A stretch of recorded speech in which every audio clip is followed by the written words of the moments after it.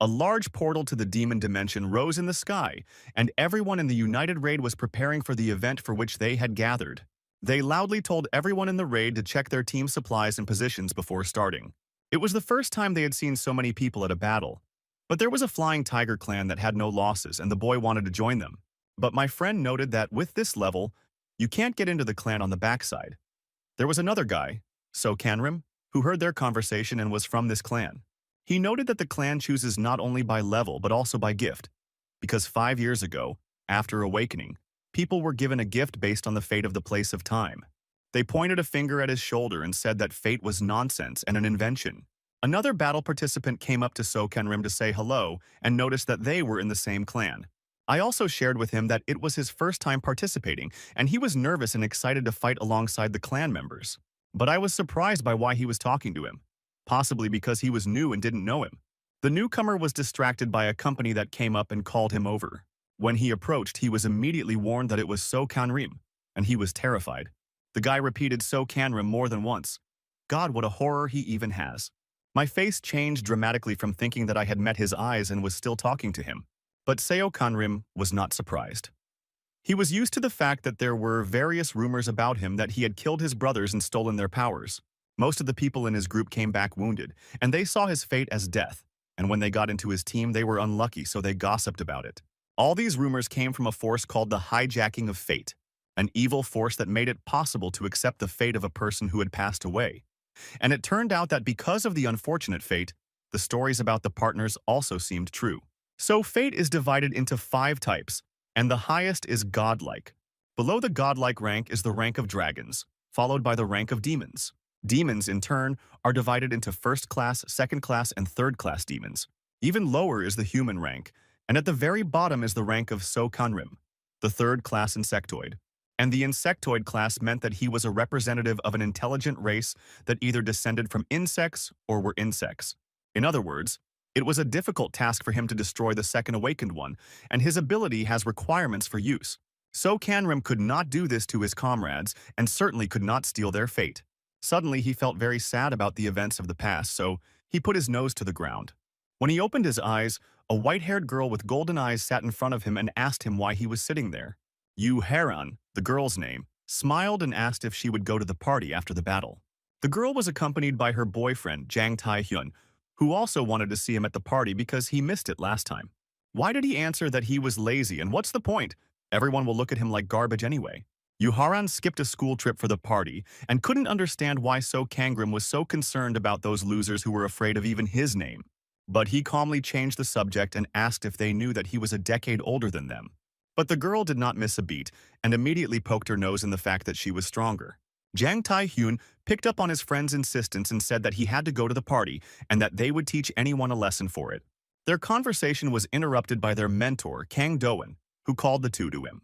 Understanding that they wanted to talk, I emphasized that the battle would soon begin and they needed to go to their positions. The two men emphasized in a threatening voice and promised him to come to the party. The friends parted, wishing each other good luck and to see each other after the task. Kang Do-eun wished Seo Kanrim well and was told that his task was to cover the rear. Still wanting to protect himself, the man turned around and went to his group. How he would like to take part in battles with him, the boy thought. His thoughts were interrupted by a gramophone announcing that the task of destroying the demons was about to begin and that everyone should be ready. People stood and felt the thirst for battle looking at the portal, which in turn shone with a blue lightning glow. Seo Kanrim's main task was to cover the rear and ensure that nothing threatened the clan, even himself. Various terrifying demons rushed into battle with great speed. The battle began, and the Tiger clan fearlessly took on the first round of monsters. The variety of demons was strikingly different and very evil, but Kang Do-eun skillfully dealt with them because his students were always at his side. Chan Tai-hoon, who scattered them right and left with his skillful abilities, and the lovely and skillful Yu Haran, who cannot but impress with her skills. They announced that the demon Sogvis had appeared, and everyone was ready to defeat him. The vanguard was ordered to ignore the low-level demons and hold its ground. A large number of small and nasty demons that looked like devils approached the rear. They were short with glowing red cat eyes, claws, and horns. The rear troops of So Kenrim began to fight the horde of these monsters. They were agile, and we had to defend and attack in response. Today, there were more of them than usual, and this time, they were deeper in the dungeon than usual. so it was difficult to breathe because of the demonic energy. While he was wasting his time talking to himself, Seo Conram did not see one of the devils sneaking up behind him. He delivered a vicious blow to the back with such force that it knocked him down. Therefore, he had to defend himself from the deadly blows of the paws by lying on his back, and many more of those demons were accelerating toward him. At that moment, all I wanted was for someone to come to my aid. And a green bright light illuminated everything as if his requests had been heard. A woman was standing on the large twisted tree trunks, the head of the Flying Tiger clan, Shinsua. Many people were surprised that she helped even groups that were in the rear.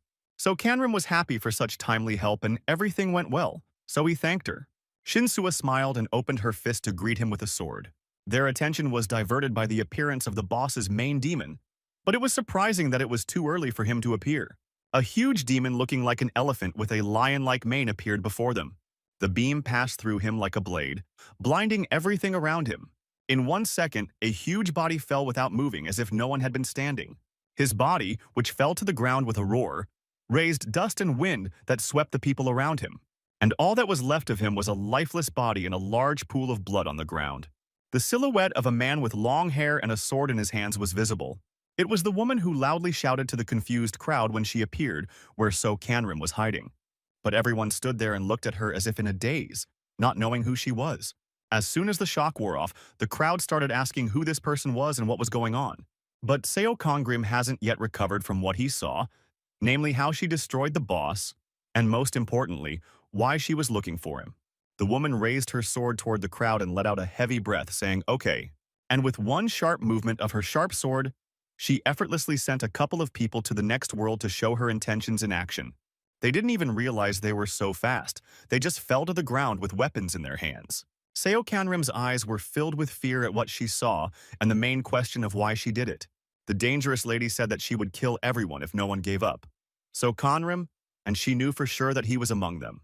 I had the idea to look through her window of destiny to find out who she was and what she was. This was Baek Yoon of the first class of godlike. Her fate was protected, so it was impossible to read what her abilities were. So, Kanram was very surprised by this. He had never seen a first-class godlike person before. Perhaps I should go down to her and ask her what she needs to think about and just have to step in. As if through the power of the tree, Shinsua asked him to stop and not to leave yet. If the head of the clan used the technique of distant whispering, he really should have stayed behind. And she wrapped him up even more with branches. Shinsua asked her why she had come and what she wanted from them. But she was only interested in Seo Kangram, and she was not interested in the others, so she asked him to give him to her. Then she said that he was in her clan and she was the head of the clan, so she could talk to her. Baek Yoon was not satisfied with this answer, and after saying, "Okay," she continued to destroy. He said he would put everyone down, but he would find So Kanram at any cost. The head of the clan could not stand aside. She had to stop this atrocity. So Kanram could not stand by and tried to cut a path through the branches. We had to get out quickly before it was too late. Chopping down one trunk after another, he begged Shinsua to let him in. Many panicked and fled as fast as they could, just to stay alive while they still had a chance. Until then, there was a fierce battle between the head of the clan and the godlike one. Baek Yoon repeated to her that as soon as she turned in Seo Kangram, she would disappear and no one else would be hurt. But Shinsua refused because she was ready to stand up for every member of the Flying Tiger clan. A sharp, strong, and lightning-like blow of a godlike force that could not be foreseen. He hit the target, knocking the clan leader to the ground, and now nothing else prevented him from destroying everyone else. Her injuries were very severe, and she could hardly move, so she gritted her teeth and endured the pain. Kang Do-han's appearance with his team saved us from death, as they came to the rescue just in time. Baek Yoon's gaze turned to them, and her eyes showed that no one would interrupt her. First, I talked to Yu Haran, who in turn did not even have time to understand anything. Then she switched with lightning speed and attacked Kang Do-han with her sword, who had no chance of stopping such an unseen godlike force. The last person left was Jang Tae-hyun, who tried to attack her by surprise. But she stopped his punch so easily that she could intercept it with one hand. Those who were running away were trapped by the barrier. They had nowhere else to run. Nothing could save them from Baek Yoon now, and no one would come to their cries for help. At this time, So Kanram continued to cut his way through because he realized that he was the only one she needed. And if he succeeded, she would stop. I was screaming and breaking through the thick trees and wanted to get there as soon as possible to everyone. He almost succeeded. He made every effort in those last strokes, And when he struck with his last strength, he did.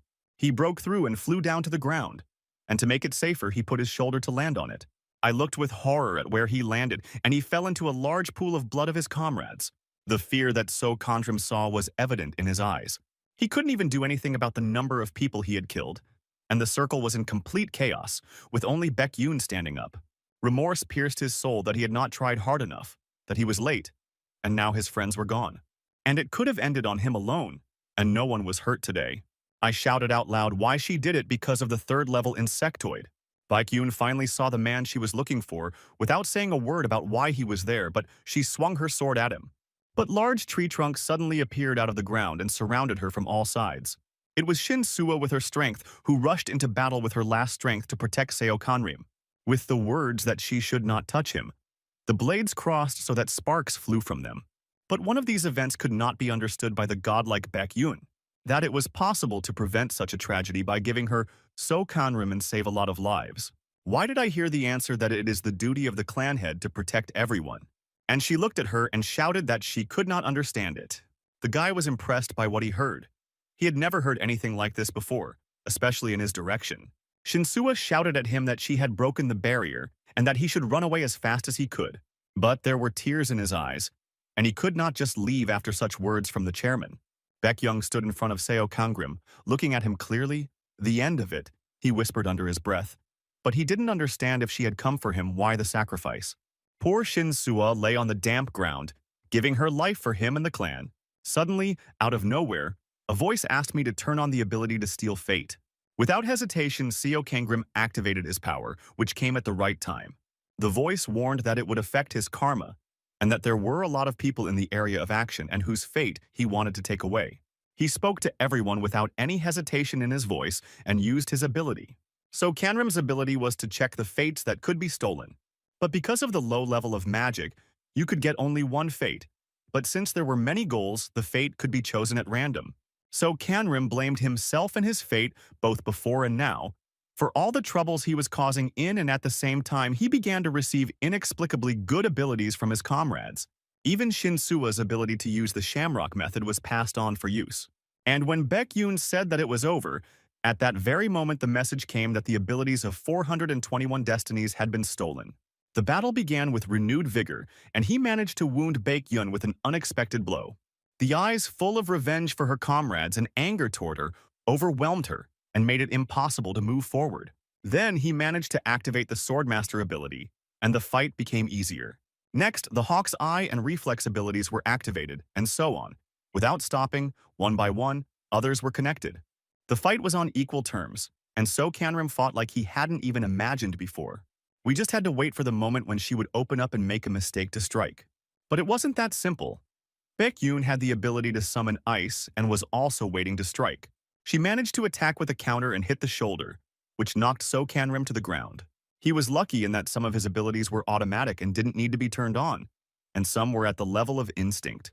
Still, the body and weapons did not allow him to use all his stolen power, and with so many abilities the enemy was still very strong. Not knowing all the possibilities also did not play into the hands of the skills required by the survey training. There was one ability he knew very well, which he observed and rated as one of the best, and to turn it on he had to break his leg. Baek Yoon looked at him and convinced him that it was all meaningless and that he was destined to stay here forever. That ice wound triggered Shinsua's ability to use the Shamrock method. Most importantly, So Kanrim understood how to use it, which gave him an advantage over the enemy. In her mind, the godlike woman appreciated that the swordsman before her was not so simple as he was quite skillful with magic. I don't think there's enough of that kind of ability to defeat her in this battle. Because of his overconfidence and failure to fully appreciate So Kanrim, he came from behind and was able to inflict life-threatening injuries on her. So she had to and needed to for everything. He held her gaze, convinced of his revenge. And the smile that appeared on his face meant victory over the godlike one. Screaming with my last strength, I destroyed it and fell to the ground after it. Although he was badly wounded, he could not take his eyes off her body because he was able to take revenge. The regeneration ability was activated, but he turned it off at the same moment he was in it. There was no point in it. The emotional pain was greater than the physical pain, even though he managed to cope, but it will not bring his comrades back. He sat among them and recalled how a shaman once reminded him that from a young age his fate was full of trials and losses of people and bad luck. His parents passed away in early childhood, and his first such heavy loss came later. Comrades from the same clan who accepted him despite knowing about his abilities and the bad luck that follows him all the time. The joy turned into self-recrimination because if I had come to her from the very beginning, everyone would have been alive, as she said. And I was thinking about how everything could have been fixed. He came up with a lightning idea. Baek Yoon has a regression ability that makes it possible to go back in time without losing his memory. I turned on the ability to steal fate and got myself the ability to regress. But the ability did not allow him to choose where he would return, but returned him to a random place in the past, so he took a chance. He was moved to a spacious room with a large table and large sofas. He did not expect to be thrown back so far into the past. The stupor of these thoughts was interrupted by a knock on the door, and two young men entered the room. Hiding a smile under his tablet, he realized that she was standing in front of him. Bright with big green eyes and long red hair, the beautiful Shin Sua is a real beauty. The young man who came in with her wanted to know how compatible they were by horoscope, so Kanrim looked at her. She was without an eye patch, and he could not look away. And he couldn't believe he was really back and Shin Sua was alive and her two eyes were still there. If so, then we can't let things happen again. Then he gave each of them a piece of paper and asked them to write their names, date of birth, and time of birth for analysis. I remembered that she once told me about a strange guy, so I need to correct the mistake here as well. He asked me to hand back the leaves and drew an analysis of their compatibility on a tablet.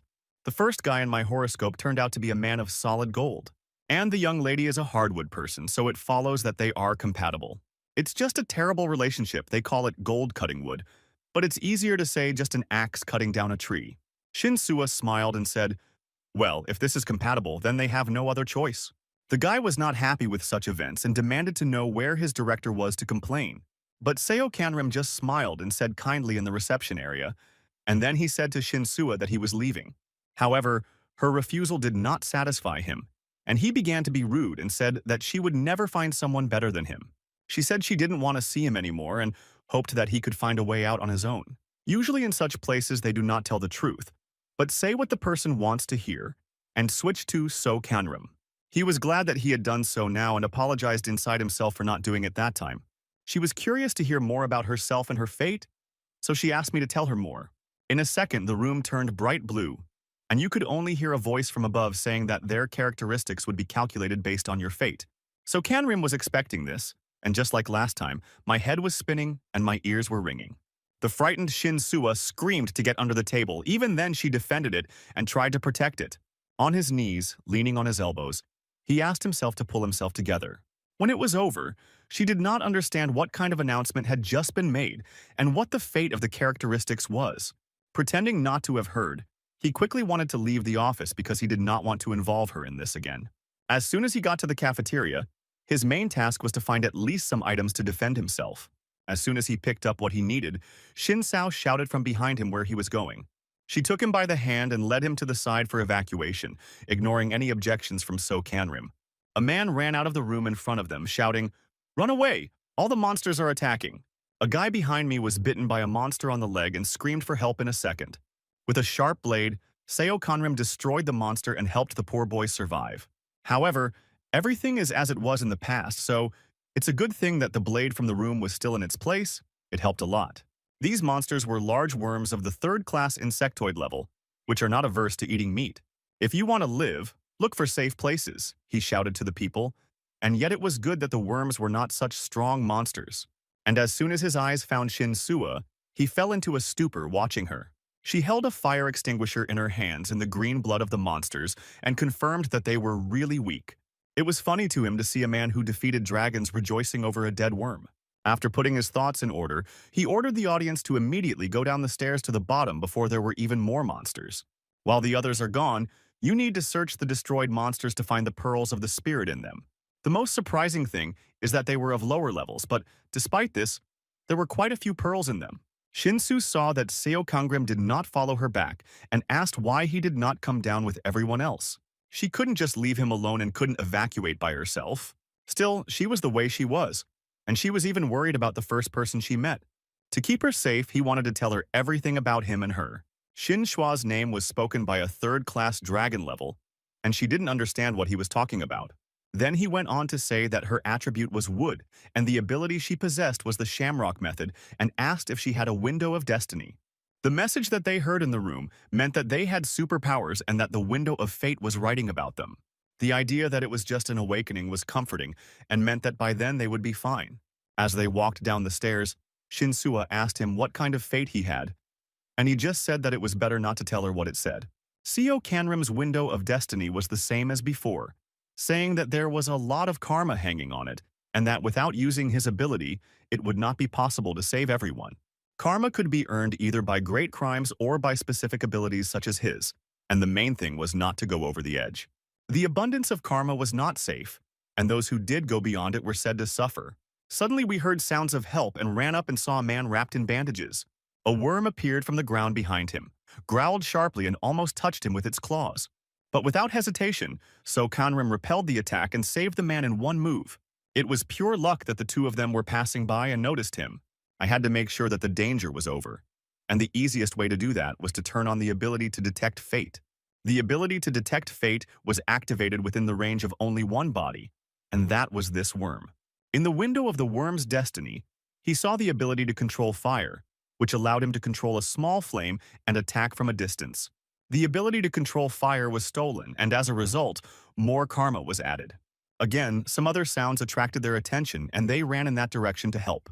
But we saw a tall young man skillfully dealing with these monsters himself. They were the first people he saw after waking up, and he was happy about it. He introduced himself as Doc Gojin and asked them which characters they should team up with. So Kanrim also introduced himself and said that he knew him from his past life. Shinsuo also introduced herself and couldn't understand why he called them characters.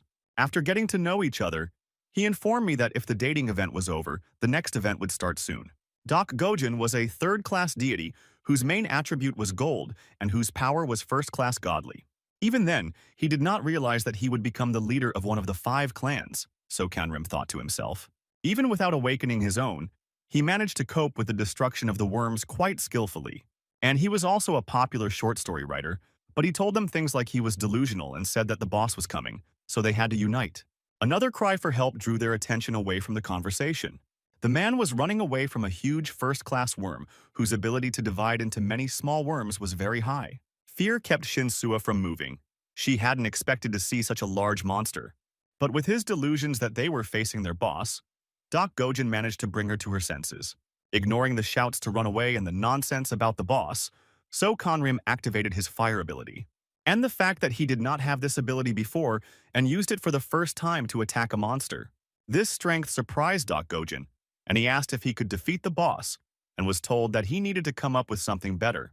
Setting fire to the monster only bought time to be able to maneuver the attack. But they were not yet able to allow these two to get out of the way. The monster realized that Seo Kanrim's attacks did not cause him any damage and attacked with renewed vigor. I was very worried about Shinsuo and could not just leave him in trouble. But Doc Gojin pulled her by the arm and told her not to stop or they would both be finished. Only Seo Kangrim was interested in that monster, and he made him very nervous. At Perth, Shinsuo stopped and shouted at the top of her lungs, which distracted the crawler. This allowed her to attack again with her fire ability and set the worm on fire to draw attention to herself and get Doc Gojin out of here with her. The plan was simple. We had to stall for time until the Fate Protection Agency arrived. The strange light coming from the monster's mouth attracted attention and gave us the idea to try another trick. Attacking the monster's jaws with fire may stop it at least for a while. The worm went down and I thought that it hadn't worked yet and I managed to win. But this only made him even angrier, and I had no idea how to stop him. He didn't even realize how the sticks started flying at the worm's back with the rest of them, and he thought that only Shinsuo could do that. A scared girl with a bunch of sticks in her hands was throwing them at him without any fear and with the decision to help. But there was no way out except for her to use her ability to use the Shamrock method. The same sticks began to grow bigger and bigger shoots because the ability required a tree. She made great efforts because it was the first time she had used this ability. With a strong and quick jerk in the front, the shoots broke through the monster. She did not expect to be capable of such a thing and was shocked by her abilities. The monster, however, also had the ability to divide into many small worms. And then I had a lightning idea because wood enhances the fire ability very well. So Kanrim attacked very quickly while all the small parts of the monster were on the tree.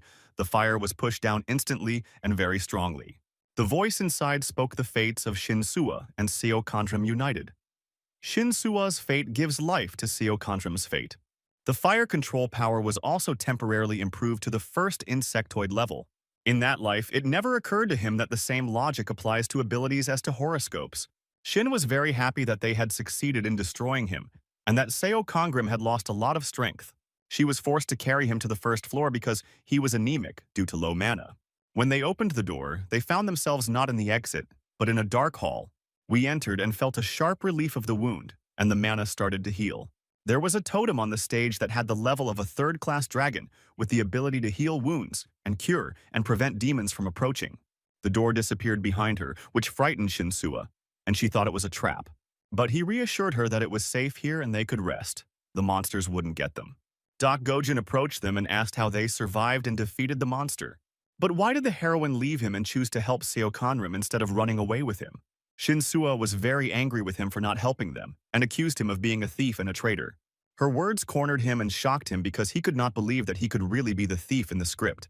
Later, all the others who fought the monsters without realizing where they were began to move to them.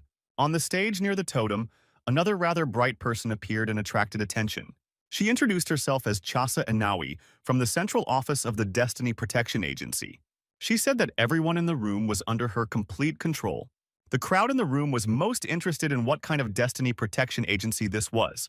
They were outraged by such audacity in controlling them and believed that they had been kidnapped illegally. Ignoring the hype, Sokanrima thought that everything had just begun. And this time he was sure that everything would be different. So he made a promise to himself to become very strong. Doc Gojin couldn't stand the noise any longer and shouted for everyone to be quiet and let him explain everything. Inavi invited us to sit down and offered to show us what was going on outside for better understanding. Monsters flooded the whole country, and the so-called demon dimensions appeared outside of it. From those dimensions, all sorts of monsters fell down with great pressure, destroying everything about them. Their agency was ready for this. They had awakened their abilities long before this day and were ready for today's event. However, in order to completely defeat them, Inavi continued, we need more awakened people than there are, and assured that they are here because of their skills and no one is keeping them here by force. But first, before she left, she asked me to look at my abilities in the window of destiny so that I could see for myself what she said. So Kanrim already knew what was written in it. He was more interested in Inavi's fate, and it was impossible to read it through the mask. She went on to explain that everyone calls these abilities whatever they want. Superpowers or magic. Those who awaken the powers use it to hunt monsters and raid the demon dimension. But we need to remember one simple truth. This work is very, very dangerous, and they could lose their lives, emphasized Inavi. That if a person wanted to get out, he or she had to give up abilities. Everyone was given an hour and told to go up to the second floor to rest and think. Those who stayed had to go back down, and those who did not had to go out on the third floor. An hour passed and the remaining people automatically started to participate in the training. A tall gate appeared in front of them, looking like a portal to other worlds. Inavi explained that 3 people can pass through the gate at a time, and if the task is completed successfully or if someone decides to leave, they will be in front of the entrance. Each room has its own conditions, and when they are there, they will learn them. And we also gave everyone a box with items. In case of injury, one could return to the totem or use healing items. Your consent means that the agency is no longer responsible for their life, and that the agency will support them as much as it can to keep them safe. Inavi wished the participants good luck and disappeared as quickly as she had appeared. Everyone who could offered to form groups. Seo Kangrim was not interested in alliances. He wanted to go on a mission but was stopped by Shinsuwa to thank her for her protection. She suggested that since neither he nor she had been in a group before, they should join together. His gaze changed. He could not say a word at the moment because everything that happened then was because of him. If he had come out, then everyone would have been safe. Therefore, he rudely refused her this offer, explaining that he would be better off on his own, but the point of refusing was to stay away from her. His answer really upset her, and she thought they would make a good team. Despite her rudeness, she wished him to take care of himself. The answer was as cold as the refusal to unite, just saying yes. So Kanrim opened the box of items and took a sword and medicine from it. How good he thought it was that they were given everything at first, because the items were hard to get and the medicines were quite expensive. Just as he was about to leave, Doc Gojin noticed him and called him over. For how could he forget about his one and only friend? What surprised him was that he had not received such attention in his past life, and yet he pretended not to have heard Doc Gojin's proposal. But this could not stop him. He could not let go of his friend and ran to So Kanrim himself. I offered him to create the first team to become the main characters 100%. The answer was the same as Shinsu's, but Doc Gojin tried to convince him by arguing that second-rate characters would sink him. Because of his view of these events, he divided everyone into first and second-plane characters. But on the other hand, a strong ally increased the chances of Shinsua being strong and not being able to be near him for safety. He was not pitied, and he did not care what happened to him. After thinking about it, he accepted Doc Gojin's offer, but he didn't even understand it at first and asked him again. He only asked me to wait for him to run to get a box of items. They entered the territory of the Devil's Dagger Mountain, where they felt threatened. There were rooms in each of which there were demons and traps, and there were safe zones, and the mission was to find a way out of the rooms. If everything was like in his past life, there were no problems for So Kanrim. But Doc Gojin was almost killed by the first trap, which was good because it was known. He did not realize that he had just received rather nasty injuries. They walked and did not encounter any traps, which the rescued partner noticed and emphasized that he was lucky to have a good life. Finally, they reached the room where the first demonic figures were visible. They were ghosts of skeletons of the third insectoid level. They consisted of human bones and wanted meat. While Doc Gojin was talking about attacking the skeletons together, So Kanrim activated his fire ability, went into battle first, and destroyed one without saying a word. Except for one request that he stop talking nonsense or he will go back to the entrance. They destroyed one skeleton after another, as if they were competing to see who could overcome them the most. Nevertheless, they killed everyone who came their way in every room they entered.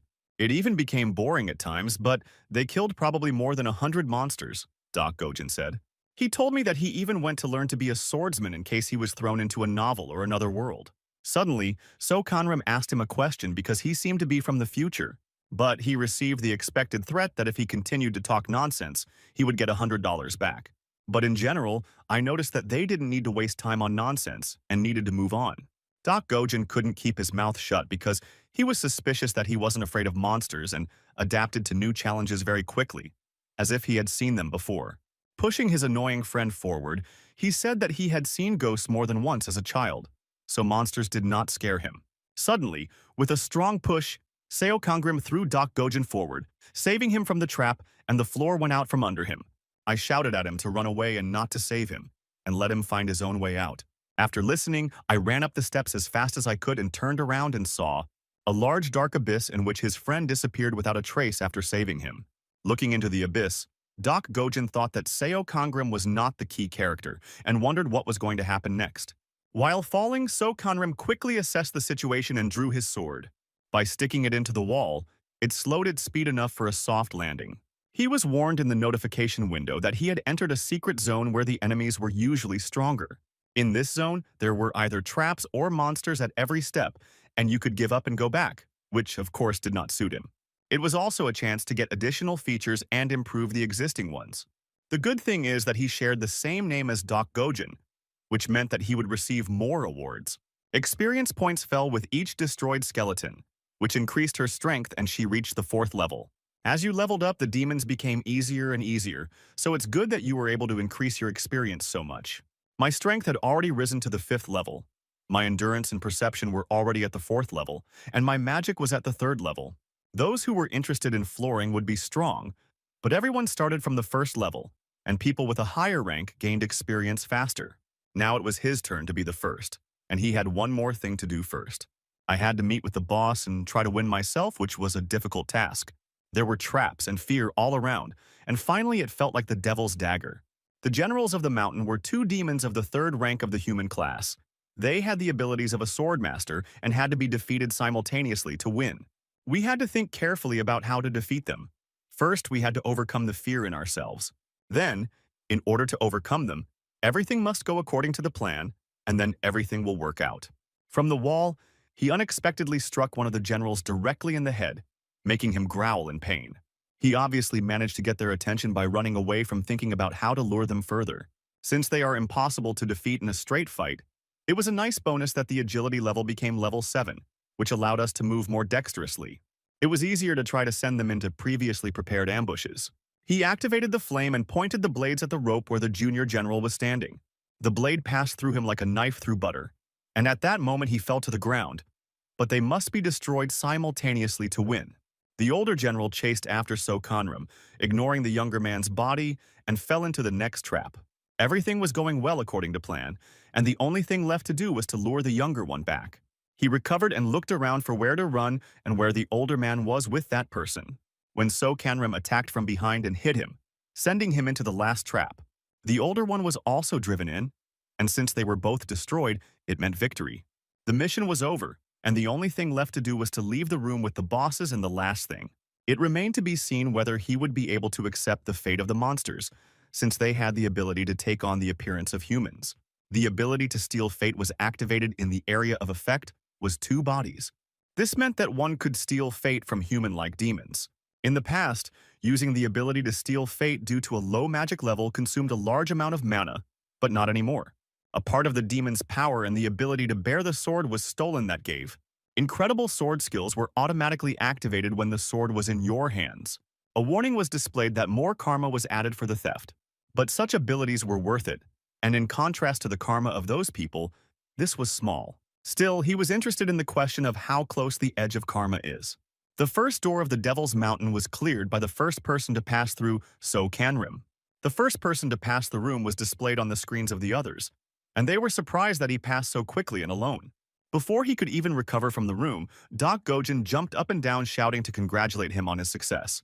Sokanram was lucky that Enevi interrupted the conversation and called him over. She wanted to congratulate me for passing the room for the first time and gave me a gift. In the room, I opened the box, and there was an object bag in which you can store objects of any weight and size. Another bonus from the agency was the password to the Wi-Fi, so we could relax and read the news. While reading the news, he wondered what kind of objects agents have that don't allow them to read their fate. But it's not surprising that they had such abilities and objects. The agency brings together the best of the best who have awakened their abilities. And if Baek Yoon was a member of the agency, it's understandable why no one else is. I didn't realize why it was so strong, but it's just a guess, and it will become clear later.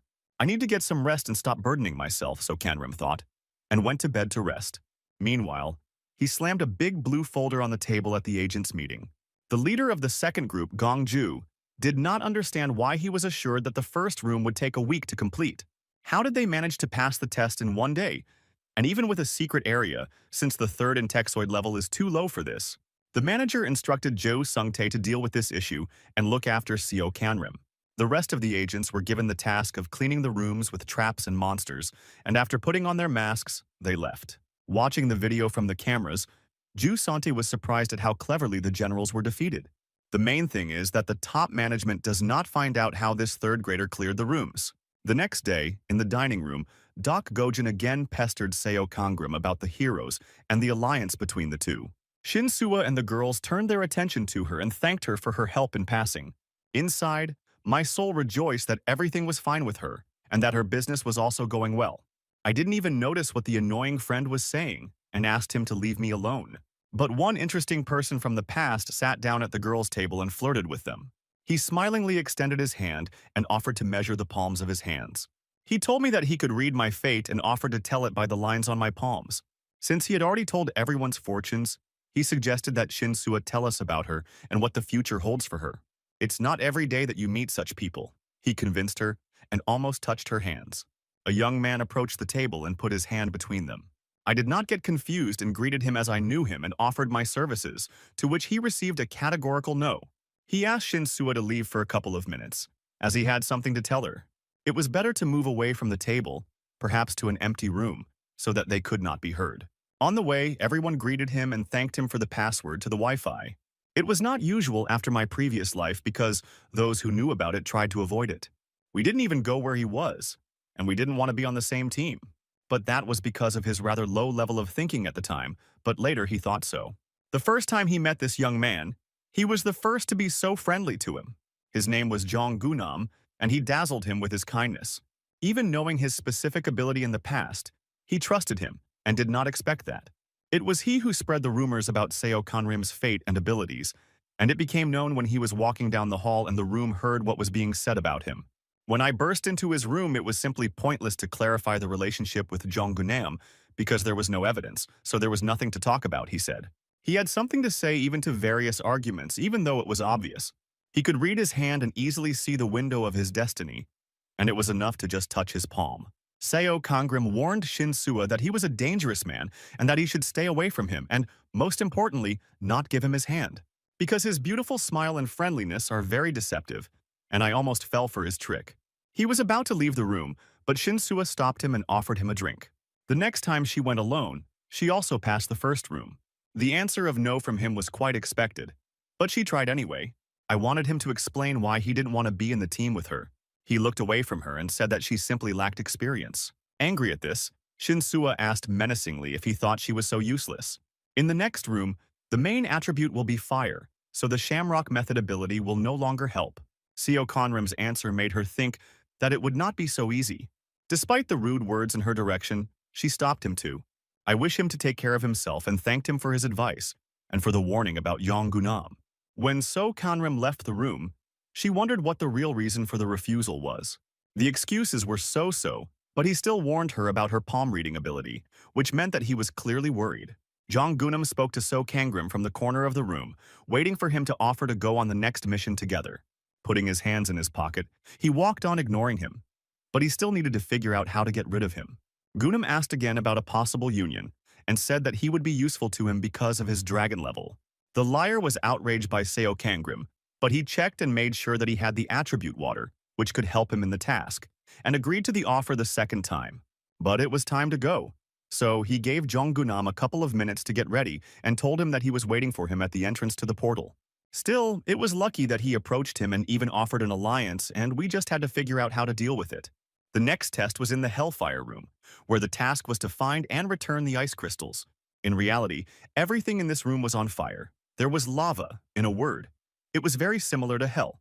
Yonggunam was surprised that Seo Kangrim accepted his offer, and he guessed that it might be because of his water attribute. He kept talking and talking about where to find ice in this heat. Seo Kangrim's gaze changed, and he looked clearly toward Jonggunam. In the next movement, I took out my sword and raised it above his head. Not understanding what was wrong and what had happened, he looked at his actions in fear. He noticed the fire creatures approaching them one by one, and with a clear movement, he hit them one by one. There were many of them, and they were fire frogs who were eager to get to them. The water attribute turned out to be really quite useful against them, and one by one the frogs were destroyed. Jonggunam was happy that at this rate they would be through the room in 2 counts. But Seo Kanrim was in no hurry and knew where to look for that ice. He was more interested in what to do with it. It's a good thing we're here together. It's a pretty good idea. Jonggunam praised himself and fought frogs until now. He didn't know what anemia was from lack of mana because compared to the last room, there were more monsters here, so he used all his mana. The only way out was to fight with a sword and as So Kanrim. But he didn't succeed because a fire frog jumped out of the air on top of him and he started calling for help. But Seo Kanrim just looked at him and said that he could handle it himself. And if he couldn't, he should go back. Jonggunam decided to play that everything was fine, and he needed to take a little break to restore his mana so that the anemia would go away. Both of them had their own goals, so they united to kill one of them, and the other one wanted to see what his fate would be and his level of ability. But who knew that he would turn his hand? The only way out was to observe, because he thought that he was obviously hiding something, but he needed to test this hypothesis. We need to wait for him to make a mistake, but he interrupted the monologue with himself. The huge monster that he had recklessly sat on threw him to the ground. It was good that So Kanrim went with him and saved him for the second time. But we have to go further, and it's harder to deal with such monsters, so I asked them to keep up. Jonggunam was irritated by such arrogance and waited until his mana was restored to attack him. But he didn't notice how he said it out loud, because it was so quiet. So Kanrim heard only mumbling. But to avoid any questions, he got out of it by thanking me for saving him twice. While searching for ice crystals, they came across a round, bright sphere in the middle of the lava. The thought that they would be the first overwhelmed Jonggunam, but everyone would think anyway, that it was only because of Seo Kanrim that he was able to get through this room so quickly. That's why I quickly took off after the sphere without even hearing that they were not crystals. He ran and was happy that he would be the first person to complete the mission and become popular. It was a bag of frog eggs, which meant that they had to be guarded by adults. Stuck on a rock with an egg, fire frogs surrounded him from different sides. They attacked him and threw him down with them, and he only shouted for help. So Kanrim watched and said it was all karma for trying to stab him in the back. He didn't even look at him and walked on, ignoring the shouts. The frogs completely covered Yungunam's body, and because of their frog singing, even offensive words against him could not be heard. Finding the cave of ice crystals, but before that, destroying a couple more frogs in front of the entrance. The crystals were quite large in size, had the third ghostly class, and enhanced the water attribute quite well. Sitting down on the ground, So Kanrim opened a store where you could buy almost anything. The main condition for opening a store was to have a pearl of a spirit, of course. In the beginning, no one knows about it but him.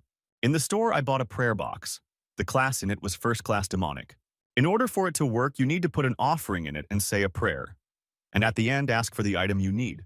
The crystals were of the third demon class, and the item that was needed was of the first demon class. But the main thing is that both of them have demonic classes, so it is possible to pray. The box contained third-rate insect intestinal honey, and it's a good thing. There were a lot of these crystals in the cave. You can replace quality with quantity and still get the desired object. Jonggunam survived, though he suffered serious injuries and burns from lava and frogs. He was walking and muttering to himself that if only So Kongrim caught his eye, he would not get away with it. This monologue was interrupted by a bright object sticking out of the frog, and it was not an egg, but a crystal. With the frog in his hands, Gunam left the room without taking out the crystal and received a message that he was the first to pass it. The rest of the participants were surprised that he walked through the room in just one day. This was the reaction of envious eyes and admiration he wanted to see from the crowd of people who surrounded him. And the eyes of So Kanrim, who was sitting behind him, caught his eye. He came up to him, tortured, scarred, with a disgruntled face and asked why he had left him. It was good that Inavi came in and called Yungunam over to distract and calm him down. For the first time, So Kanrim forgave him and offered his hand for a handshake as a sign of reconciliation. Having activated the ability to read palms, they shook hands. "I wouldn't eat you. Why are you so tense from a simple handshake?" said Jonggunam. I went away and immediately began to read his fate card, where it was written that So Kanrim has the third insectoid rank and the attribute was fire with the ability of a naked sword. He was very annoyed because he had suffered so much and here was such a low level. The smile on So Kanrim's face spoke for itself. He was very lucky that he did pray for a thing called a fate charm, which helped protect some of the data in the fate window. When he was telling Enawa how he managed in one day, Doc Gojin noticed their conversation in the room. I waited until the end of the conversation and called him over to see how he did.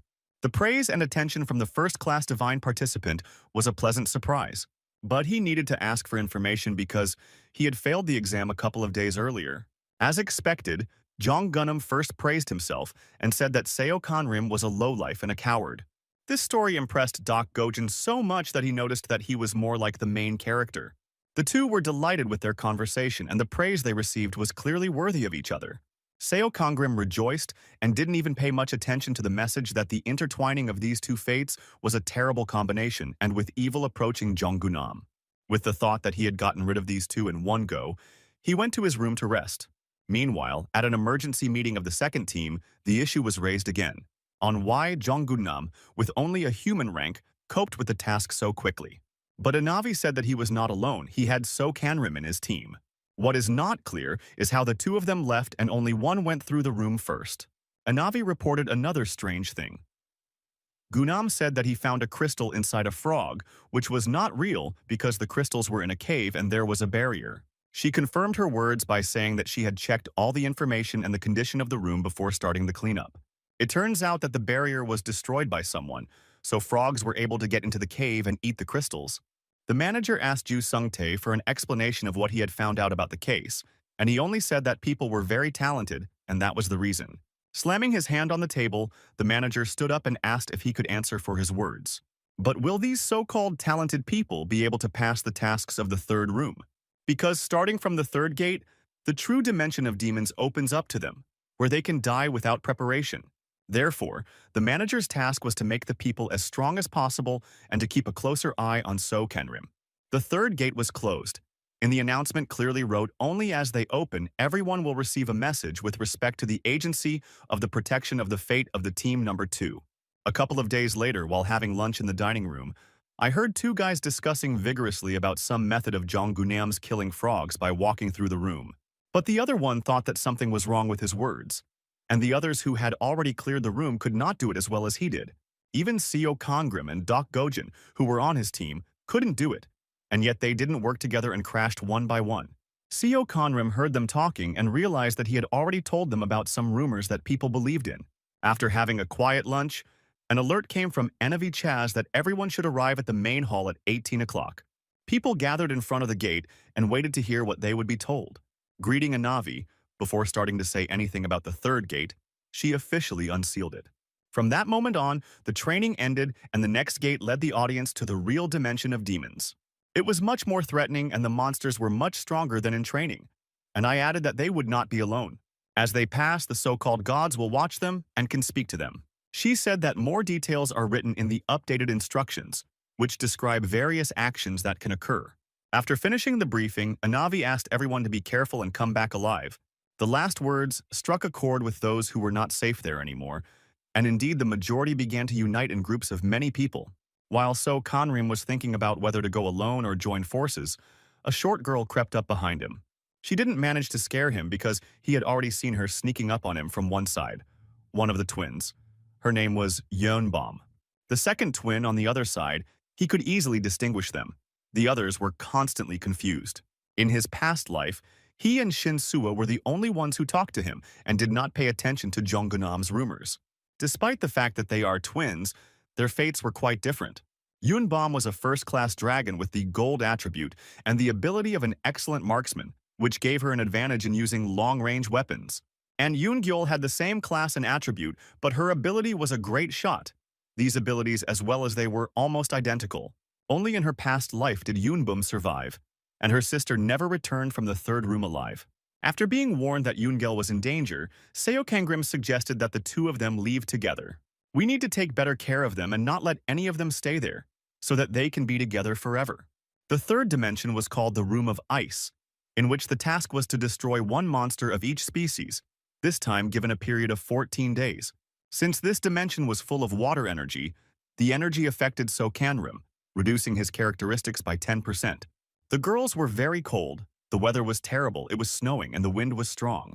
The first creature they came across was a seemingly cute rabbit, but appearances can be deceiving. It was a horned rabbit of the first insectoid level, although they were first class and easy to defeat. After removing the skin from the rabbits, they used it to make clothes and made them warmer. And so Kanrim decided to show the girls the store of items. One of the sisters noticed that he was quite skillful at finding what he needed in it, but laughed and said that he had played a similar game once. The girls bought what they considered to be the best choice according to their abilities and tasks. Yunbom had the advantage and used more firearms. And Yoongil, in turn, used to be an archer in the national team, so the bow was just for her. In addition, their effectiveness and ability work better when everyone has the weapon they are used to. In the past, Yunbom was a top-notch sniper of the highest level. If her sister hadn't abandoned her that day, they would have achieved more together. The loss affected her entire life in the past. Even though she had achieved great things on her own, she was no longer smiling or happy. They have wonderful destinies, and we just need to make sure that the sisters are okay and get through the room alive. Seo Kangrim's attention was diverted by Yoonbum's scream, and he froze in his tracks. My sister was looking for Yoongil, who had just been with them and disappeared without a trace in a minute. They ran through the snowy forest shouting and looking under every tree until they were poked. So Conrim heard someone in the distance shouting for help in a girl's voice.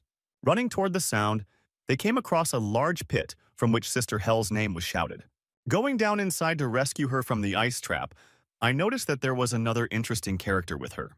He obviously did not expect that Jong-un would be trapped with her, and he in turn would be trapped with her. I did not expect that the girl who was with him would be on the same team as So Kanrim. I looked at him, sighed, and asked if he needed help, but the answer was the expected refusal. As Hell was about to leave, she noticed that Jonggunam's leg was paralyzed after the monsters attacked him. It was most likely rabbit poison, but it was not dangerous because rabbits are the weakest creatures here. The girls laughed and climbed out of the pit together, leaving him there alone, seething with anger and promising to take revenge for the humiliation. Suddenly, he heard a voice from heaven speak to him and offer him help.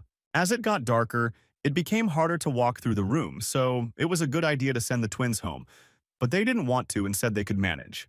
And when they realized that they could not reach an agreement, they persuaded So Kanrim to go with them and return the next day. Suddenly, So Kanrim heard a noise among which he could clearly hear a familiar voice. He told the girls to go wait in the main hall and he would come as soon as he was done. Shinsua's team was surrounded by demonic wolves, and they were everywhere. She could not leave her people in trouble and tried her best to fight back. She activated her ability of the Shamrock method and used it to protect people, and fought back with her sword. One of the wolves attacked her back and bit her, and she didn't even have time to think about how to get help. Seo Kanrim appeared with a fire sword and set fire to the wolf with the ability to control fire and destroyed it. And he ran on to destroy the pack one by one so that Shinsua's entire team would remain intact. She was happy that she had only scratched herself and thanked the rescuers for saving her. Then, after moving to the hall to the totem, Seo Kanrim immediately attacked her for not running away, as she and the team could have been injured in this situation. If there is no better way to win, it is better to run away. And Shin Sua's team had enough abilities to retreat safely. But if it wants to help the weak, it has to become very strong, because this is the prerogative of the strong. Finally, he said that if he did not stop being frivolous, he would perish at the first mistake or failure. The girls from Shin Sua's group said that Seo Kanrim was rude to her, but she reassured them that he was just worried and came to help. And she didn't understand why he was pretending to be a bad guy when he was a very good person. On the second day, while finishing off the last monsters, Seo Kanrim's group received a message that the first person to clear the room was Doc Gojin. The girls did not like it because they lacked just a little time to become the first. The twins asked him not to leave them yet, but he reassured them and said that he would stay with them until they finished all their business. If they finish everything here, there will be no point in them coming back, and Hell will stay alive, and we can look for the 11th hidden monster during this time. He was also worried that the raids were ending somehow faster than in his previous life. So Kanrim received a message that the energy of death from the White Tiger was approaching. But he remembered a similar message popping up when he was talking to Doc Gojun and Jonggunam. The thought flashed through my mind that it might be easier to kill him so that he wouldn't do any more harm.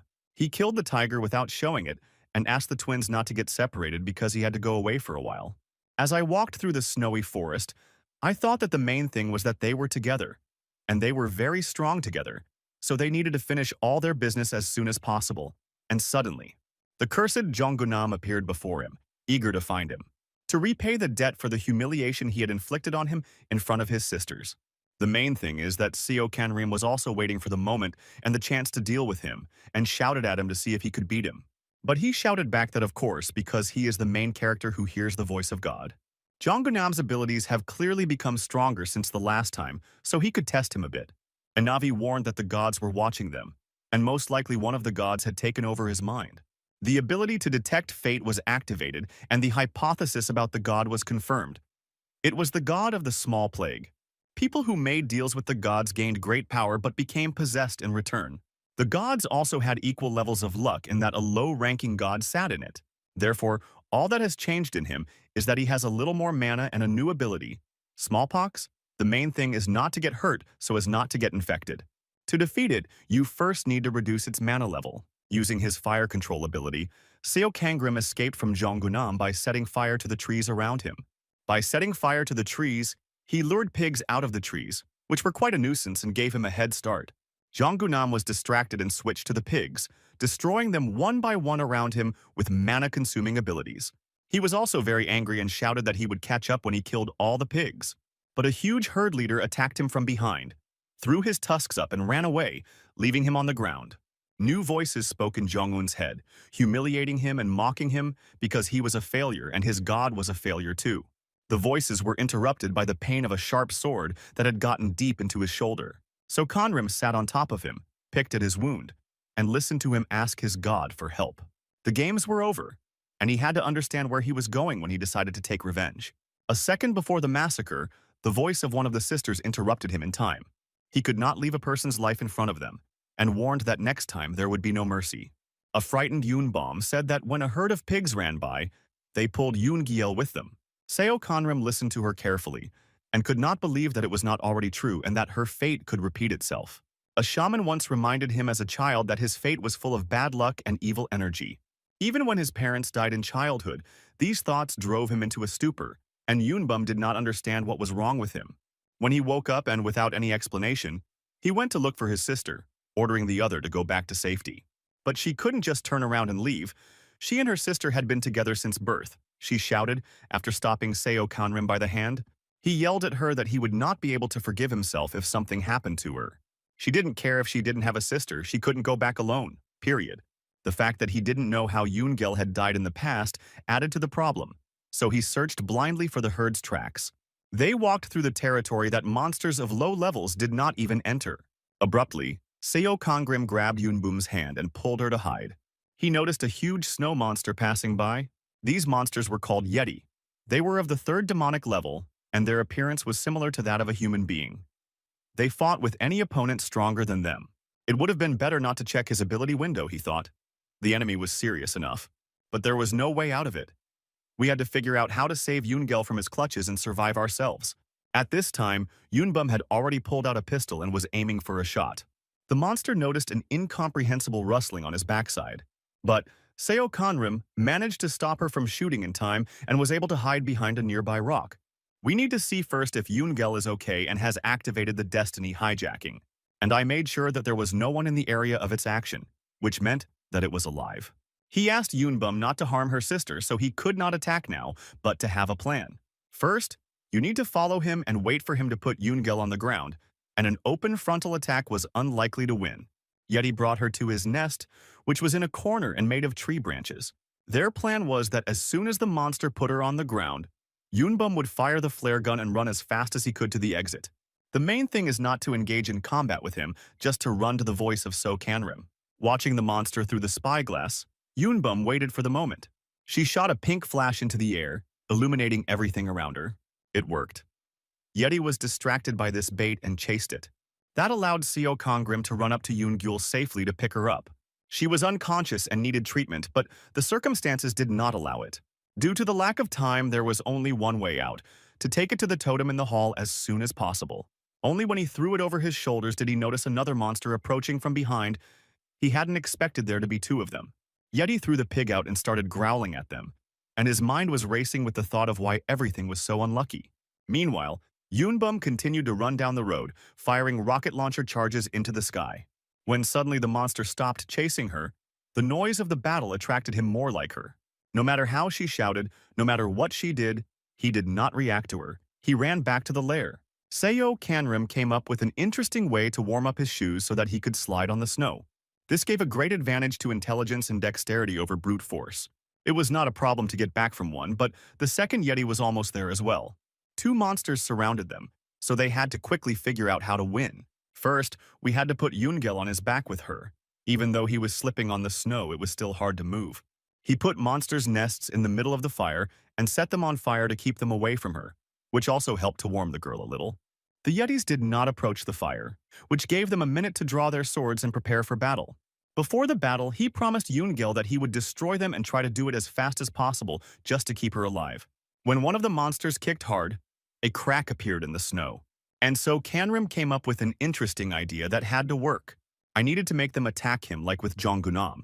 And at that moment, the message in the ability window said that the level of agility had reached the 18th level. This increase in level allowed us to better dodge their strong blows on the ground. There were even moments when they opened up and could be counterattacked. This angered them even more and they tried to nail Seo Kongrim to the ground, until one Yeti jumped onto the other from such a load. But the ice could not withstand the previous blows to the ground and began to crack under them. One of them fell into the void instantly and the other one could not get out either. In this dimension, there were many places that consisted only of snow and ice, and underneath them was emptiness. The main thing is to run far enough away that he doesn't take it with him. But before he fell into the pit, the last monster slammed his fist into the ice with all his might. This caused the ice to collapse under Seo Kongrim, which did not have time to escape and fell in after him. Suddenly, he felt Shin-Soo pick him up with the power of a shamrock.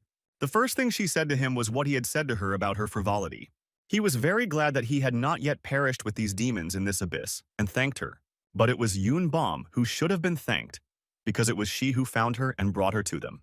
At Seo Kongrim's request, Shin-Soo took him down to the monsters before pulling him out because he needed to make sure of something. Yoon-gil never regained consciousness, and Yoon-bum's screaming did not help bring her to life. He didn't believe that he was too late to save her, didn't believe that it was impossible to change her fate. We heard grumbling about how cold it was and who turned off the heater. When she woke up, she did not understand where she was and why everyone was so worried about her. A message appeared in the fate window saying that the aura of death from the white tiger was disappearing from Yoon-gil. The fates were changed. and the old predictions were further activated to change to new ones. Seo Canrim's rank was changed to second-class insectoid before that, and he did not know that the level of destiny could change. Yunbom burst into tears, thanking him that it was only because of him that her sister was alive. How good it was that Jung Hyol was alive, he thought, and it made it much more important at the moment as a change in ability level. Meanwhile, wandering through the snowy deserts, Jong Gunam still listened to the god within him. He shouted at him what kind of a god he was and why he had even contacted him, and infected him with a sore. He was screaming so loudly that he once again lost his caution and fell into one of the faults. But Doc Gojin came in and just looked at him and listened without saying a word. Jong Gunam asked for help and shouted that he was attacked by Seo Canrim, but he managed to escape. Doc Gojin said in a sad voice, "If he were a real protagonist, he would have easily defeated everyone. But he was proving with frantic eyes that Seo Canrim was a real evil, and they had to try to overcome it together. And he said that even if he was not the main character, I should help him anyway, because he would not leave this dimension on his own. Well, if not the main character, then there was no point in Doc Gojin even saving him, so he took one last look at him and left. One by one, he skillfully destroyed the small horned demons already known from the past. There were a lot of them, but he knew that he had become stronger and that they were weak for him. Interrupting them, the sisters also said that they had completed their work. The two of them were very fond of making fun of each other and arguing with each other. His eyes were caught and sweat broke out on his forehead. Behind the girls was Baek Yoon, and he ordered them to move away quickly. They did not understand who she was and why Seo Canrim was so frightened of her. She was looking at the twins. Her face was bleeding, and her lips were saying, "Give him to me." The character of both of them did not allow them to retreat without a fight. But Seo Canrim did not have time to warn them who it was and protect them from her, and even kick her in the ass. Small demons attacked, and it was not clear how many of them there were. When I fought them off, I saw them lying on the damp ground with their eyes wide open. They talked about why he appeared in their lives. If not for him, they would not have survived. Why didn't he save them from destruction, and why didn't he have to be brought to the Flying Tiger Clan? Shinsua also repeated in the back, "Don't forget, you lost us all, and it's your fault that we're not here." Seo Canrim stood in the bathroom in front of the sink and washed his face with relief, because it was only a dream. We need to do everything we can to prevent that tragedy from happening again, so this time I thought it would be different. And he was also interested in one thing, because of all the karma, how close he came to the border. Before all this, Yunbum and Yoongel's fates were intertwined with his, and they considered him a savior. But he still needed to keep his distance from them as he did from Shinsua. The girls knocked on his door and asked him to go with them and Sua to the next mission. He refused them, saying that he had other things to do at the moment and that they would manage without him. The sisters suspected that somehow after the last room he seemed to start avoiding them. The girls went downstairs to Shinsua, gesturing that he was absolutely against going with them. This means that nothing can be done about it. And they went to the fourth room only in 3. The fourth room was a sword forest, with the task of fighting monsters and collecting pearls in a forest maze. This location pleased the sisters. They did not like the cold, and the forest was warm and the air was very pleasant. They need to watch carefully so that they don't get into trouble or so that the monster doesn't make them desperate. In addition, the forest was also a great danger and could be attacked. The Forest of the Sword was a dimension of demons in an endless forest, and when you reached one end of it, you ended up at the end of the other. 1,000 pearls is a lot, so their team first decided to look around to come up with a plan of action. Still, talking among themselves, they felt bad that he did not want to go with them. Sister Shinsua thought about him and his kindness for a moment as one of the twins pulled away from them. Yoonjel walked along and did not listen to the warnings that she needed to stop because she was going to continue. There could be traps, and she saw one only at the last moment. Meanwhile, in the room, Seo Canrim sat in front of an egg with teeth and poked at it with his finger. The unknown egg had many teeth and was not very pleasant to look at. Anything could come out of it. He received it as a gift for his victory over Bigfoot, and it also said that the species of animal depends on its food. Since he already knew what kind of animal he wanted, he tied the egg with a towel so that it would not eat anything. After defeating Yeti, there were still some pretty nice rewards. For example, gaining the ability to fight instincts and stealing the water attribute. He changed the fire attribute to the water attribute because it was stronger. After this replacement, all the characteristics that had been undervalued returned to normal. The water attribute made me hungry all the time, so I spent all my money on food, and in the next room I needed fire to buy at least some weapons. So Canrim entered the room of the sword forest and noticed that there were gods in this room, and there were many of them because he heard their voices. The gods talked among themselves about how bored they were with watching people because they were all new and other nonsense. And when he got tired of listening to them talk, he opened the menu and was going to disconnect from them. But it was noteworthy that if they talked about such things, it meant that they were of a very small level. He received a message that the guardian of the sword forest offered him to be its patron, and he was looking for one thing in the store and didn't pay attention. This type of god gave great power and ruled the whole region. With the help of such a god, it is impossible to get lost. But So Canrim bought an object that was better than those gods. With the Demon Dimension map, you can explore the forest without getting lost in it. In this world, there were many exits and entrances, so the more that are mapped, the better. Since he still did not disconnect the connection, the gods continued to offer him help in his search, and in exchange he had to accept one of them. They were very annoying, so he asked them to shut up and that if he didn't agree, they might not even try. The conversation was interrupted by a special message, and only 10 minutes were given to read it. The message was from the Lord of Fire himself, who personally invited So Canrim to accept his patronage. This was a very good proposal for his second insectoid rank, but despite this, he did not support the proposal. As he walked on, a huge red-eyed mantis with sharp fangs jumped out of the bushes in front of him. It was quite easy to defeat him with just one swing of the sword. It's good that he attacked it himself, so we can start collecting pearls from it, but there were few of them. In his previous life, he had to fight only them because he lacked strength. But now, he had the opportunity to fight more serious creatures. He stepped into the red blood and noticed traces of a trap, which was quite strange since the mantises have green blood. Perhaps some of the people were trapped and injured. This could mean the appearance of a masked killer. He was a specialist in such traps. In his past life, he was a target for him, and then he was saved by Shinsua, who was not far away. However, in the battle with him, she lost one of her eyes, after which the killer fled without knowing who was hiding under her. If he really went hunting, you need to find a group with girls as soon as possible. When he ran, he saw the arrow bow and Yungel lying motionless with an unknown group of people standing around her. She was unconscious, and one of the group was holding a strange flask. Without looking, So Canrim burst into the crowd and pointed his sword at the throat of a stranger and shouted menacingly for everyone to get away from her. Meanwhile, at a regular meeting of the agency's second group, the question of Jong-gun was raised because he never returned from the ice room. Anavi offered to go and look for him. Maybe she could find out where he was. The head did not allow it, as agents should not interfere in matters related to the demon dimension. She was very upset because she warned me that it would not be easy and warned me about the risk of losing my own life.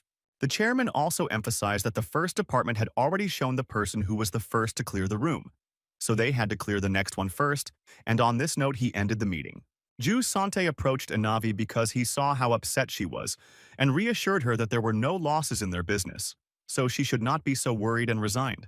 But she was disturbed when she checked the lists and came across one student with a very bad past where he had serially attacked and killed people. Meanwhile, in the forest, So Canrim kept shouting for everyone to move away from the girl, and the one who held the flask was tested for the ability to detect fate, whose name was Nam Yujin, a third-class human with the attribute of water. He said that they were going to cure her, and in an unknown jar there was an antidote purchased from a store. I had to decide quickly what to do. She was still unconscious, so the first thing I did was order everyone to lay down their arms. And Yungel checked with his powers to make sure Nam Young was right, and she was indeed under the poison and was also running a fever. Shinsua and Yun Bom came running from behind the trees with another unidentified person. They convinced them that this group of people were not their enemies and posed no danger. At the time, Seo Congrim didn't understand if they weren't enemies, what was going on here, why Yoon Gyul was poisoned. An unidentified person took the floor and explained that she had accidentally fallen into their trap because they did not know that people from other areas of the forest would be with them. Ju Hirun was the commander of this group. Her rank was second-class demonic with the attribute of gold and the power to set traps. She also said that for the sake of general safety, all the traps were removed from their territory and they will be able to treat the girl. In the past, the masked killer was also good at traps and poisons, and she is the strongest of the group and has made a deal with God. But the most suspicious was Nam Eugene, with his power to hold his breath and become invisible until he started breathing again. He calmed down, and as long as the identity of the killer was unknown, he planned to keep an eye on everyone. He picked up Yungel on his shoulder and thanked the group and went on to find a place to rest. Since it was getting dark in the forest quite quickly, they quickly set up camp and made a fire. They sat around the fire, warming themselves and telling different stories and sharing their impressions. The girls noticed that So Kanrim threw a strange thing into the fire. They had never seen anything like it before. And he explained that it was a layer with a smell that would keep all the monsters away from their camp, and this layer is sold in the store. The twins looked and indeed found this layer there, and they admired him for knowing so much and being so strong. One of the sisters looked at him and asked if she could become his student. "And I want to be his student," the other sister said, saying that she was just as good as her. Smiling, he reassured them both and said that he was not going to teach anyone. Suddenly, a voice in my head asked me why you came into our lives. He stood up and decided to leave them because he didn't think they should know that he was being overcome by evil thoughts. He told them that he was going to sleep somewhere else and that they should go to rest without waiting for him. Left alone, they could understand why he just up and left without any explanation. Something was still wrong, each of them thought. For their safety, it is better to stay away from them, and because of his unfortunate fate. Besides, I had to feed the egg anyway. It was already quite hungry. It was not easy to get him to eat what he needed to eat, as the egg wanted to eat only meat all the time. But Seo Kanrim was also stubborn and made him eat the leaves, saying that he should eat because he would be hungry. He couldn't live without them, so he decided to keep an eye on the girls at least from afar. The gods were not giving up discussing why he could be with them, but they were playing a game of pull and push. Everything was fine in the camp. The sisters quarreled. Shinsua smiled at them. He smiled too, and it reminded him of how it used to be in the Flying Tiger clan. The sisters reminded me of how he always argued with Yu Haran, and Shinsua liked to drink coffee and watch them, always smiling. No matter what happens in this life, he still thought the clan would be definitely formed. The nostalgia was interrupted by a strong, sweet smell, which was definitely not from the anti-monster layer, but on the contrary. This smell enveloped the entire camp and went far beyond its borders, that he lured the night predators who were almost upon him. Jumping down from the tree, So Kanrim jumped to the girls as he noticed the animals approaching. His appearance frightened them and they disappeared. But Shinsua and her sisters did not understand what was happening. He asked them if they had seen anyone, and if anyone had come to them as he had noticed. That someone had scattered demonic peaches around, which in turn attracted demonic animals. And the theory that they were scattered here on purpose is confirmed by the fact that there were no fruit trees around, and a masked killer came to mind. Or there could have been a guy with invisibility, but Yunbum said that Doc Gojong walked by them. About an hour ago, he just looked at them for a while and moved on. Yunjel couldn't stand it any longer and asked to know what was going on here. So Kanrim said that someone had scattered these peaches on purpose, and that the person who did it knew what they were. They listened, but they didn't understand why anyone needed them at all and what kind of a psycho would do such a thing. But he didn't know the answer because he was looking for who it was. And the main thing was to be careful with the people he met here. Poe asked them to stay together while he picked fruit, as they were already being watched. So Kanrim felt a presence and looked in the direction where they were being watched. But after searching around, he didn't notice anyone, whoever it was. He knew how to disappear quickly, he thought as he gathered the fruit. The next day, he skillfully destroyed one monster after another without going through the motions. Doc Gojin felt sad because everything seemed so simple to him. He considered the plot bad. He had no allies or enemies, and even the gods did not speak to him.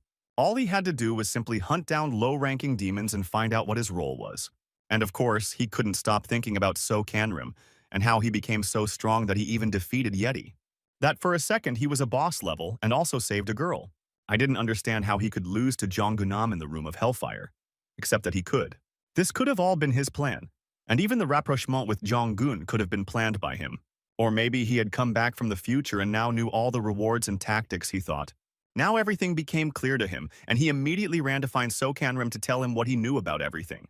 Meanwhile, at the other end of the forest, So Kanrim has already explored 35% of the map. The gods did not understand what he was looking for, why he did not hunt, and how he had only 200 pearls out of 1,000. But in exchange for a treaty with them, they promised to help him in his search. But he ignored them, searching the forest for an object unknown to the gods, and tried to ignore their chatter. A message appeared in the ability window that his perception ability had reached the 25th level after a long search. His senses became much sharper, and he smelled the odor of human blood somewhere not far away. Activated the ability to steal fate to check the area. It led him to a body that looked like it had just fallen during a battle. As his sensations improved and became sharper, he realized that these marks were left especially for him. But the ambush didn't work out. He activated his fire ability and drew his sword. And he attacked the masked killer first, not allowing him to stab him in the back. The enemy was surprised that he did not run to the aid of the lying body, but attacked it. So Kanrim managed to damage his mask and he had to take it off and hide under it. The same Nam Yongjun who treated Yoon Gyul and who also appeared in the Window of Fate with a holy title called The Horror of the Living and the Dead. And then there was the power of the first demonic level of desire for destruction in battles. It also became clear from his skills that he had become twice as strong, which meant that there were many victims. He did not understand why he was so happy with his work that he asked him if he had enough demons for a little. Yongjin told us that they were also fun to destroy, but there was a catch. The god Lord Nichol gave the power that was activated only after the destruction of man. His words were terrible, and it was quite impressive to So Kanrim how he told it. The enemy held his breath, which included the ability to be invisible, and added that he would have done the same in his place. So Kanrim could not agree to this because not everyone was a psychopath like him, and he used his dexterity and perception to resist the force of invisibility to the fullest. The ability of invisibility is a good enough power, but with the help of his powers he could feel the aura of bloodlust well. So he could see where he was and all his attacks were pointless, as each blow was deflected. Nam Yongjun laughed even harder because he was having so much fun fighting such an opponent. He was already dreaming about how he would defeat him and become even stronger and be able to kill even more people. For Seo Kanrim, it was a chance to use an ability he hadn't used before. He got it by defeating Yeti. It was called Combat Instinct, and it will increase the characteristics if the enemy is stronger, but the thirst for battle will overwhelm him. The enemy was still stronger, and the thirst for battle bubbled up inside the characteristics increased. Even my gaze changed and an incredible force enveloped my entire body, making my blood boil. I felt a thirst for blood, which made it even more enjoyable to fight this psycho. The blows were so fast and powerful that blow after blow hit Nam Yongjun's body. He couldn't even think of what to do. He hadn't expected such resistance. I couldn't figure out where he had gotten such wild strength from at that moment. So Kanrim mockingly asked him if he was going to fight back today. And suddenly, coming out of the bushes, Doc Gojin found him. But as usual, he was not in time because he was stronger than the masked killer, so his fighting instinct switched to him. Then, with even greater enthusiasm, So Kanrim wanted to engage in battle with a new enemy. Doc Gojin noticed that he was out of his mind and had lost his mind because of the force. So he had only one idea, to hit him hard on the head so that he would come to his senses. It worked, but Nam Yongjun still escaped because he thought it was necessary for the plot. When he woke up, So Kanrim immediately took medicine to restore his health, as he was quite exhausted. He was also very angry with Doc Gojin and asked him to find someone else to be his friend. But he still continued to divide everyone into characters and believed that they were the two protagonists. The others had no history at all, so he needed him. To prove it, he wanted to unite and become the two best characters. Meanwhile, Nam Yongjun was running through the forest in a panic, thinking about how to get rid of the two of them, but the difference in skills was too great. But his luck was good, and he came across his team who were looking for him. All he could think of was to become stronger with his methods. He ran to his group and shouted that he had seen a body in the forest and had seen who the killer was. And only when he approached them did he draw his sword, thank the team, and start a massacre.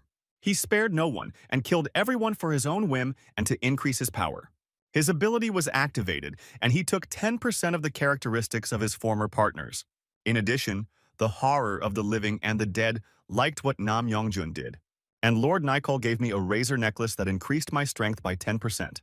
As soon as it started to rain, he was told in a message that his abilities would be reduced due to his fire attribute. But the Lord calmed him down because he knew that his opponent also had a fire attribute and would be weakened as well. At this time, So Kanrim was cutting down trees all over the neighborhood with his sword in search of the object. Suddenly, he felt an evil aura appear in his field of vision again.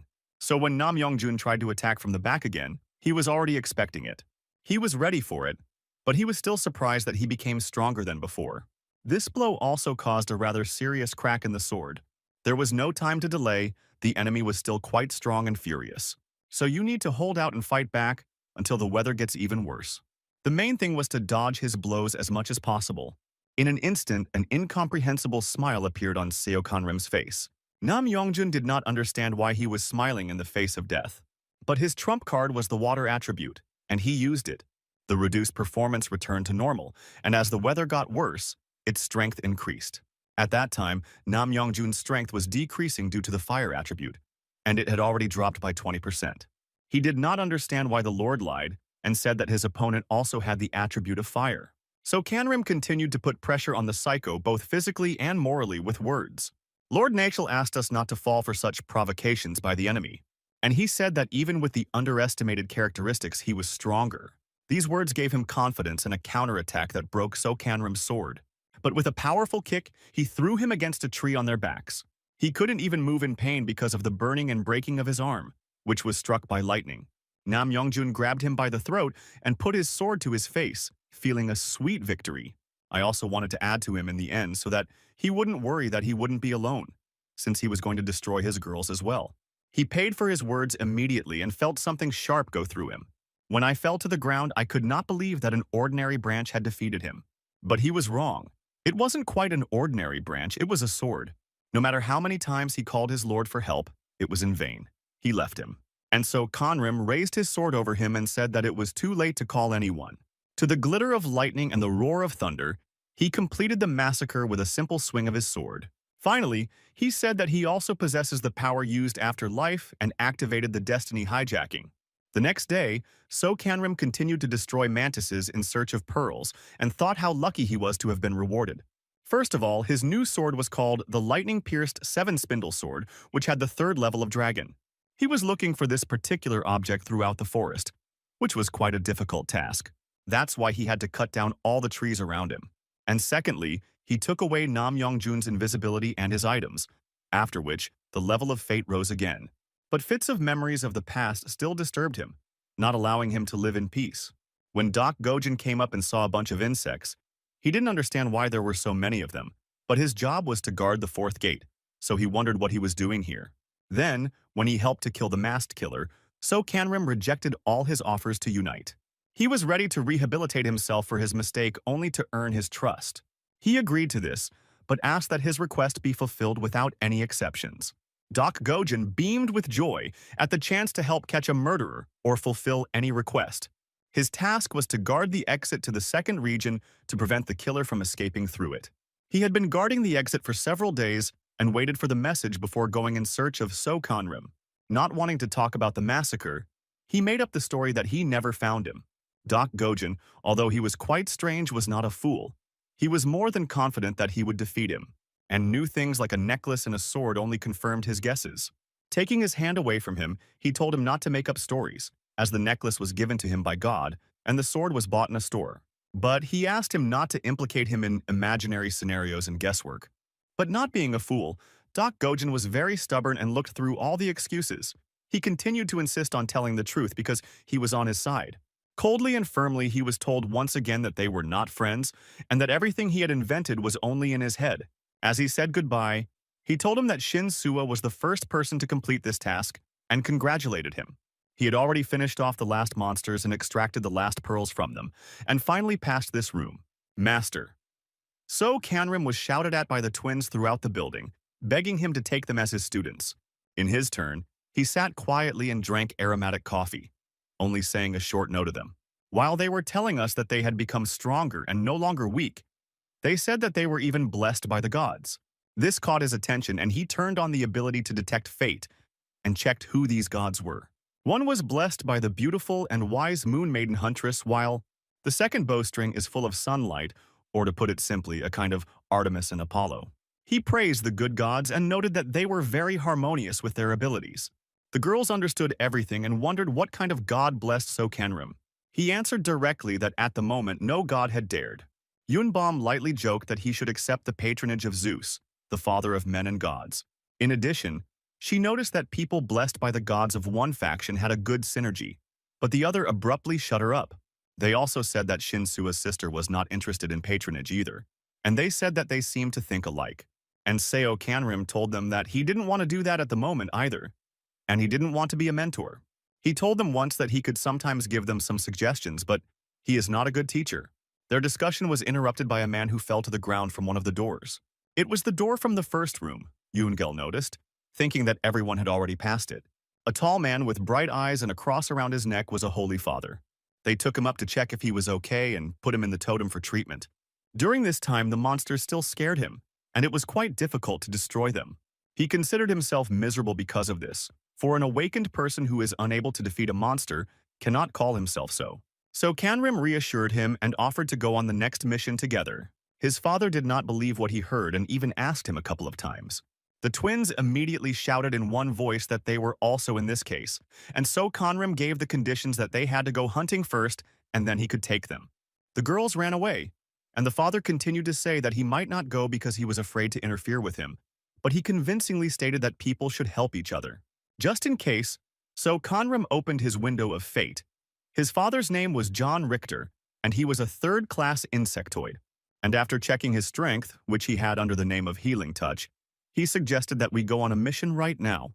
Meanwhile, in the office of the second group of the Fate Protection Agency, the agents were sitting around discussing how good it was that the person from their group was the first to finish the raid. There was a knock at the door and the head of the first department came in. She just stopped by to congratulate Director Gong on his group's first successful raid. Jiameng Enyu promised that her group would not lose the next raid and would be the first. She also suggested making a bet on whose student would be the first to come in first on the highest difficulty in the next raid. He agreed, but he was still interested in what exactly they would argue about. Smiling, Jiameng Enyu suggested that they could bet on wishes and asked Gong if he agreed to do so. Because he looked like he was afraid, she continued, but the leader of the second group loudly denied it and accepted the terms. She smiled, wished me a soon-to-be meeting and good luck, and went about her business. The moment she came out, Gong switched to a Navi, and Ju Sungtae said that they should definitely win now. At that time, Seo Kanrim helped his father to complete all the missions so that they could go to the fifth room together. John could not believe that in just 2 days all the missions were completed, and all thanks to him. But without his healing abilities, it would not have happened so quickly. So Kanrim also noticed his merit. He also told him not to worry so much, that everyone has their own role, and that the others have not yet recognized how valuable he is. He encouraged the father and suggested that it was time to go and get ready for the fifth room. When they returned, they received a message from a navy that the next room would be longer and more difficult to pass than the previous one, and everyone should be well prepared. The next morning, they gathered and launched their fifth raid. John could not believe that they were still in the world of demons because of the beauty of the surrounding nature. The room was called the Room of Spoken Sins, and special conditions were in place. The reward for the first task depended on the difficulty.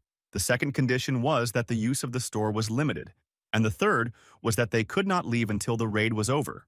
But not a single word was said about what exactly to do to complete the task. And the interesting name of the room frightened So Kanrim's father, meaning that for some spoken sins one could lose one's tongue.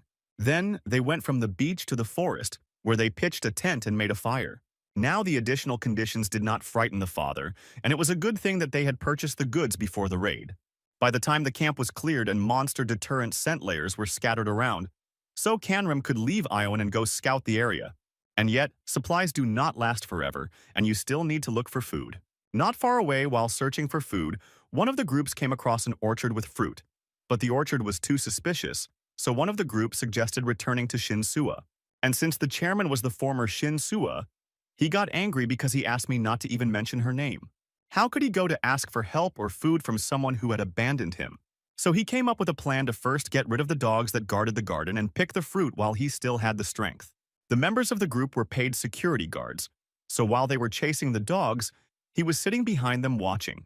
He came out to them only when he was sure that all the monster dogs had been destroyed. Then he ordered them to pick as much fruit as they could carry. But he noticed that despite the fact that there was so much fruit around, the dogs were very thin. Suddenly, the voice of God said that if they took the fruit, the owner of the garden would take away their tongues. As soon as God told me this information, many red eyes appeared behind the trees. The monkey monsters, screaming, rushed to catch up with the intruders who had entered the garden. He then screamed in fright to everyone to run away if they wanted to stay alive, but to remember to guard him first. They were running as fast as they could, but it was almost impossible to escape from these mobs unless they were distracted. As it turned out, the leader of the group was the slowest, and the guards did not even notice how far behind he was. The monsters caught up with him and opened his mouth to bring the tongue of the offender to their master. Like a sharp sword out of nowhere pierced the monkey holding it. He was still a very happy man because it was good that Seo Kanrim was not far away and heard them. But instead of thanking him, Choi Sang-won said that he didn't need help from him. He said that he would not forgive him after everything that happened between them. So Kanrim smiled at him and raised his sword, telling him to calm down and that he was not going to save him. But still, he destroyed another monkey right in front of him that was about to attack. And he suggested that he run away, as his team of bodyguards had already run up. The guards apologized for not noticing how far he had fallen behind, and it was good that he survived. Since he could not forgive himself that it was So Conrim who saved him, he promised that he would get even with him one day. The monkeys were no match for the sharp sword and firepower. They lay in packs on top of each other. His problem was that he was in a hurry. It was just about time to feed the egg, but the monkeys were over, and Choi Sang-won had left. When the egg felt the amount of meat around it, it thought it was all for it. But its food was apples from the garden, so it had to eat them because it could really go hungry. When he had fed the egg enough, he returned to the camp with the monkey meat and roasted it on the fire. And when he took the piece, he asked if his father remembered that he had asked for help with one case. He bit into that big, tasty-looking piece, but some kind of liquid began to leak out. It was poison. All monsters in this dimension have poison in their bodies, so he asked to be cured. Father John activated his ability to heal with his touch and began treatment. And at this time, due to the poison, So Canrim was delirious. After healing, he continued to eat that meat, though his father did not understand why he was doing it. And when he stopped, he said that this was how he was adapting to the poison. When I finished the fried meat, he started eating raw meat. Finally, the adaptation was complete, and that was enough for today. At these words, the father breathed a sigh of relief and fell to the ground, fainting from fatigue. After putting John in the tent, he was pleased with the result, although it took longer than he thought. But strength against poison is a good skill. A little later, I went to my father and woke him up without letting him rest completely. Since their camp was surrounded, and one of them even tried to break into their tent, so Canrim pierced him with his sword. He asked John to wake up and come to his senses as soon as possible since he was so sick. They were ambushed by an unknown group of people, and there were many of them. He told us to stay in the tent, and if anything, to shout as loud as possible, and he would come to our aid. He didn't know any of the people present, so they could have been people from the first ward. They demanded that all the food be given to them, and then everyone would be safe. They were satisfied with this scenario, thinking that they were facing a weakling and underestimating the enemy. He skillfully dodged the first blow and returned the favor. Having deflected the second blow, he struck the enemy in the ear to stun and confuse him. Then he grabbed him by the back of the head and knocked him to sleep with a powerful knee. But he was confused by the thought that the enemy was strong enough to get food on its own. When I knocked out the next one, I was sure that they were clearly looking for trouble. When they realized that So Connor Tim was too strong for them, even for the whole gang, the older man shouted to everyone to retreat and report to their captain and threw something round aside. Meanwhile, in the tent, the father prayed to the Lord that everyone would be alive and well. He was distracted from his prayer by a powerful explosion, and smoke began to enter the tent. From behind the tent, I tried to shout to So Canrim, but he only tried to get to his feet. He mentioned that he was ordered to sit quietly and how he would help when he came out. But his conscience won out, and he could not sit idly by and just went out. He was stopped by a hand that appeared out of the smoke and grabbed the tent. So Canrim went inside, outraged that those people had a smoke bomb. He told his father that these people had come for their food and he chased them away. He told him that in other dimensions, different departments had conflicts with each other and even had murderers, so they should be more careful with strangers. John lowered his head again, sadly, and muttered that he was only getting in the way, but Anavi was right. People without the will to fight didn't need the ability. Then he looked at him and rudely asked him to shut up and listen carefully to what he was telling him. He repeated himself and said that neither he nor people appreciate him yet, but there is a but. As long as the training is ongoing and it is possible to be treated with the totem and healing items, it will be so. And as soon as everything gets real after training, the totem will disappear and the medicines will become very expensive to buy. Those who did not take it will regret it. Therefore, the terms of cooperation were as follows. So Canrim takes on all the battles and defends him, and Father John treats him. Although he didn't like all these predictions and prophecies, he assured me that his father would save many lives in the future. So I asked them not to give up, to raise their morale and do a common cause. His father's eyes were shining, and this greatly encouraged his morale. So Conrim asked him to go to bed to rest, as he would continue to eat poisonous meat in the morning. 3 days later, in wonderful sunny weather, the Shinsua group camped at the camp. The twins returned from hunting and went straight to the tent of their group leader. She was very happy to see them, but immediately asked if they had found something to eat. But they came back empty. In their opinion, they needed to go further into the forest, but they needed to choose someone stronger to join them, because one of the sisters thought that the people around them were weak. The second, on the contrary, defended people and believed that everyone was trying and doing their best. But if their master was here, it would be easier and more interesting to impress them, because he knows a lot. They both said in unison and thought that he had probably gone far enough in this task. Their attention was drawn to a strange noise outside the tent. Someone had come to their camp, but that was just Doc Gojin, who had somehow gotten into the camp. Gel and his sister had prepared many traps around the camp. Shinsua asked why he came here at all, and was told that he was looking for Seo Kanrim. He thought that he was with them because the gods were talking about it. He came up with an idea that made his sisters immediately angry, and his idea was to get rid of the secondary characters.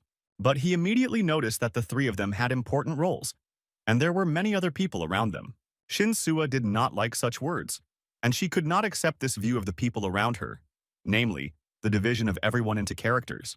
He threw a fruit at her, and she received a message that she had cleared the room on low difficulty. But Doc Gojin didn't pretend to, just said that she had plenty of them anyway.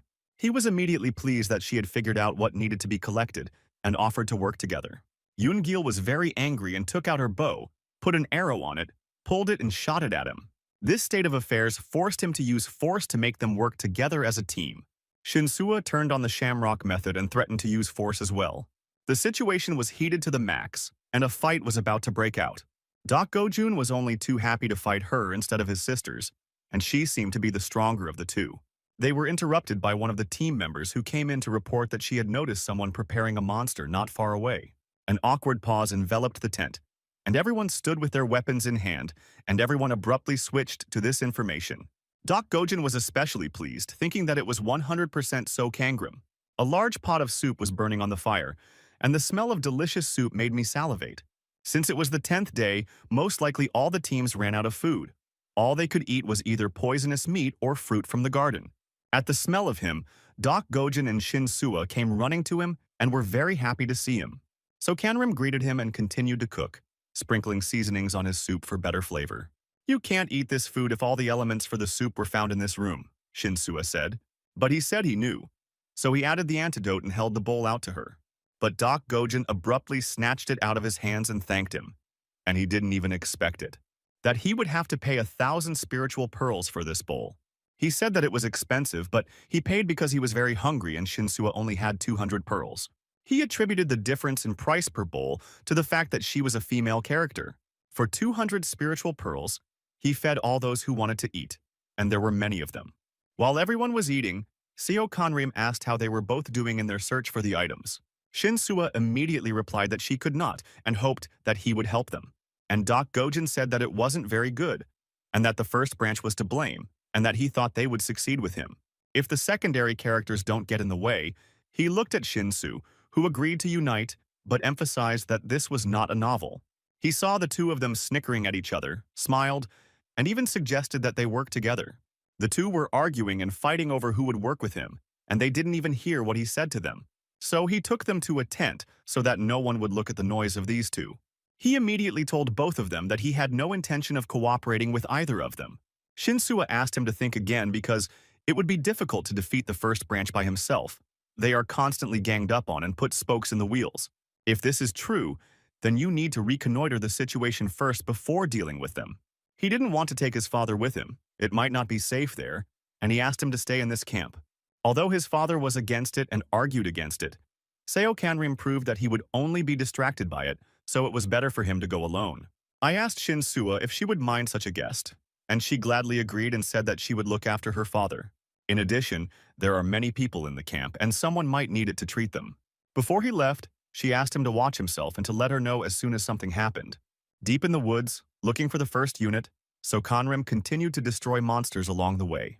Just as I was walking through the garden with the monkeys, I was eating green fruit to refresh myself when suddenly, his senses kicked in and warned him that danger was very close. Behind him was a huge silhouette of a monkey similar to the ones he had destroyed, only this one was huge. What was interesting for him was that despite its size, the monster approached very quietly. The monkey saw him and swung to hit him, but he immediately disappeared with the help of the invisibility ability. It confused her. She didn't understand where it had gone, but all that was left was the fruit. Sneaking up behind him, he first used fire to set fire to the tree the monkey was holding, and then he abruptly attacked her backside while she was worried about the tree that was burning in her paws. With just one swing of the new sword, he was able to easily separate the monster's head from its body, which surprised So Kanrim with the great quality of the object. He thought that, of course, there would be casualties, But it was better not to use this sword against the first unit. And then I had to figure out what was better, going to find the group here or finding out where the monster came from. After eating the blue fruit, I received a message that the room was completed on medium difficulty and that the advantages of these berries were that they restored mana and gave resistance to poison. He also noticed that many of the trees no longer had fruit, which could mean that the first section could have already passed the medium difficulty. So Canram ate fruit. Even the gods could no longer look at this picture and asked him to stop. But it finally gave him a first-class level of resistance to the poison. Finally, he saw the wrong people he was looking for and threw a fruit at one of them to attract attention. They even knew his name and had an invitation for him because their leader wanted to meet him. He thought about whether to go or not, but he had to find out at least some information. So he agreed to crouch down from the tree and asked to be shown the way to them. Their camp was bigger than Shin Sua's, which could mean a large number of people. Their people sat there calmly looking at him without feeling any danger. When he entered, the curtains of the main entrance to the tent were closed behind him, and the first thing he saw was the first thing he saw. He saw a burly man sitting in front of him, rubbing his weapon. Just in case, he turned on the fate search, as he needed to find out the abilities of the person sitting in front of him. That was Hong Dehun, the leader of the first branch. His rank was first-class demonic with the attribute of gold. And in his hand he had a first-class weapon, the Divine Blade of Fire, which was used for both close combat and ranged combat. From that moment on, it became clear why the first branch was always more successful than the rest. So Canram asked him what he wanted from him without greeting him, but he, in turn, stormed off. He pointed the weapon right in front of his face and said that he was being rude. But despite his rudeness, he offered to join them. So Cangrim rubbed his forehead and asked if he was done, and noticed that they hadn't yet completed the room on high difficulty. And since he wanted to go first, he did not accept his offer, but his words made it sound like he was mocking them. I was about to leave, but I couldn't get out because the guards at the entrance blocked the exit with swords. And around the tent were people armed to the teeth, waiting for orders. Putting the blade on his shoulder, Hong Dehun smiled and said that he didn't have much of a choice. Either he accepts his offer or he will be destroyed here once and for all. From his pocket, So Canram took out a token with an inscription and emphasized that if something happened to him, this token would be the end of him. The token of retribution stamped the killer, and whoever destroys the owner of this token will be destroyed by the leader of the first branch of the Gongju Fate Protection Agency himself. This surprised Hong Daehun because the leader of his unit gave him the task of going through the room first and gave him such a unique weapon to do so. That So Conram also received a message, but this time from his leader, and he was given a token. Indeed, after the raid in the fourth room, the leader of the second Destiny Protection Unit congratulated him and instructed him to go first in the fifth raid and gave him a token. So he realized that the leaders of the branches were simply competing with each other. Then he ordered the fourth group not to attack the guest because he had a strange object that meant that whoever destroyed it would be destroyed in the wake. As soon as Seo Conram asked if he could go, the leader of the first group ordered the others to beat him so that he could not even walk. Hong Daehun was the first to strike and shouted for them to grab him. It's a good thing he wasn't naive and had already been prepared for such events. With the help of his agility, he quickly moved between opponents and calmly came in with blows from the back. After putting two of them in a pile, I held my breath and activated invisibility. Panic spread in the enemy's ranks, as he had just been here and disappeared. He also sent several people to sleep and held his breath again to become invisible. He did not want to fight them, and had a much better plan to teach them a lesson. He took fruit out of his bag and scattered it all over the camp while they were looking for him. The sweet smell of those fruits spread throughout the neighborhood near the camp. But that was not all. He had a fire in his hand. While they all fought off the monsters and tried to put out the fire, he was able to leave in peace to get even for all their evil. But he was angry at the thought that all the problems between the branches in the past and now are due to some kind of pitiful reward. When he returned to the camp, he poured out a large mountain of blue fruit from his endless bag. He asked the entire second unit to pay attention to him and what he was saying. He said that according to his information, one of the branches was going to ambush them.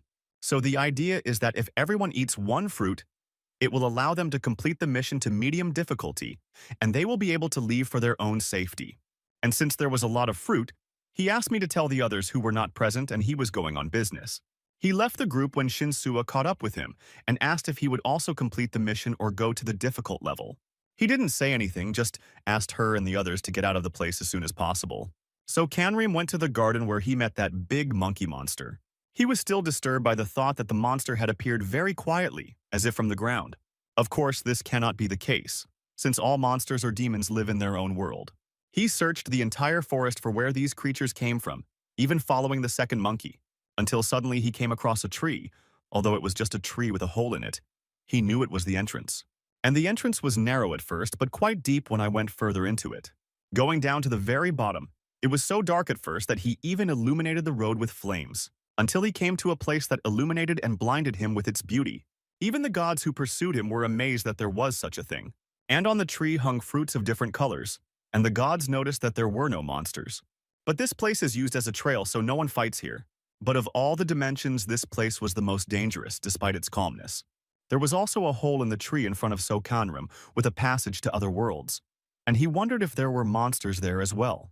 That task had to be done because when he picked a fruit called the fruit of all flavors, a message came that he had passed the room of said sins. And just as I was about to leave, a powerful explosion occurred. A team of the first squad led by Hong Daehun appeared from a smoke bomb. They were following. So Kanrim and came across an interesting discovery along the way. When they went to deal with the second branch, they picked up a girl. He was horrified to recognize one of the twin sisters who was unconscious. Even the fruit fell out of his hands. When Hong Daehun picked up the girl, he had a brilliant idea because he couldn't do anything to him, and his friends could do whatever they wanted. Therefore, his conditions were simple. Give him the fruit, and the girl would live. He had nothing to give him, so he crushed the fruit in front of them with his foot. But if he wanted the fruit, he could go and get it from the back of the truck. There was plenty of it. He ordered his soldiers to climb up to pick fruit, but he still did not let the girl go. In a crowd, they climbed that tree and were quite happy because it meant that they would finally go home. Since Seo Kangrim had kept part of their deal, he asked Yoon-gyul to leave, but he asked him to throw away the weapon if he had the courage, and then he would let him go. Without the slightest hesitation or fear, he drew his sword and threw it to the ground. Afterwards, I ran to Yoon-gyul's house to check on her and see if she was okay. He took a tied handkerchief with some seasonings out of the bag, opened it, and poured it into her mouth. Hong Daehun looked at him and asked him what he had given her and why he had heard the anti-poison. He smiled and said that he had not poisoned her, that he had not even seen what was behind him. His men fell from a tree and could hardly move, and some of them even lost their eyesight. He thought that So Kenrim had poisoned them all, and he received a warning that he had been inhaling the smell of the fruit of all the flavors for a very long time. After the next warning, he said that the smell was stupefying him, and then So Kenrim asked him if he felt the poison working. Poisonous energy was everywhere, which is why this place was so dangerous. But Hong Daehun realized that Seo Kanrim had nothing and that he might have known and drunk something. He became furious and started waving his weapon and shouting for him to give him poison. But he could not understand how Hong Daehun was still moving and not already affected by the fruit from the tree. I even missed one swing of his weapon, which could have wounded him slightly. But because of his wounds, the poison got directly into his bloodstream, and his ability to resist the poison was not able to cope, so he had no time to delay. He also scattered fruit and set it on fire to increase the strength of the smell. Thus, strengthened by the poison, Hong Daehun finally fell to the ground. He was so strong that he could even think and say that one of them would be defeated anyway. All he heard in the last seconds of his life was that there was no need to threaten him and the people of the second ward. As soon as the body stopped breathing, So Kanrim activated the ability to steal fate. He was able to get some of the mana power from it, and his fortune rose to the 3rd human rank. Clutching the wound in his mind, he thought that if he wanted to live, he should not have followed him. Since the poison was still in the body, we had to find one thing in the bag. He took the egg out of the bag, and even the gods did not understand that he wanted to do this. The growth rate of the egg was 100%, and it began to shine bright green. A rather interesting creature hatched from it, somewhat similar to a small deer. Even the gods could not believe what they were seeing. They could not understand how he managed to raise this creature. This cute animal approached So Kanrim and used its innate ability to purify him and rid him of the poison. She climbed high up and cleared everything around her from the poisonous tree and its fruits in one go. Still, we had to hurry to pick the fruit because it tended to spoil quickly. When I noticed that Yoon-gyul had already woken up, I called her over to me because I was glad that she was okay. They finally got out of that place. And just then Yoonbum and Shinswa ran up to them, looking for them. They were happy to find them because they were very worried about them and they looked very torn. He noticed more blood on their clothes and asked what happened, to which Sua replied that everything was fine because they had enemy blood on them, as they had been ambushed by people from the first region, but they escaped and Father John healed them all. Her sister immediately started arguing with Yoon-gyul about why she ran away from the team, Otherwise, they wouldn't have caught her. So Kanrim also asked her in a serious tone why she didn't leave the room with the team on medium difficulty. But she said she couldn't leave him, and neither could the team members. She also added that he was not a stranger to her and she could not just leave him. But all of these people considered So Kanrim a friend and cared about him as much as she did. So once again I suggested that he fight together instead of alone. These words touched him, and he remembered how many times he had tried to be alone. Shinsua has always supported him and worried about him, and their fates crossed before all that. The sisters also considered him a savior and called him a master. Therefore, he is unlikely to be able to avoid them, and he promised to think about it. So Kanrim was the first and only one to clear the fifth room on high difficulty. And I was the first to receive a gift of a fate guide for clearing it. This compass allows you to predict the future, and it works automatically whenever you want. Before I knew it, the compass turned blue, which meant it was working. And the message from him said that So Kanrim's fate was being distorted. At the same time, Gongju was watching him and thought it was strange how he was coping. He easily cleared the difficult territory of the Devil's Mountain, and the Hellfire Room was also strange, and the destroyed Yetis were not giving him peace of mind.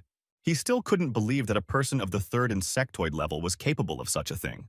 Tai thought that the disappearance of the Seven Spindle Sword was probably his doing. Without this sword, Hong Daehun could not win, but he was worried about something else. The commander of the first squad was not in a good mood after the defeat and said that it was wrong to tell some things to the students. She was referring to the proper cultivation of the egg. As it is very difficult to grow it, the chance is almost zero. He thought that he should still test him for the ability to read his fate. While resting, So Kanrim heard a voice calling him out of nowhere. The head of the second department for the protection of destiny appeared in front of him and opened the door. A door that also appeared out of nowhere to give another one to the garden as promised. Since he did a pretty good job, he allowed me to choose anything from his arsenal. But he came up with a plan to bring him out into the open and test his ability to read his fate. All item properties have been replaced by high-level weapons with poor descriptions and low-level weapons with good ones. But if it turns out that he can read the fortunes, he will choose the right thing. And it looks like his plan worked, as he chose a pretty good weapon. But Seo Kanrim noticed that it was a very generous gift on his part. He noticed another weapon that looked quite liquid, but its description said that it was only the first Inexoid equation. And then he realized what was going on, and why he was being so generous and turned off the search for fate.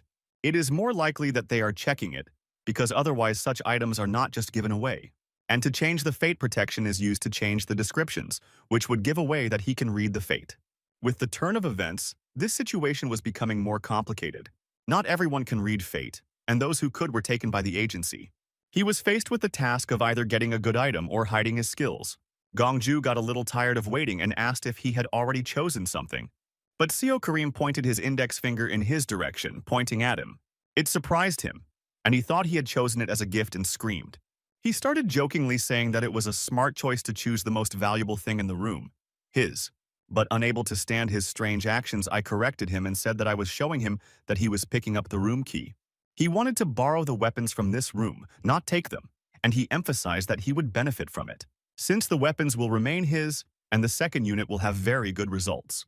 This made him think about this rather interesting deal, and he needs to think about it. A little later in the room, Seo Kanrim fed Keelan because it was dinner time and he still needed to eat a lot to grow quickly. Since Gongju agreed to make a copy of the key in 3 days, it was time to make Keelan stronger, even though his food is quite expensive. Before he could even finish speaking, the message interrupted him as Keelan's level grew to the second demon rank and the ability to control water appeared. This allowed me to move faster and more skillfully in the water, and also gave me the strength to control the water. Since Seo Kanrim wanted to test his skills as soon as possible, he showed that Keelan could use the power on that wall. But he obviously did not expect him to create a huge water balloon in the middle of the room. Before he could even scream, the ball was already flying into the wall he was pointing at. With a lot of noise, a huge hole formed in the wall, soaking even the neighbor. The whole floor heard his screams, as who could have known that Choi Sang-won would be his neighbor? The next day, people were having a quiet lunch in the dining room and discussing the past mission. The group of boys ate rice as if they had never seen it before and laughed, and said they would never even touch fruit again. It was good that Seo Kanrim was there to feed them soup, said one, as his thought was interrupted by another who said that he used to think he was evil, but now he was kind. And the third one even wanted to join him, but he thought he was too cold, so he helped him walk through the room anyway. Already in the dining room, Seo Kanrim met with Jong Sang-won. where he boasted that he was the first to complete the room, albeit on a low difficulty. He praised him and said that he did well to pass despite the difficulty. Still, Jong Sang-won could not help but praise himself, saying in response that no one was even close to him. He abruptly switched and offered to have a drink together as only he understands him. And he asked the little funny dolls who played the role of sellers in their house for 2 glasses. But his pearl count was at 0, so he was not given any. But he pressed on to have 2 glasses brought to him immediately, as he ordered. Since he couldn't get anything done by shouting, so Conram offered to pay for it himself. And the dolls were kind enough to sell 1 glass and give the other one for free as a VIP client. He probably thought this because he had spent 12,000 pearls on food the previous day. Jong Sai-won was shocked and trembling with anger and did not understand where the man's money came from. As usual, he took it personally and broke the glass in anger. Because of these actions, everyone in the dining room noticed them, and so Kanrim reprimanded him, which is why he left the dining room in the first place. The twins approached the teacher and asked if everything was okay and what had happened. The girls also asked why their master had dealings with such a bad person, and he replied that his pet had broken the wall between them. They were delighted with the animal. It was very cute to them, and they were interested in what he had named it. He said that it was a killin, and they did not understand why he called it that, so he explained that it was just a type of animal. They indignantly condemned him and hinted that he clearly did not like being called just a person. But Seo Conrim had no idea what to call him. He had never had a pet. The girls suggested naming him Rini, and he liked it to boot. Rini's level has risen to first class, and he has also gained the power of a magnetic horn. Now it was not just a Keelan. It had a name and it became his friend. The girls made So Conram laugh because they made Rini stronger, and he thanked them. Before they left the room, they offered to go on the next raid together, to which he did not give a definite answer, and he did not even know that preparations for the next raid were already underway. But the 6th room had not yet opened and was sealed, so that no one could get there without knowing. A week later, the mission began, and this time the name of the room was the Room of Poisonous Snakes. The task was to protect it for a certain period of time. A man appeared in front of them and introduced himself as Seo Chong-min, and he was also responsible for the raid. Everyone had a mission window like in the previous rooms, and had one question from So Conrim: why he was released and not Inavi Chasa, and what could have happened to her. He asked for attention, and even though the mission leadership had everything, he wanted to tell us more himself. Some did not even know that such a manual existed and did not carry it with them at all. This time, the task was to protect the snake from all threats so that it would remain unharmed. Everyone had to have their own snake, and what they had to do was to tie this scarf on them. The guide contained interesting points that you can fail the mission with snakes, you can't leave the room, and you can't call an immature dragon a snake. Another task was that each participant of the raid had to find the snake himself. Everyone could find the one they wanted, and it didn't matter how big or small it was. But some snakes could be aggressive, and one of them attacked Father John. Jong Sang-won had already found an interesting snake and tied a handkerchief to it, which started the countdown. He named her Gucci and entrusted her to his guards because he didn't care whether they guarded him or the snake, as long as they completed the task. He also couldn't help but mention So Kanrim and laughed, saying that this time he would definitely be the first. Meanwhile, he and Rini walked calmly across the bridge, but one thought kept coming to mind: a guide of fate. Why he warned him about the intertwining of fate and what it could mean for him. Maybe it has something to do with the fact that the raids are faster and the room was sealed and a second Chasa appeared instead of a Navi. But he also noticed that now there were more and more differences than before. But no matter how much he thought and doubted, he was going to reach his goal. The gods also started to ask him why he didn't want to go looking for the snake and what he was doing on the bridge in the first place. He told them that words could not help the matter and was already on his way to find him. But he undressed, and his clothes revealed a slender body with a clear muscle shape. The next step he took was to dive into the water with Rini. The gods clearly did not expect this. They found themselves in a very beautiful and colorful underwater world. With So Conrim's water attribute, his ability to hold his breath was increased by 20%. In turn, Rini also possessed the water element and during the activation passed on a piece of power to him as best he could, to enhance the ability of its owner to breathe freely underwater. This allowed him to go down deeper to find the snake he needed, but there were many small ones swimming around. They came across an underwater cave and immediately went to explore it to see if it was there.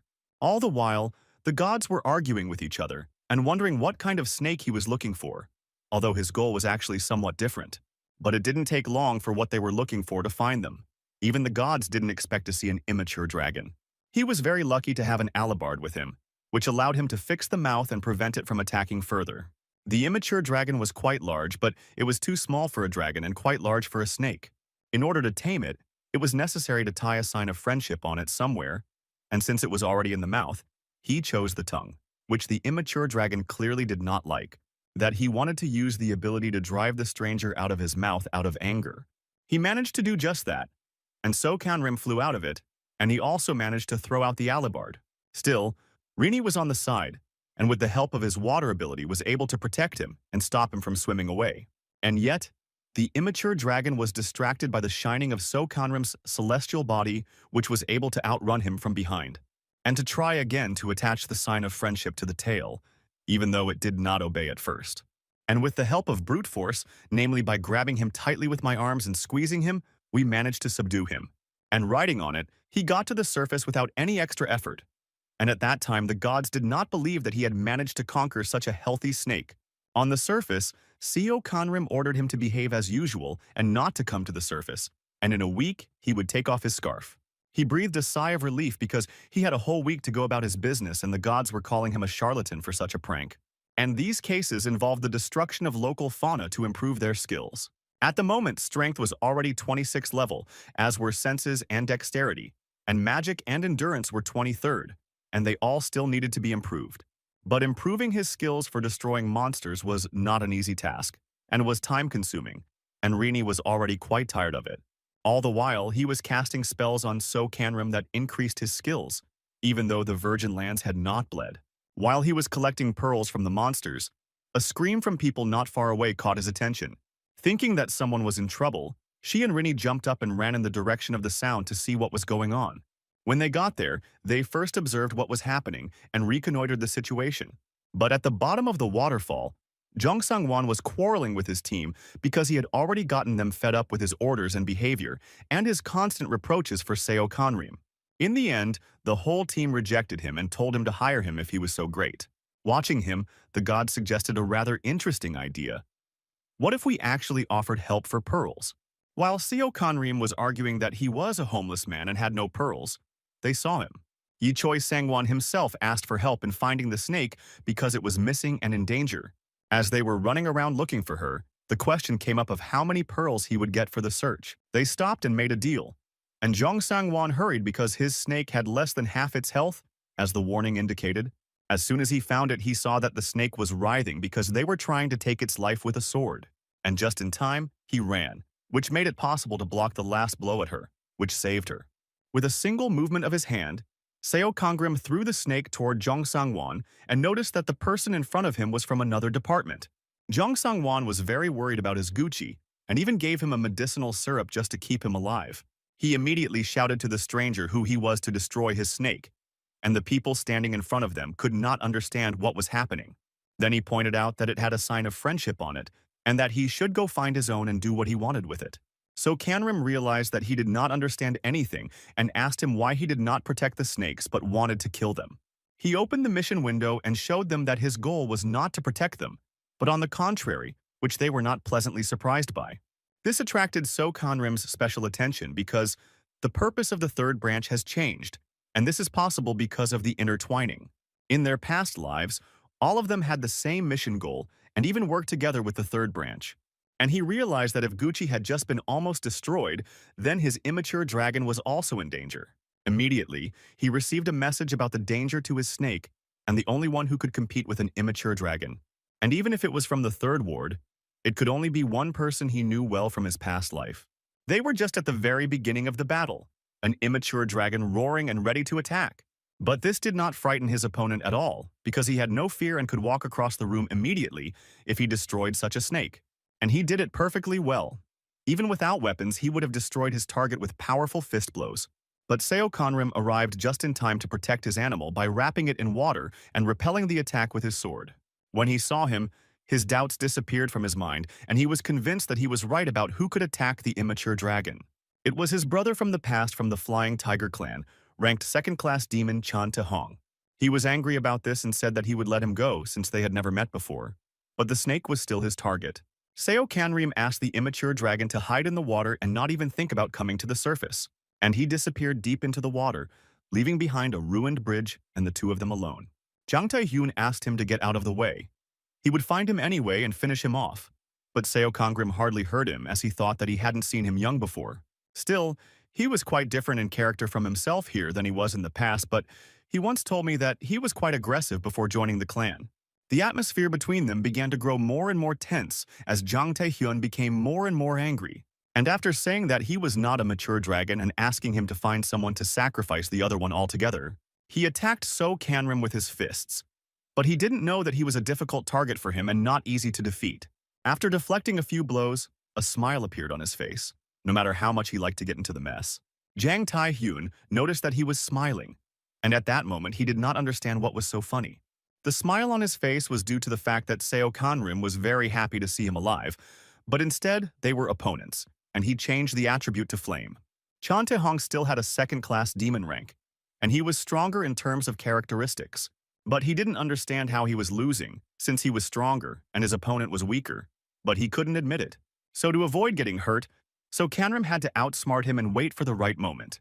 He was able to turn away from the attack and get through with a strong blow to the enemy's stomach, but with the blunt end of his sword. His advantage was that he knew all the techniques and styles of fighting, he thought as he looked at him. He let him go, of course, and when he ran away, he promised that he would not give up so easily and would come back for sure. But there was one problem. In the past, he had met Shin Sua on this mission, and in this reality, they might not have met. And it turns out that he will not join the clan of the Flying Tiger, or it could have been even worse and he could have joined the clan of Asura. And there he could have died at the hands of the Tiger clan, so we had to figure out what to do. At this time, at the end of the day, the white trees of which Jong Sang-won was beginning were quarreling with their chas that why he had not warned them that there would be a different mission in other departments.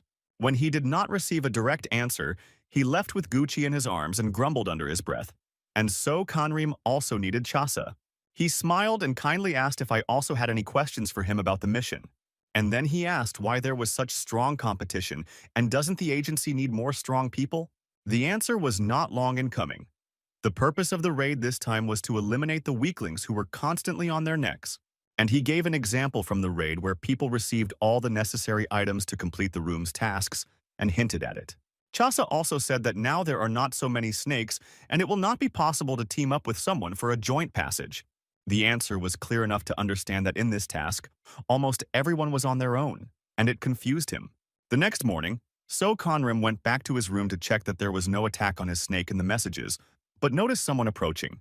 Abruptly, he ducked back, and at that very second an explosive blow hit the ground where he was standing. Jang Tae-hyun stood before him again, very happy to have found him, but he did not understand why he had been looking for him at all. He rushed into the fight with his fists and shouted that he was looking for him to return yesterday's gift. So Kangrim understood the sequence of his strikes and planned to give in to his opponent a little bit. But he clearly did not expect the kick, which meant that the sequence and tactics of the battle were changed.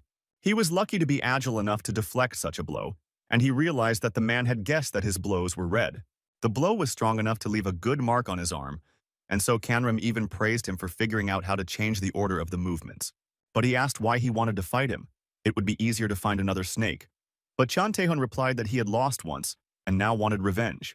This was typical for him, as his character in the past was calm as it is now, but still belligerent. In the past, he liked to constantly spar with stronger opponents. He smiled that he was now strong enough to spar with him and was even amused. But he could not let him destroy the snake. A real fight with a stronger enemy could have given Chang Tse-tung what he wanted, and he only asked him to be more careful and activated his fighting instinct. But in turn, he also had the ability of combat instinct, which he also activated. And the battle between them was filled with new colors as Seo Kangrim's fighting instinct was characterized by a strong thirst for strong opponents. And Jang Tae-hyun was simply endowed with more power, and he remained sane without the desire to destroy the enemy. Therefore, Seo Kangrim's blows were aimed at places important to his life, and he noticed that his behavior changed a lot. His blows became more and more ferocious, and something had to be done urgently. Because it would be impossible to fight off such strong attacks forever, the solution was to wait for the moment to strike one strong blow. And he just couldn't let this moment pass him by, so he put all his strength into it and hit Seo Kangrim's body with a direct fist. A couple of bones in his chest broke at once from such force, which is a serious enough injury to continue the fight. But it wasn't over yet. as the combat instinct ability was upgraded to the second demon rank and consciousness was temporarily restored. She recovered in time enough to block another rather powerful blow with her sword. But that wasn't all. He used another skill that Jang Tae-hyun couldn't even really approach. So Kanrim covered himself in flames, and despite his injuries smiled and joked that the victory was his and he had even figured out how he would do it. At that moment, Chan Tae-hoon was not up for games. He was fighting to the maximum and could not understand how he was still walking and attacking with broken ribs. So far, So Kanrim was driven by the desire to destroy the target in front of him in his eyes and in his words. Only victory and leaving the enemy alive. Even though he admitted that he had lost this battle and could do nothing, the enemy did not hear him. He had already swung his sword over him as he did at that moment. The only thing that stopped him was that he ran out of mana, and all abilities were automatically disabled. Then So Kanrim ordered him to stop frightening his immature dragon and let him look for something else. Chan Tae-hung was no longer interested in his dragon. He only wanted to win their sparring match and promised to come every morning until he won. But he asked him not to, because sooner or later he would give him a hard time. The gods saw this duel and were delighted, but still held the opinion that if Chang Tae-hung did not find the second snake, only one would pass the room. So Kanrim had to return to the hall to the totem for treatment due to severe injuries. Chasa Inavi was there and was surrounded by a crowd of people who were outraged at this task. She explained to them that their mission was to protect their chosen snakes, and since they failed, they would be removed from the lists by the end of the task. Those who did not pass the room were quite angry and did not understand why they had to wait for the end, as they could be kicked out immediately. After hearing all this from So Kanrim, an idea came to him and he turned to Inavi. He whispered his idea quietly in her ear so that the others wouldn't hear, and asked if this option was even possible. She paused for a long moment, considering what to say to these words, and smiled back, which meant yes on her part. This pleased So Kanrim quite well, as he had one less reason to lose. The next morning, he returned to the room where Jang Tae-hyun was waiting for him, having soaked himself with water beforehand because he thought it would help with the flames. And so it was every morning. He stubbornly wanted to win and stubbornly did not retreat from his goal. Of course, his dousing did not help his fire ability, and he was screaming that it was not fair to the flames.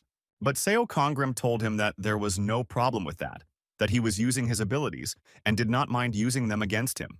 When Jang Tae-hyun once again promised to look into it and that he would come back the next day, and this time they were watched by an immature dragon. His owner noticed and asked him why the hell he had come to the surface when he had ordered him to stay in the depths. And to get him back into the water, he gave him food and let him sit deep, because people are much more dangerous than monsters, he told him. He was very happy to eat such a delicious meal, but Seo Kanrim also asked him not to say anything to Rina about it, because she was his, and he would be angry. After he finished eating, he told me that he could be free and warned me to be careful and safe. As soon as the immature dragon disappeared into the water, Yoongil and Yoonboom ran up behind him and he was glad to see them. They noticed that Seo Kongrim was feeding an immature dragon and muttered under their breath that they were jealous and wanted to do the same. They also saw their teacher fight with a person from the third ward, but he calmed them down because it was like a fun training session for him.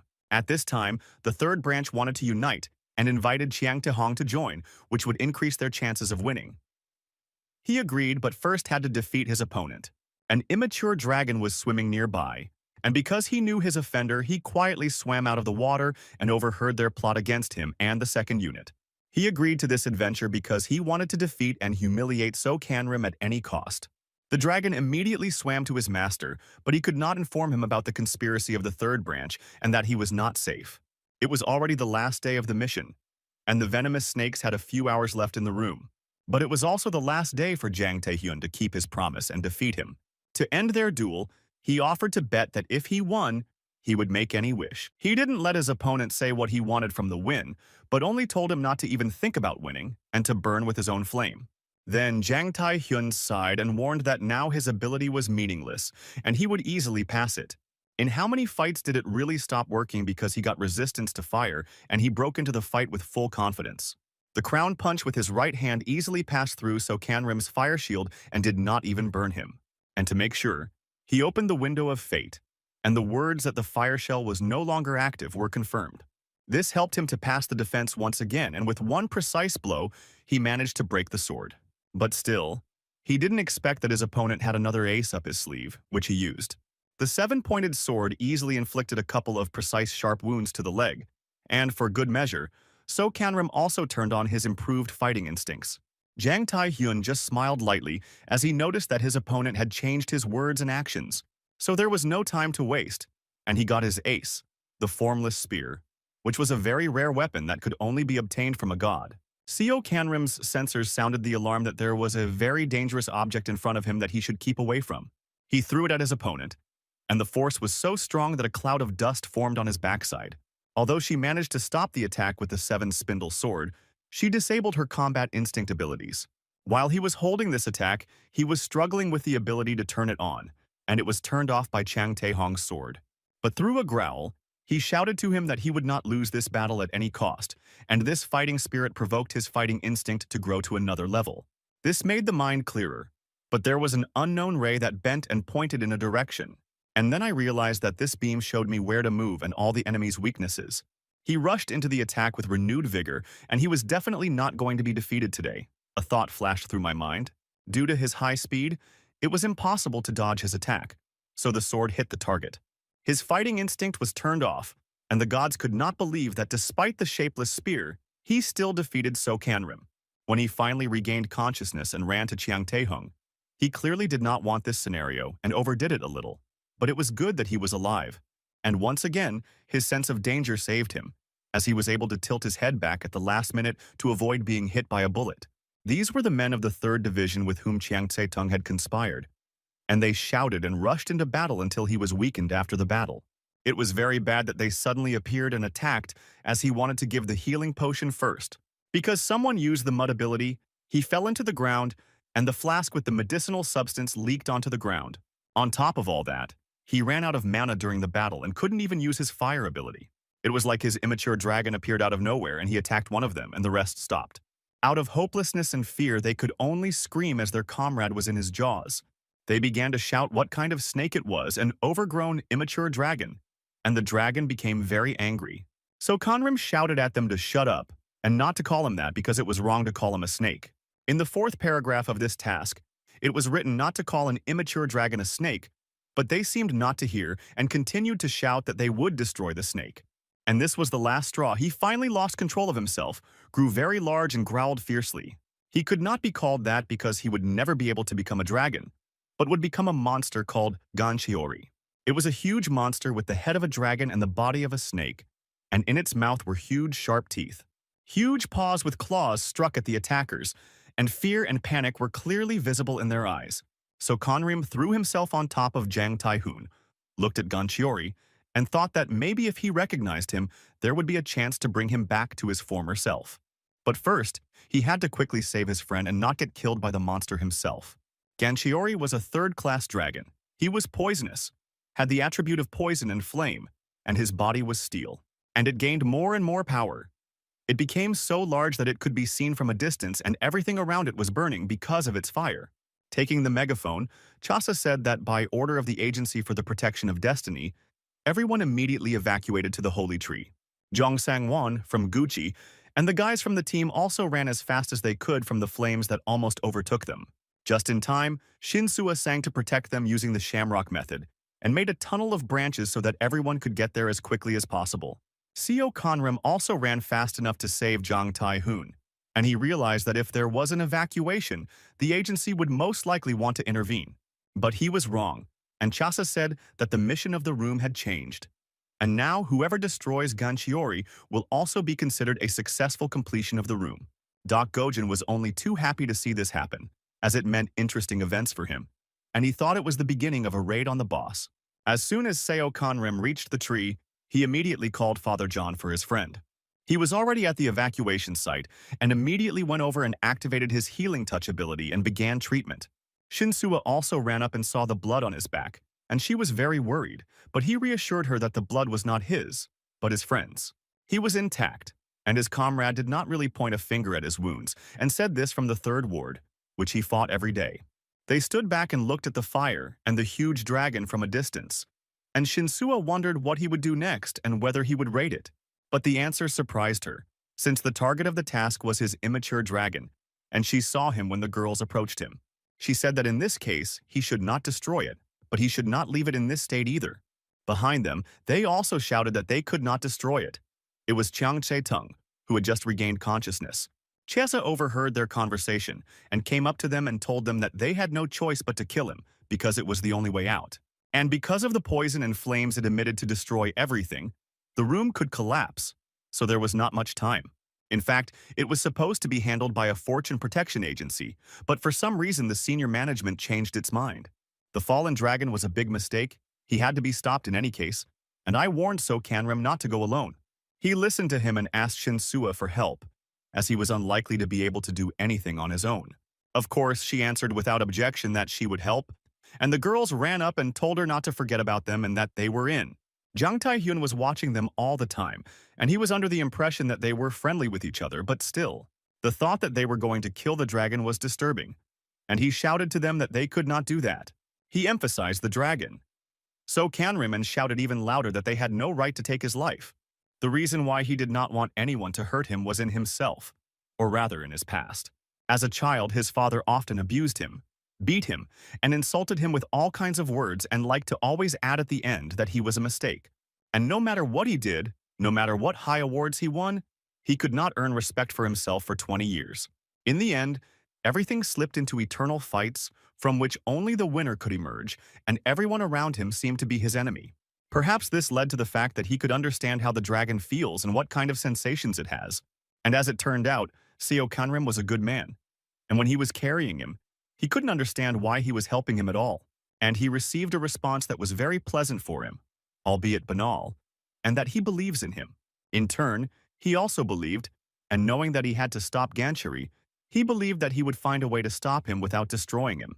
So Kanrim took out the key to the weapons room from his bag and said that the girls could borrow any weapon from it. He emphasized one more thing, because they could often flirt and do something. He warned them that he would handle Gancheri himself. The main thing was to distract him and make sure he was not injured, or even worse. I explained my plan and told them who was supposed to be where and who was supposed to do what, and everyone had their own role. They liked the plan and wanted to try it, but Yunbum said that it was better to tell the others so that they wouldn't kill the monster. At first, Seo Kongrim thought what kind of a crazy person would try to do this, and at the end of the exam. And they all simultaneously said the name Doc Gojin, only he has the guts to try this. When the new mission was announced, he was with his father, and he was very excited about it. But his father said that he went to the tree, and Doc Gojin went in the opposite direction. Meanwhile, Doc Gojin came across a group of people who did not know where they were going, and he asked them with a crazy look where they were going to run away to. But they only wanted to hide in a safe place from Gancheri with their tame snakes and just wait for the mission to end. Jong Sang-won said that there was no point in them taking such a risk if they could walk through the room easily.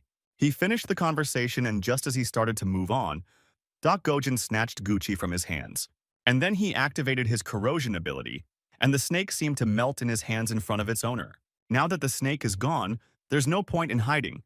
And to complete the task, you still need to raid Ganchera. His words were spoken to everyone, but people stood in front of him with fear and unclear faces as to what had just happened. He showed the seriousness of his intentions by attacking each of the crowd, taking away the snake and destroying them with corrosion. People were angry, and those who had gotten used to their pets even cried from the loss, and they wondered why he hadn't killed his snake. Not even a second passed before it fell from his neck, head, and body separately, and there were no more questions for him. Now he and the people had no more questions and nothing else to go to Ganchori. Seo Kangrim just happened to run into Doc Gojin and a crowd of people who were following him to defeat the monster. And he asked where he got the number of people and was told that they were secondary support to help the main characters. They met at the right time because So Kanrim had a plan to deal with the monster and needed a lot of people. At this time, more officers from the second unit, led by their supervisor, entered the room to observe and, if necessary, protect the students. But the manager of the first branch was already there, and the head of the entire agency had given her this task.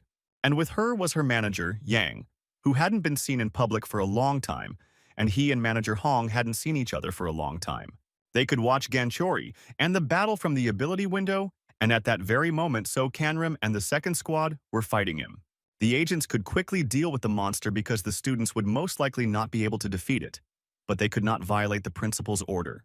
And if the students are more likely to lose and run away, then in that case, Shimong Engyu could take Seo Kanrim for herself on the instructions of the principal. The battle was in full swing, and Yunbom was doing a great job. And with the Demon Destroyer rifle from Gongju's arsenal, it was quite easy to do. Gancherry could not just surrender to the people. He used both fire and poison against them. However, all these attacks were nullified because with the help of Father John and his abilities, the shield and healing touch were also difficult to hit. Yoongil also kept up with her sister, distracting him while her father treated people. She also borrowed a new bow and arrows called Red and White, the most modern bow in the world. Rini was also useful in stopping the dragon's fire attacks with his water ability. Gongju couldn't understand how they could fight back so skillfully but missed all the attacks. He was worried that they might not be able to cope. And then the manager of the first branch took his people away from him, including So Kanrim. At the perfect moment, the dragon ran out of fuel for the flame, and this was a great chance. For a massive attack with all available means and people, they had to pass the dragon's defense. But the back came up with a better idea. Instead of fighting him, we could try to push him with a wall of shields from the abyss. They used an ice wall to approach it without getting burned by the heat. Of course, Gancherry could not let the attackers get to him so easily and tried to escape the ice trap. Then, Shinsua suggested that people with the water attribute attack the dragon with water, and she, in turn, would delay it using the Shamrock method. And so they pressed against him with shields and spears because their dragon's fire coating no longer burned. The monster could not even move, only growled at everyone, but they did not pay attention to it as they almost pushed him. In the crowd, in the back of everyone's head, you could see Doc Gojin, who hid his sword and knew what his role was and what he had to do. He activated his corrosion ability and slammed his hands against the ground, releasing only dark power from himself. It worked. The edge of the cliff collapsed and large blocks of stone flew down with Gancherry. And the Raven, with the help of which the agents could observe the entire battle, saw everything and flew over them, transmitting the picture to the leaders. When he went down to see if the dragon was defeated, he saw in the window of abilities that So Kanrim was still there. Jan immediately told the other managers about it, and they couldn't understand what he was doing there. And he, in turn, did not notice how he was being watched, just looking for a small dent in the center of his head. And he found it, and struck at that place with his seven-spoke sword and easily pierced the steel skin of the dragon. Watching, the manager of the second branch wondered if it would be possible to win in such a way. And the manager of the first branch was upset by such antics. Since all of her young talents were lost in the last room, she needed So Kanrim and his team to lose. Otherwise, she would not be able to take them to her department, so she wanted to prevent Gancherry from being killed. But Gongju's manager noticed that his student was not going to end the mission with bloodshed. Before he went to fight the monster, Seo Kangrim told Doc Gojin the plan, and he agreed to try it. And when he said that the dragon didn't recognize him, it was a problem. But Doc Gojin suggested the idea of piercing the point of 100 vessels to make the dragon come to his senses. All he could do was hope that the plan would work and that his immature dragon would come to his senses, saving him from death. The dragon suddenly raised its massive head up and opened its toothy mouth and roared at the top of its voice. But Seo Kanrim was still sitting on him, holding onto his sword and trying to remind him who he was. And it worked. He heard him and calmed down, just looked up and listened attentively to him as he spoke to him. He asked him loudly if he remembered him, and how he fed him Rini's food and how he was able to protect him during the ambush. But he tried again to put a sign of friendship on the dragon, and maybe it would have worked, and they would have become friends again. The managers could not believe their eyes what he was doing, and there were arguments about it, as everyone wanted to see something different in it. Xiamen Engyu ordered one of her sentinels to write down in the minutes that because of Ganchiori's danger to his students, she was forced to end his life. She activated her abilities and didn't even want to hear Gong's shouting for being responsible for such antics. She only told him that he was told to intervene when there was danger, and she sees it for So Kanrim. She launched a huge stream of energy in the form of lightning to where the dragon was, which created a powerful explosion. The dragon's armor is hard to pierce, and since Seo Kanrim was riding it, only the wind from the explosion hit him. The manager of the second branch grabbed her by the barrels, which was unacceptable and could have caused a student to get hurt. It was good that it missed them and hit them, and most importantly that it didn't hit. So Kanrim and he managed to tie a friendship scarf, but she broke free, activated her ability to walk on air, and said she had to save him and that he was in trouble. She came closer, hovered in the air, and took good aim so that this time the lightning strike hit the target. And this time, she still failed to hit Gancherry because the lightning never reached them. It took a little time for the friendship cloak to take effect, and we managed to conquer Gancherry the first time, which was very timely because the times and managers had already interfered with them enough, and if he hadn't thrown a seven-spoke sword at her, he might have been hurt. They came down to praise him for his ingenuity because the sword acted as a lightning rod for lightning and to give him a weapon. Xiamong Engyu also apologized to him, saying that she only wanted to help, but it turned out that she was only in the way. She also said that he could take his weapon and leave the monster with them, but he said that no one dared to destroy it. He continued that he was not going to harm the monster and would not allow anyone to do so and stood between them. They were standing there together, and in their minds they had a lot of question marks about why this reaction and why he was defending him. And the answer was very simple. It was his dragon, and he could not allow it to be offended. Manager Gong still argued with him, and even though he obeyed, he remained a monster with flames and poison. But he had one idea on how to get rid of such bad properties of his new pet. He called Rini to him so that he could try to cleanse the dragon of the poison around him. The dragon, in turn, obediently lay there and looked up at Rini, and how he shone with a bright light green glow over him. And the radiance became so strong that it blinded everyone who was watching this action at that moment. Seo Kanrim hugged him and told Gunchiori that he was not a monster, and he was certainly not a mistake. Chan Tehuna, who was also watching them, was shocked to hear the words, and he just opened his eyes and mouth at what he heard. And most importantly, he added that he was a dragon, and he also glowed brightly. But when he was informed that his resentment was subsiding, Gunchiori turned into a small dragon that hugged him. Manager Gong did not believe with his own eyes that this was possible, and now there was no need to destroy anyone. The little dragon was such a cute creature that even Manager Yan couldn't resist petting it. And everyone who took part in the victory over the immature dragon received a message that Gunchiori was defeated and the mission was successfully completed. The people around them were happy to see this difficult room finished, and even more so Shin Sua, who was especially happy about the mission, and So Kanrim. He asked Chaz if he could take the dragon for himself. Perhaps he was not fully healed and needed to look after him.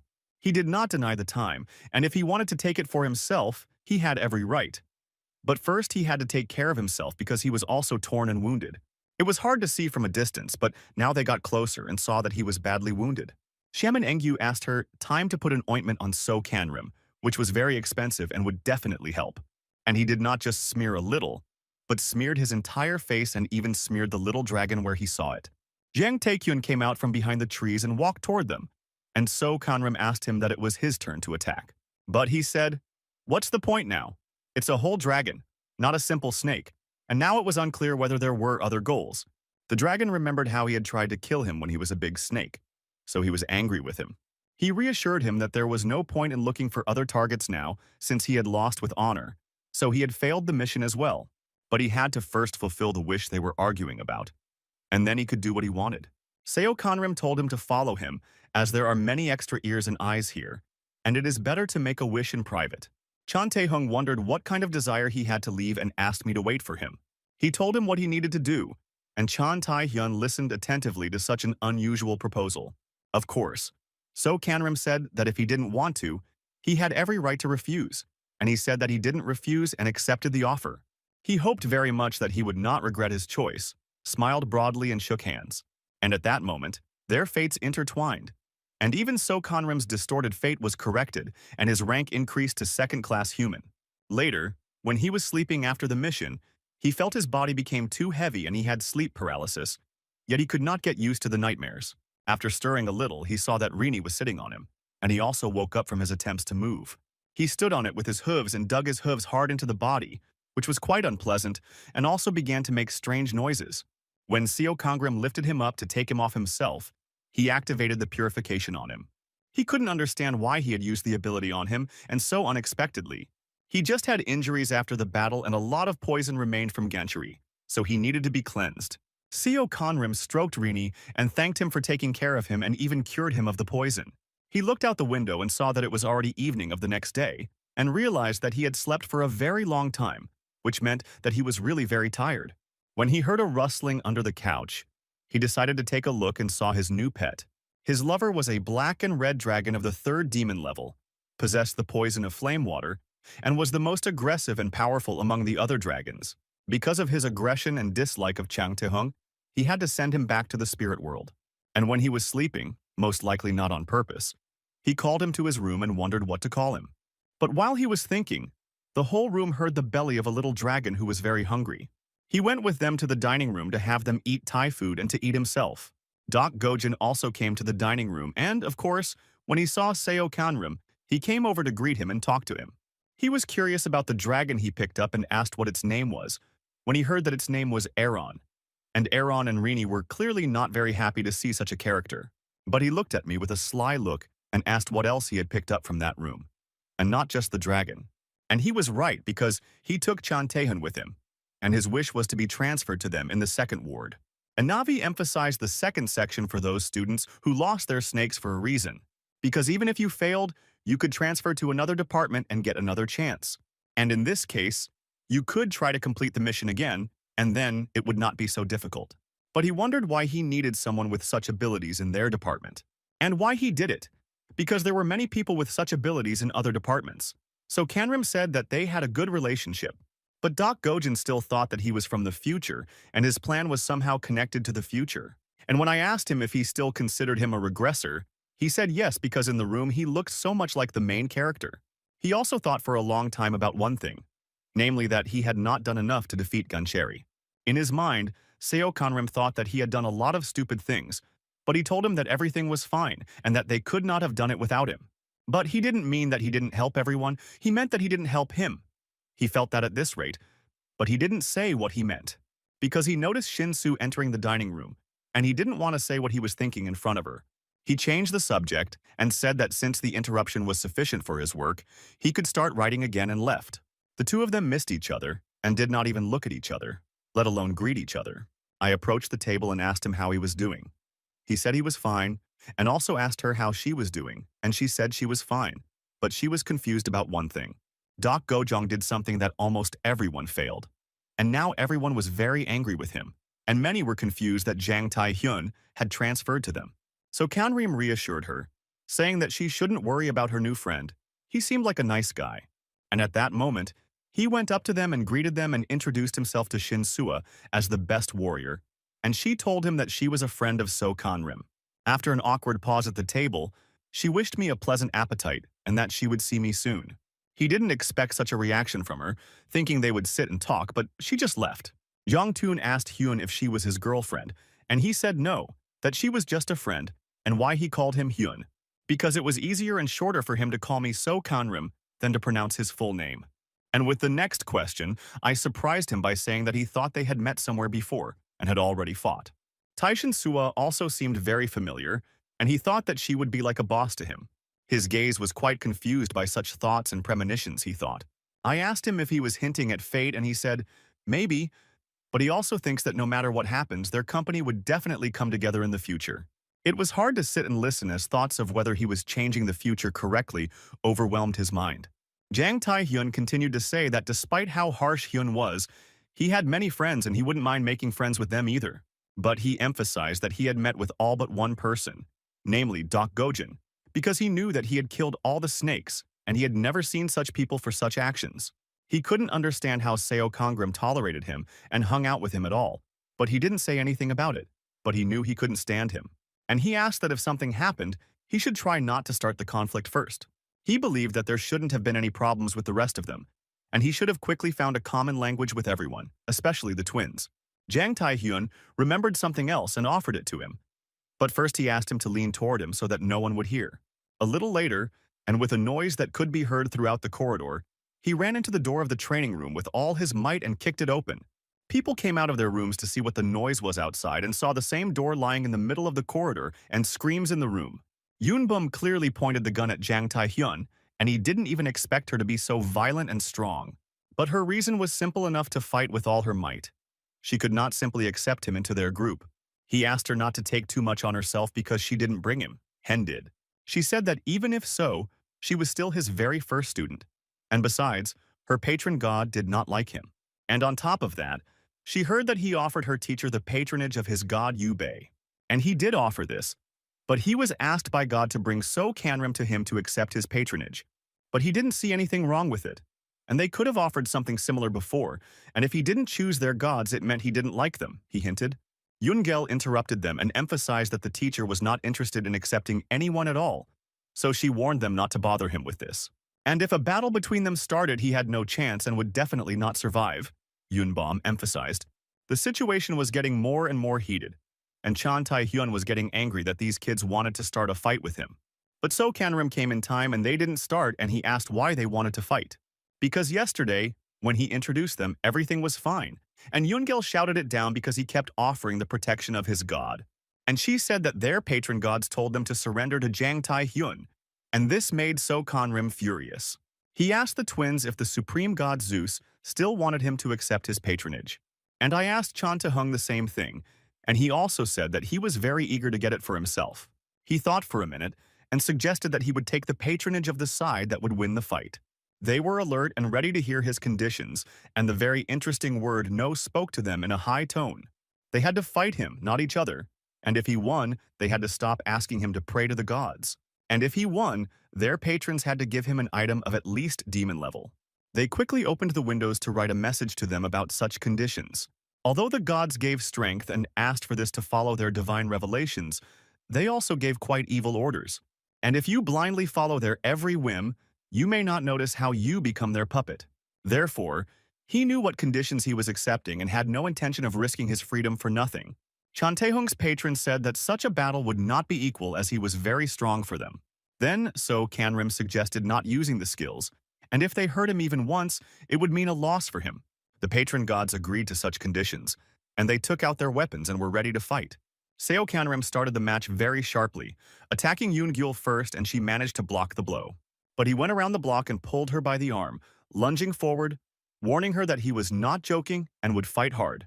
One of the sisters was temporarily taken out of the fight by the remaining Yoonbom, who stood behind and watched. She was waiting for the right moment to make a shot, and he asked her to shoot him. But Jang Tae-hyun wanted to attack him from behind, taking him by surprise while he was saying that they should be more serious. He felt that someone was on his backside, so he quickly thought about his next steps. He threw Yoon-gil at Yoonbom, which they obviously could not have expected, and this gave them time to take the next steps, namely, to turn 360 degrees and block Chan Ta-hung's kick. Realizing the seriousness of their agreement, he was quite stern, and asked why he was smiling. And without words, they tried to strike each other without sparing either strength or skills, especially Chan Tae-hyun. But for a moment he thought he was giving in to him and warned him that he would tear up the British flag if he continued to do so. They were separated by a bullet that flew quite close between one and the other but hit the wall. While he was distracted by yelling at one of the twins, Seo Kanrim was able to seize the moment. I caught his head with my hand and dragged it with all my strength into the concrete wall in front of him. The girls recovered a bit and were ready to try to attack again, as they did not want to lose like that. And he was ready to give them a serious fight after Chan Ta-hung immediately turned around and burst into the sisters' room. A lot of people were already watching their sparring. Even Shin Soo came to watch. She was even offered to intervene in the fight and stop it before something happened. She watched some more of So Kanrim's attempts to get to her, and how he skillfully dodged and fought. She was a little bit amused by the situation, but still thought that something had to be done. I picked up the phone and went to dial the person who would be exactly what I needed for this. So Kanrim stood in front of them, looked at them, and said that he thought they had had enough and the fight was over. There was no point in fighting anymore. They had lost fairly on fair terms, so he asked them not to bother him anymore with their gods. He didn't mind training in this style, but he despised fighting under the orders of the gods and was quite angry with them for it. He continued and said that it would have been better if they hadn't become friends right away than to pretend to be friends and start a battle on a stupid order. He gave the sisters an example that if one of their gods ordered them to kill their sister, they would do it. Their faces changed because his words had a great deal of truth and meaning, and they had never thought about it before. So Kanrim asked them to make their own decisions and think for themselves and not to act on other people's orders. And they accepted the loss with dignity. The sisters were the first to step up. They also apologized to Chan Tai-hyun for shouting and attacking him first by surprise. He blushed in embarrassment and, scratching the back of his head, apologized to his sisters for everything. Just then, Father John came into their room and asked if they needed his help, and they happily agreed. When So Kanrim left the room, he heard them discussing the entire match in one voice. At first they fought individually and as if with each other, but at the end they were able to unite and work together. Walking further down the corridor, he reflected that everything had worked out well, and he had been able to unite them with each other. But Shin Soo was waiting for him around the corner, and she stopped him and asked if he had planned it that way from the beginning. She said that she brought Father John because she thought they might be injured and would need help. He thanked her and asked why she was uncomfortable with Jang Tae-hyun's presence, and he heard that she thought they had met somewhere before. This caused him not only surprise, but also concern as to why the two of them thought it was. But he didn't show it and said that it was very good, and they would become friends soon. And he thought that if he was gone, they would continue to communicate. Meanwhile, in the office of the manager of the first department, Xiamong Engyu, one of her Che's reported that the students of the third department who had failed had been transferred to them. But she didn't put much hope in them, since they were neither Seo Kangrim, who had easily passed the task, nor the strong Zhang Tai-hoon. Chasa noticed the tone of her words and asked her if she was still interested in So Kanrim, since she had turned her attention to other talented students. But Xiamen Engyu said that all these events made her want to take him to her even more. She also smiled and said that he was right, and that she had noticed a lot of talented students from the second department. She even said, giggling, that she had managed to get one promising guy to join them, and he had agreed, and she wanted to see Gon's face when he found out.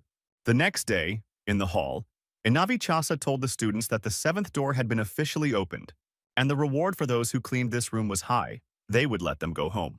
She emphasized that this room is the last and the most difficult one, and you will be able to leave it only after you have completed it.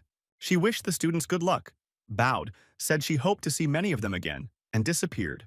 The sisters and Chan Tai-hyun would have liked to go to it, but there were too few of them, only 3, and it was not clear where the rest were.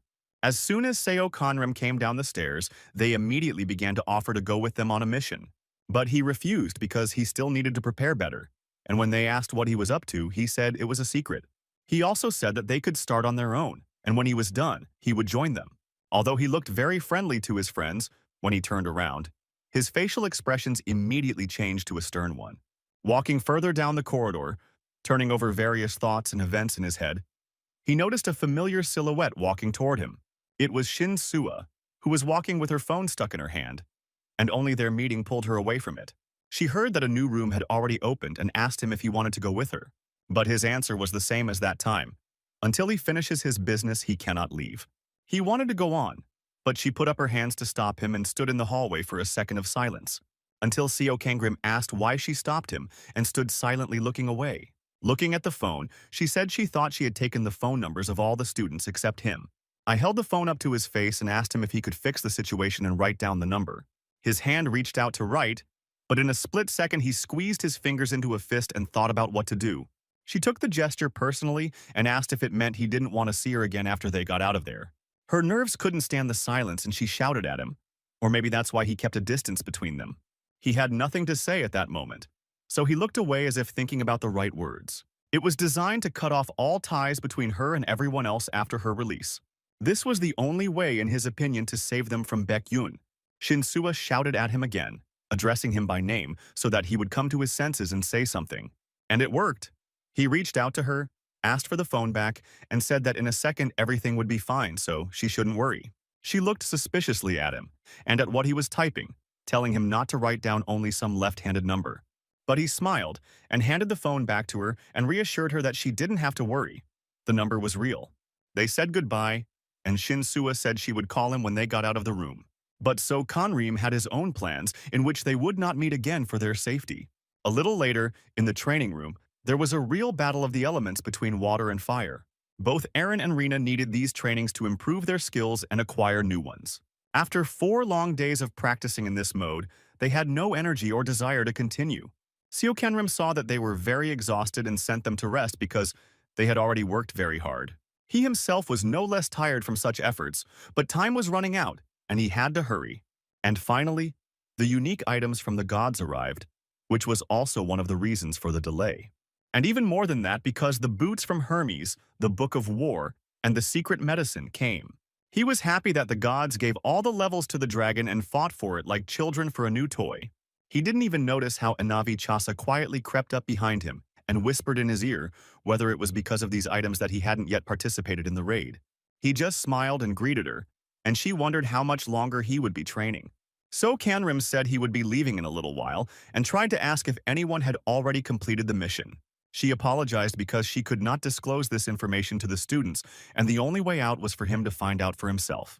But first he needed to rest, and his animals also needed to rest after such training. While flipping through the news on his phone, he noticed that there was no news about people from the training centers like last time, even though 4 days had passed. It worried him quite a bit because he knew what kind of room it was, and 4 days in it is quite a long time. Their silence was interrupted by an arrow that flew into the back of the sofa against So Kanrim's head and woke Eren and Rini. This is a rather rare item because it was an arrow of space and time that sent messages from anywhere and everywhere. He didn't know who it was, so he rushed to open the notification window of the arrow to find out what it was. What he saw in that message made him embarrassed and horrified. There was a severely wounded, barely alive Shni Sua lying on the bare ground with a sword in her hands. He covered his face in horror with one hand and reached for the notification window with the other, and immediately recalled the past events. That time, she also gave him her phone to write down her number because she liked him as a person. And she was surprised that he never used his ability and passed the missions anyway. Although it was quite difficult, she noticed his desire to reach the goal at any cost. But he was surprised at the time by her openness and warmth toward him. And he was looking for reasons for everything, and she had several at the time. He smiled into her face and wondered what she wanted from him that she even invited him to walk through the room together. Even such stupid thoughts were that she wanted to seduce him. And if that was true, then as soon as he came out, he would steal her ability. Then they got into the dimension of the 7th room, and as soon as they were in the room, they were given a task to find a sign with their name on it. But not everything is so simple. Bracelets appeared on their bodies, each in its own place, gradually penetrating the body with blades, and the location depended on karma. And over time, or rather in 7 days, if they did not find the plates, they lost the marked limb in the places where the bracelets were. In his past life, he had a bracelet only on his little finger, which meant that he had almost no karma. And Shinsuke could have lost 2 hands, but she didn't panic and even thought it was fun. She would like to be kinder, but at the moment it is what it is. And she also said that no one is stopping her from being kinder in the future. Her words made him think a little that maybe they really cared about him then. But there were so many evil things that happened to him that it was difficult for him to trust everyone. While Seo Kanrim was flying in his thoughts again, a strange drum-like sound rang out in the room.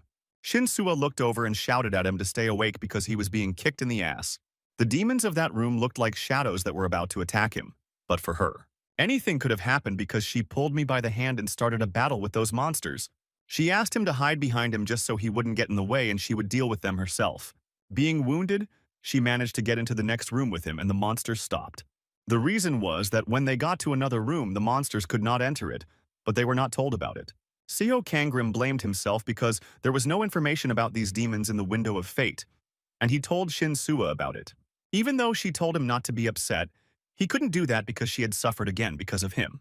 And in the last room, I had to protect one eye because of his weakness and fear. And he had tears dripping down his face, and he asked her why she had dragged him along with such a worthless and weakling. She stood looking at him and asked him to remember what she had told him earlier in the central hall. So Kanrim was bitten by Eren, which pulled his master's consciousness out of the whirlpool of memories from past events. His pets looked at him with a rather curious look. They were worried about their master.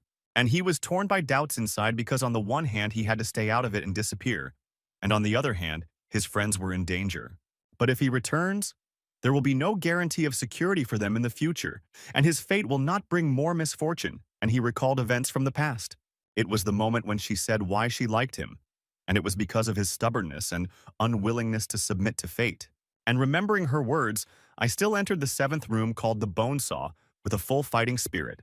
The gods immediately came flying with questions about where he was and why he hadn't appeared for so long, but he ignored all of this and asked where Shinsuke was. But they just said that he had better start worrying about himself and not about her. He raised his sword and saw a bracelet around his neck. The bracelets were not only on his neck but also on both his arms and legs. The gods were shocked by this, but he had no emotions on his face. He only pulled the collar up higher and tightened the top of the jacket's zipper as much as possible. And since the gods could not help, I had to figure out where to go and think about where Shinsuke would go first to look for the signs. I came up with the idea to map the bone saw room and explore room by room. They searched everywhere, even looking in unrealistic places such as pantries and dressing rooms. When they entered the next room, it was empty, but there were things scattered around as if there had been a recent battle. When I took a step forward, I saw a shiny thing lying on the floor, shining right in my face. It was most likely Father John's cross, which meant that he was moving in the right direction, and the arrows on the wall were most likely Yungel's, so he could only hope that Shinsuke was with them. He moved on quietly, and only the gods were still not silent.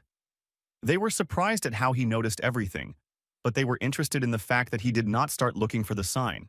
And so Canrim got into a room where it was still quite clean and not scattered. Even one of the gods noticed that there was no battle here. But there were doors everywhere, and he thought he would go into them one by one, so he would explore them and find them. But Rini noticed a mark on the floor in the shape of a cross, and made him pay attention to it. And there were crosses on the floor in front of each door, which meant that you should not go there. So this could mean, in turn, that you need to look for a sign of the second form, and it indicates the correct choice. He smiled and realized that it was Shinsua after all, and he needed to look at the same place from the last time. He went to the throne in the middle of the room, climbed on it, looked around it carefully, and saw. He stood with his feet on the throne itself and with one foot on the throne's handle, reached up to the ceiling as he did so.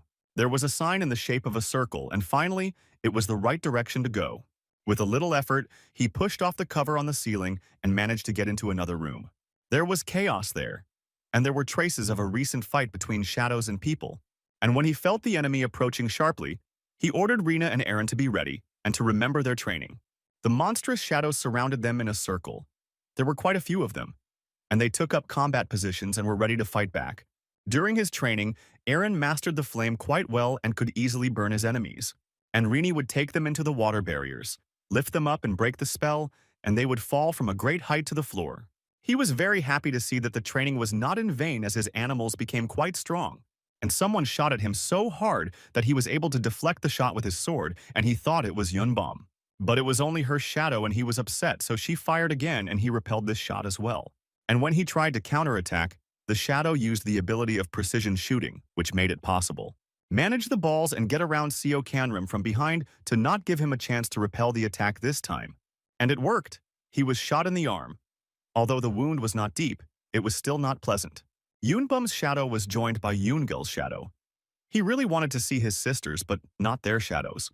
He smiled and said that such a meeting could hardly be called pleasant and was ready to fight them. He had studied their attacks well and was able to defend himself quite skillfully, until he remembered that there was only one monster in this room of bone saws, and this was a shadow thief. He had a first-class human rank. He copied the abilities of the second person. Whoever entered the room was doomed to meet himself, because he was stealing not only his abilities, but also the very appearance of a person.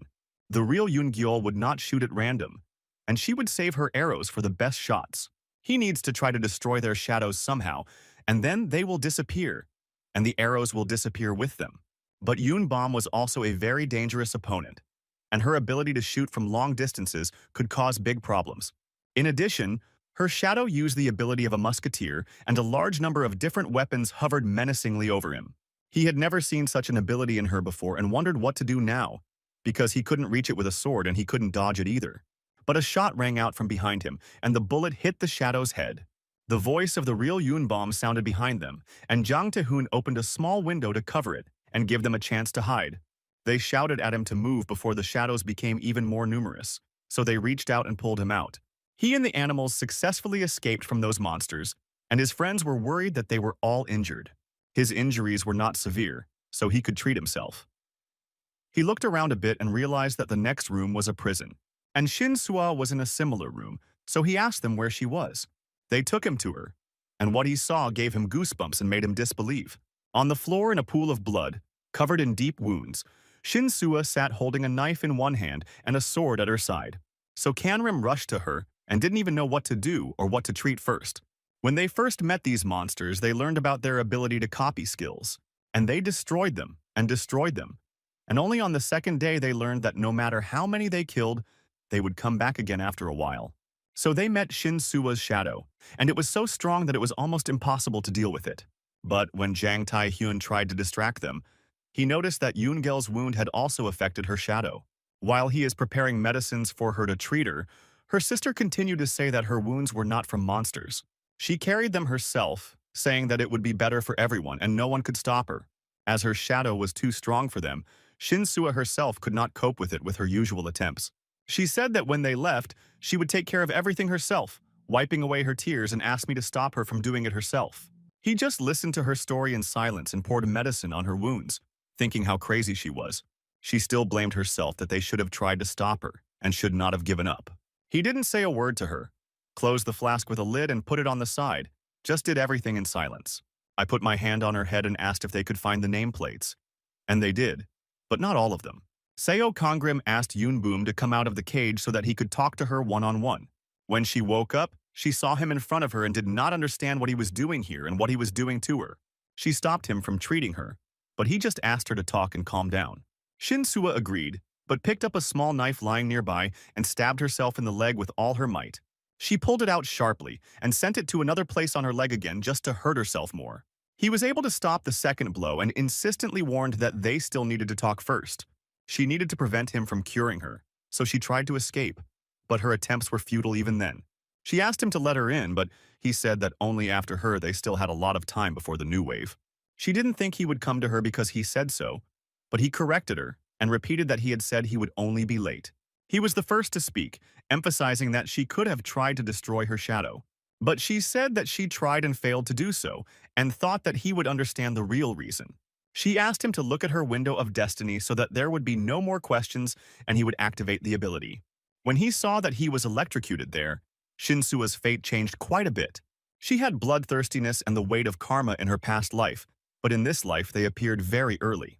Her abilities were quite similar in terms of how they were used in his fate abduction, and in the masked killer's ability.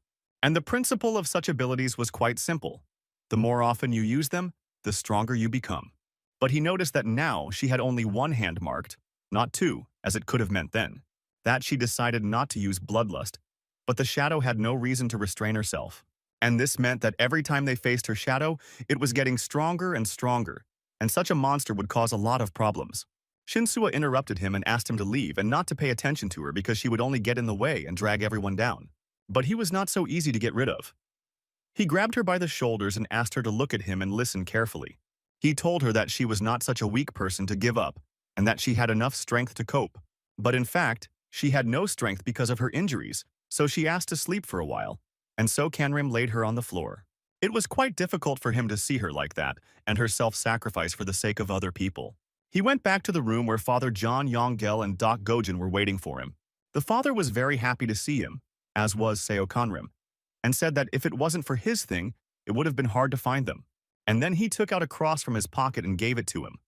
The father was very happy, he thought he would never see it, and thanked him. But what really pleased him most of all was that they were finally able to unite together. Since loneliness became a rather serious test for him, and despite the fact that everyone came in separately, they were still able to get together. Seo Kangrim was interested in what he said because he thought all the time that he and Doc Gojin were together. And while they were talking, my father remembered Shinsua and went over to see how she was doing. But he stopped him by catching him by the arm and said that he thought she would be fine because he had given her good medicine not long ago. So Kanrim's appearance gave everyone a spirit of hope, especially the sisters, and they were confident that with his help they would quickly cope. But Jang Tai-hyun said that Seo Kangrim hadn't noticed before that his shadow was probably very strong. And the twins supported his opinion, and the main thing was that she should not be stronger than he was, as it happened to Shinsua. Doc Gojin looked at him and asked if their strength depended only on their abilities, or if something else was involved. But when he asked, his gaze shifted to his neck and he saw a very beautiful neck bracelet. Seo Kangrim fought off Doc Gojin's hand because he didn't want anyone to know, but it was too late and it was noticed. The twins were shocked by what they saw, as it meant that without the nameplate, the teacher could have died. But no one has heard the words that he has only been here for 1 day and has a lot of time left. I got up and decided to find the signs and get out of this damn room as soon as possible. But they didn't take Seo Kangrim with them, appealing to his injury, so they decided to go themselves. And he was left on guard duty because they needed a watchman to look after Shin-soo, and Yoon-gel poked her finger in his wound convincingly enough for him to stay. The father suggested that someone else stay with him just in case, and Doc Gojin decided to be a guard as well. And it was to Seo Kangrim's advantage that he had a couple of questions for him and asked him to answer honestly since they were the only two left. He agreed and said, let him speak, and the first question was why this room was used as a base, since there was absolutely no point in closing Shinsua because it was her shadow that was dangerous, not her. The answer to that is quite simple. She asked to be locked there because she thought that in the absence of plants, the shadow would not be able to use its powers. He agreed that the circumstances were indeed terrible for the Shinsua attribute, but that did not change the fact that they left her on the cold floor. Without saying anything to the floor, he looked at him and asked him if these were all questions or something else. Because in his opinion, as the main character, he had to ask more global questions. And the next thing he asked was what the arrow with the message was for. What was its meaning? Doc Gojin smiled and replied in his usual style that they needed a protagonist, and since he had been gone for 4 days, he took action. Seo Kangrim did not know how to react to this, so he remained silent and said that at least this way he knew that Shin Suo was in danger. But there was another one where he took the arrow of space and time, which is quite expensive to buy in a store. But Doc Gojin closed one eye and put his finger to his lips and said that he wouldn't answer that. It was a secret. He also had some interesting news, but since he was from the future, he should have known it. But in his opinion, something went wrong because this situation had not happened in the past. And his words were true. And indeed, the changes were significant. And he could not tell and told him to stop talking his own ideas. But Doc Gojin did not stop and continued to make the point he had just made, taking note of the number of bandages and their location. It was a sign that he had a lot of karma and that he did not understand what he was doing. Then Seo Kanrim asked him to say everything directly and not to go around using words. And he continued that if the place where the bandages were depended on karma, and the more karma you have, the more important you are as a body part. He showed me his hands and said that he didn't have one either, and that it was also a sign that someone wanted to ruin his writing career. But that was not all he knew, because the amount of karma also determined how strong the shadow would be. And it seemed strange to him that Seo Kanrim was acting like a weasel while he had his hands up to his elbows in blood. It took a lot to do that, and he stood up and asked inquisitively what he had done in his past life. He was eager to find out who the protagonist really was and what was behind the mask of kindness. So Kanrim looked at him and put his hand to his neck, gesturing that the real criminal was hiding behind the mask. But the laughter echoed throughout the room where they were sitting, and Doc Gojin showed with his whole body that he did not believe him. He was interested, of course, if the protagonist was a criminal, but this is clearly not about him. He was also eager to meet the shadow of So Kanrim, because he believed that the power there was not simple but devilish. When he asked me to shut my mouth at least a little bit, he offered to make a deal if I told him a story from the past. So Kanrim sighed heavily because he was tired of constantly proving that he was not from the past and listening to this nonsense. They were watched all the time by agents who were allowed by the head of the corporation to watch the passage of this room. They watched all the students, and as always, So Kanrim attracted the most attention. They even pulled up the archive about him because it's all quite strange. Ju Sante looked at his map but scratched the back of his head. I took him to the manager, but there was nothing written there about any crimes. He was just an ordinary citizen. The only thing was that he lost his parents as a child and was adopted by a shaman. Therefore, he probably refused the patronage of the gods for this reason. Inavi said that maybe he was a murderer, and his cases were not solved because they could not explain so much karma in any other way. But Manager Gong denied that things were not that simple, and the number of lives did not really affect karma. In such circumstances, he would have had to destroy hundreds of lives, and it's even scary to imagine what he did. Ju Suntae was excited to hear this, as they wanted to invite Seo Kanrim to work with them after the mission. Moreover, the director gathered all the branch managers for a reason and initiated them into the issue of karma on the last assignment. It was supposed to weed out the mentally weak, taking into account their future goals, so it could not be otherwise. They even took the killer on as an intern, the agency's goal being to make strong hunters out of the students. And during the tasks they collected karma to see who was who, so the mission of the last room is exactly that. In this way, they helped them become better by putting their lives in danger. Therefore, in addition to ordinary robbers, they even recruited entire dangerous groups. Led by the main gangs, bandits tried to destroy the stronger ones, and they either succeeded or failed. The stronger ones became even more skilled and broke them, so it was quite useful to use them. 6 days have passed since the opening of the Bonesaw Room, and the bracelets of those who entered first have already sunk quite deeply into their skin. They caused a lot of pain and opened deep wounds that were seriously bleeding. So Kanrim took out injections from his bag for them to inject themselves to stop the pain and to be safe from infection. He asked them to leave the room as soon as possible, but they could not do so without his and Shinsua's sign. Then he asked Rini to look after the two of them, while he went to look in the other rooms. This time, the signs were not in place because he was able to find them a long time ago, so he had to hurry. In one of the rooms I came across shadows, and it was disgusting that there were more and more of them every day. They are constantly renewed anyway, so it made no sense to go back to the rooms we had already visited. He was quite easy to deal with shadows, and the gods noticed that if he is so powerful, how powerful is his shadow? When all the shadows in this room fell, a shining thing on a bookshelf caught my eye. Finally, one of the tablets was found and he looked at it and thought that it was exactly like the one in Shin Sua in the past. All the signs were protected by a barrier and could only be touched by the owner who needed to. And the barrier disappeared. He was able to take the sign away, which meant that now he had to hurry and find more. He wanted to catch his breath for a while, and meanwhile, a message popped up that all the conditions were met and the training would end as soon as he left the room with the sign. But he was interrupted by the feeling that he heard someone from the next room, and the voice was quite familiar. So Conrim entered the next room, where a crowd of frightened people were standing with weapons in their hands because he had frightened them. They recognized him and were very happy to see him, and began to invite him to join them. They really wanted him to join because they felt safe around him and could trust him, but he refused because he was looking for the Shinsua sign.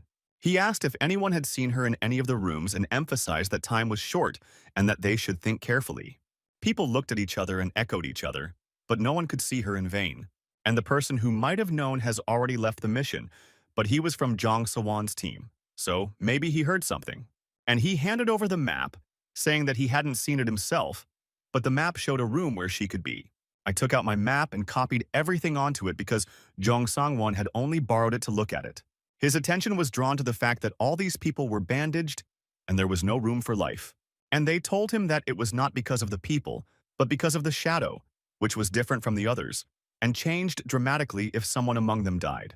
She grew stronger as if a beast possessed her, and even beasts are not capable of such things. One of the attendees said that she also had the ability to take skills from corpses, and that they had met her only on the fourth day, and before that everything was fine. It was difficult to confuse this shadow with others because there was a red bandage on his arms, legs, and even his neck. Suddenly, Jong Sawon reached for Seo Kangrim's hand because he had noticed something and asked when he entered the room. But not allowing him to touch him, he abruptly took his hand away and looked at him angrily for his question. The frightened face spoke for him. He guessed that it was Seo Kangrim's shadow, but to be sure he asked to see his neck. But he ignored him. And because of this, Jong Sangwon switched to a noisy tone, which attracted the attention of the other people in the room. They were already worried and afraid, and the screams added fuel to the fire. Then he started shouting and proving that the time of the shadow's appearance coincides with when he entered the room. And plus he had a lot of strength without talking about the bandages. And his words convinced people to join the circle, and they wanted him to show his neck to make sure. But Seo Conrim said that if he showed his neck and there was a bandage there, it would not mean that the shadow they met was his. All the more reason for him to have nothing to worry about and to show them. And it was the more he got angry and shouted at Jong Sangwon. And he incited people to talk about a skill that could steal abilities from fallen people. He stood silent and listened to the gossip about him, and the noise in the room was unbearable. Only one of the crowd was able to close the mouths of the others, and he emphasized that it is impossible to say something when even the words are not allowed to be spoken. The only way he saw out of that situation was to activate the ability to be invisible and disappear from their sight. Meanwhile, they came up with the idea to catch the real one so that the shadow could no longer harm them.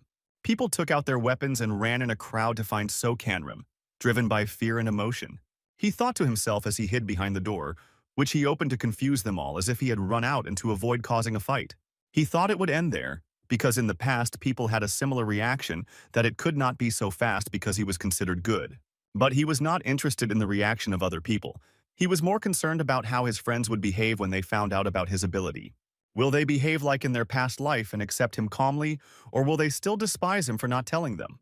Then he quickly returned to the room where his friends were resting, and they were waiting for him to return, as he had been gone for quite some time. But he came back with good news because he met a man and found out where the Shinsua sign was, so he took out a map and showed them. He had a plan to get out of there with them as soon as possible, and when they came out, he would tell them about himself. They found themselves in a spacious, bright room that was unlike any other and more like a garden in the middle of the house. So Kangrim warned them that they were running out of time and needed to find the sign as soon as possible. The garden was not small and the search was not easy, and he was constantly distracted by the gods with their theories. Like what will happen when his shadow comes after them and they find out about his secret. It was good that my sister shouted out that she found a sign in one of the holes in the tree so they could leave as soon as possible. Before they even had time to leave the room, they were surrounded by shadows, blocking their escape. The good thing is that there were only two of them, namely Yoon Bom's shadow and Jang Tae-hoon's shadow, so they thought they could easily handle them. But another shadow with a red bandage on his left arm joined them, which meant that Shinsua's shadow was with them. She could have delayed them or even wounded them, but suddenly Seo Kangrim saw blood splattering from her leg, and she suddenly collapsed to the ground, barely able to move and bleeding. But he remembered what Shinsuo was doing the last time they saw each other, which could mean that she was hurting herself again. We need to take advantage of this moment and at least temporarily destroy its shadow. But suddenly we are touched by a healing touch. A warning appeared in the notification window about the high concentration of ground forces, and that the enemy had the advantage. The Shamrock method would be difficult to use in such an environment, and the Shadow knew it well. She first attacked Seo Kanrim, and he managed to dodge the surprise attack. He shouted to Yunbum and Jang Tae-hyun to run away while he distracted her. The Shadow was skillfully using the ability, and to fight off these attacks, you need to put in more effort than usual. In one of her attacks, she managed to knock the sword out of his hands and kept a shadow at Yunbum's back. That, despite her teacher's order, she stayed and covered him from behind all this time. But she distracted him with her presence, and he missed one shot, and Shinsua's shadow managed to wound him. And when she came close to him to deliver a couple of final blows to win, he turned his gaze sharply to her, and it was time to use the ace he liked to keep up his sleeve. I managed to get a 7-spoke sword to break free of the Shamrock method and try to retreat. But it was not all that simple. The Shadow decided to turn on bloodthirstiness against him, which improved the characteristics of the Shadow Robber. But for some reason, she did not attack and allowed them to catch their breath and come up with a further plan of action. But the team was not happy that the shadows they saw could regenerate if someone had the ability to heal. Then Jang Tae-hyun suggested that the first thing to do was to destroy Father John's shadow, and Seo Kanrim stopped him. It was too late to do so, as the shadows protected him, and Shinsua's shadow enveloped the father with impenetrable shoots. The idea was to try to distract them with a fight so that the rest could escape, and then he would catch up with them. The same situation forced this plan to be put into action, since they would not win anyway. They escaped and went back to the prison to Shinsua's cell to rest, so that the father could treat them. Iwan was very disturbed by the idea that his shadow made it difficult to fight and thought about what to do. He was scared of the thought that he would have to mutilate himself like Shinsua, and so Kanrim shouted at him that he shouldn't. It is a good idea if they leave the room, then the shadows will disappear with them, and it will be easier to get the sign. He emphasized that this applies to everyone, but of course the company did not like it and did not want to leave Shinsua alone. And he said that they shouldn't worry. He would stay with her, and then he would be able to defeat the shadow himself. And they were left alone in the cage, and he looked at her and said that she had to go with him to get the sign. But first she had to calm down and stop injuring herself, as there was no need for that. He looked her in the eye once again and convincingly told her that everything would be fine, that he had a plan, and that she should just trust him. Meanwhile, in the garden, the shadow monster did not let them go, knowing that they would return to take the sign. He obviously did not expect such a cunning from them when he saw Yunbum's shadow disappear. And then the shadow of Chang Tae-hong and the others, he guessed that they were planning to do it easily, surprised him.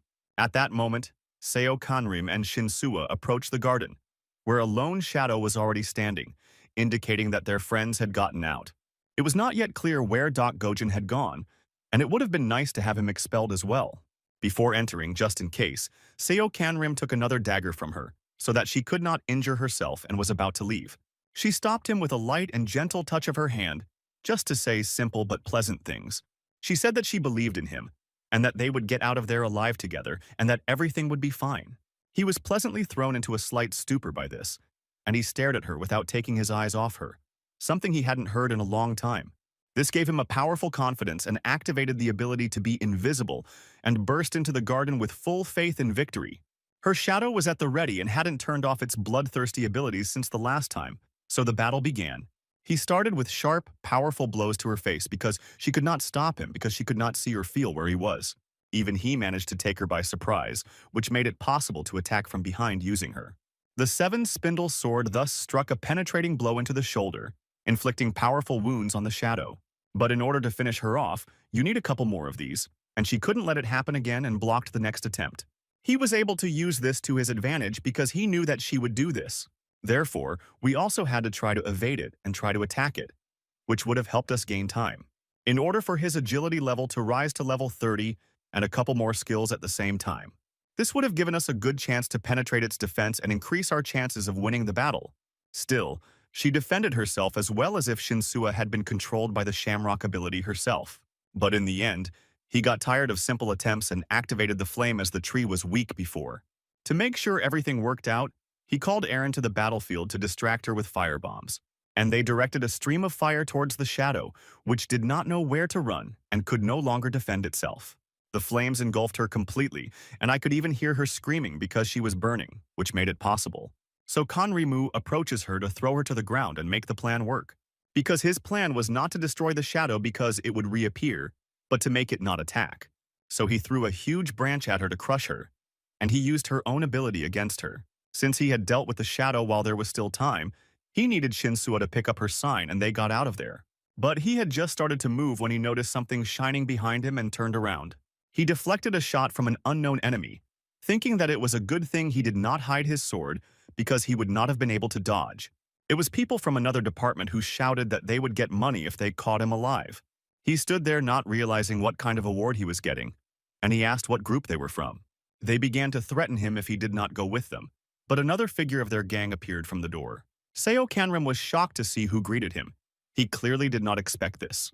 That Doc Gojin, who was quite cheerful and joked that he missed him all the time, would come into the room with the garden. The look changed to a more serious one and asked him what was the point of his transfer to the first ward. But he laughed even harder and only joked that he should have learned better acting. He said that he liked the show with the taming of the shadow because it was enchanting. He added that he could have destroyed the shadow, which would have simplified the task, but he chose the harder path as a true protagonist. He shouted even more that he liked what was happening around him so much.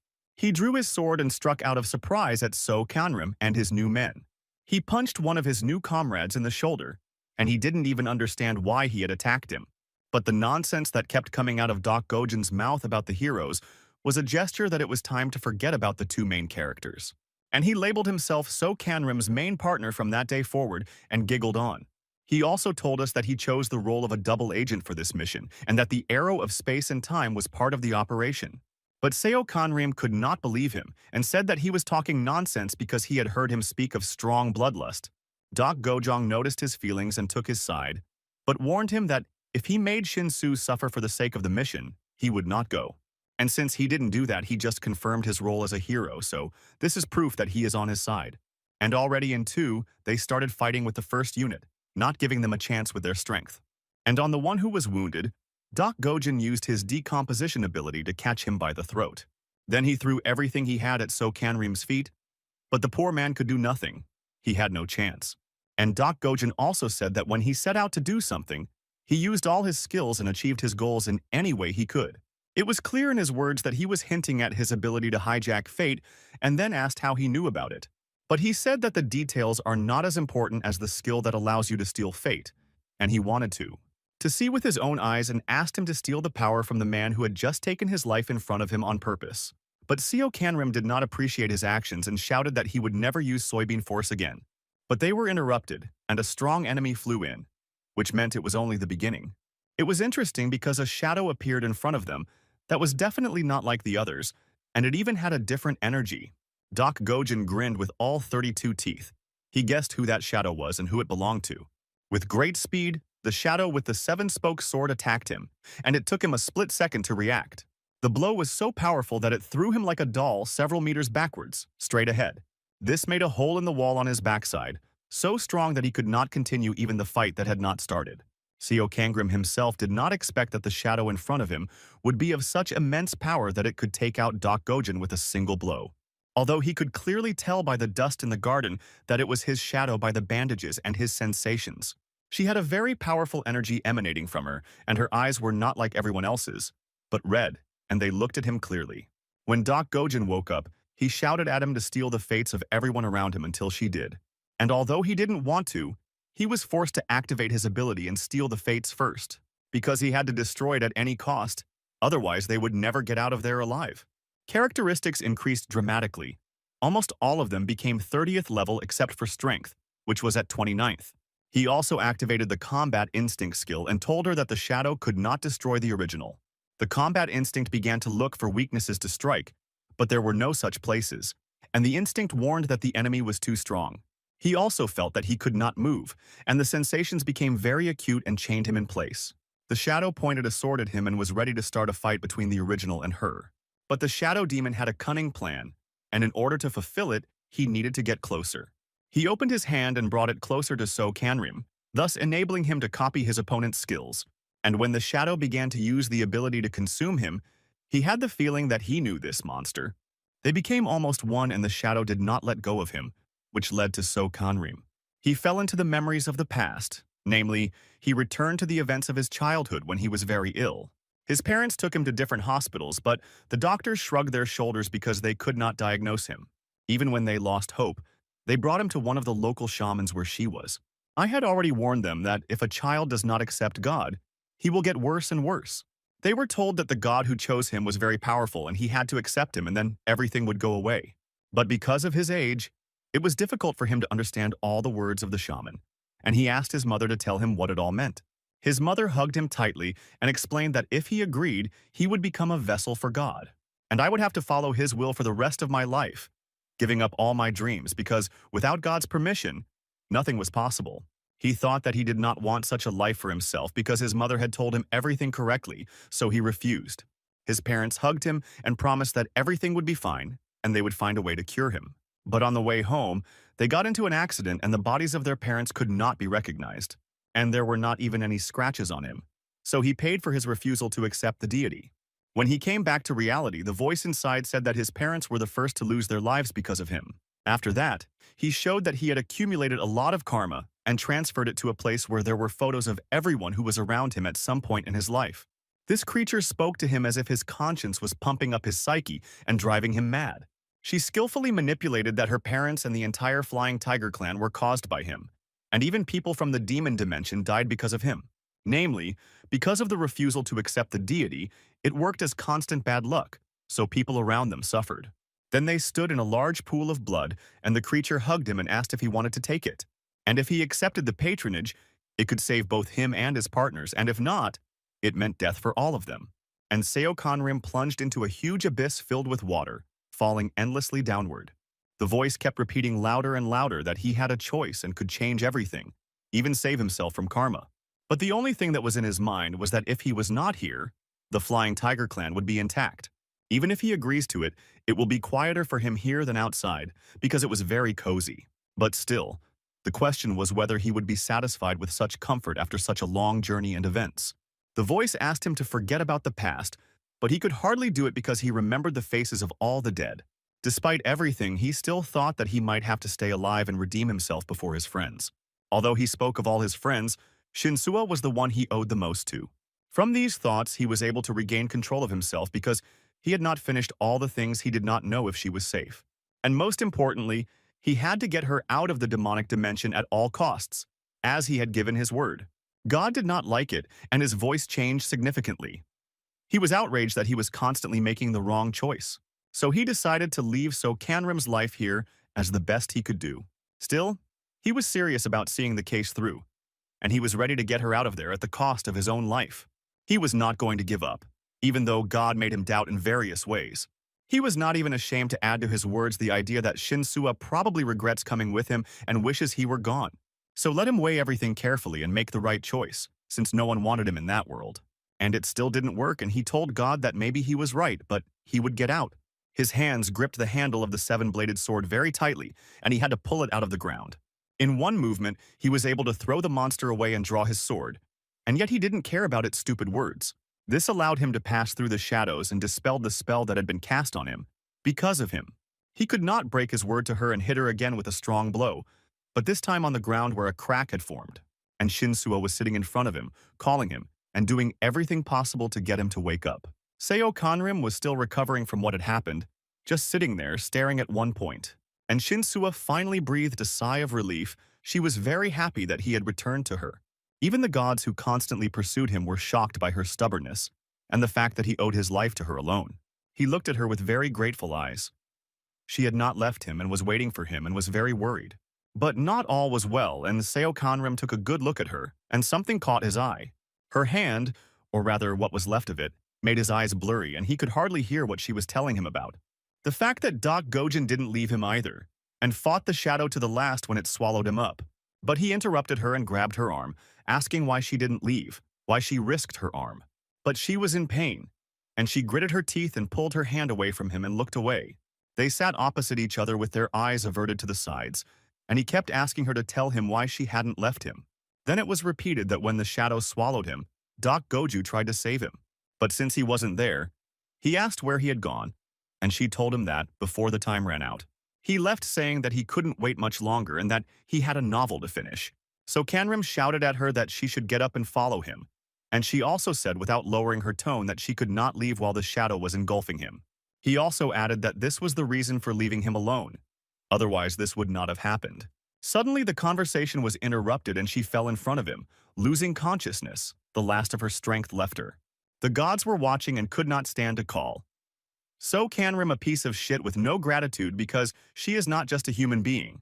She held the sword in her hands until the end and lost the fight against the shadow and fell unconscious.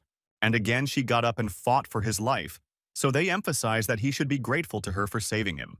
There was no time to leave this cursed room, and to pull Shinsuya, who passed out on his knee, out of there because she has had enough of suffering. He took her in his arms as a familiar blob of energy appeared behind him, and the shadow returned again. God offered him to return to the world of peace and that he did not wish him harm and was ready for anything. But again, he gave him a choice without the possibility to choose, warning that if he did not return, he would destroy both him and Shinsuya. The beasts confirmed their intention with their ability, and in a moment, huge beasts stood before So Canrim. He looked at them and thought about what to do and how to deal with them as quickly as possible, because there was no way to run away. Therefore, there was only one choice: to destroy the shadow once and for all so that it would not harm them again.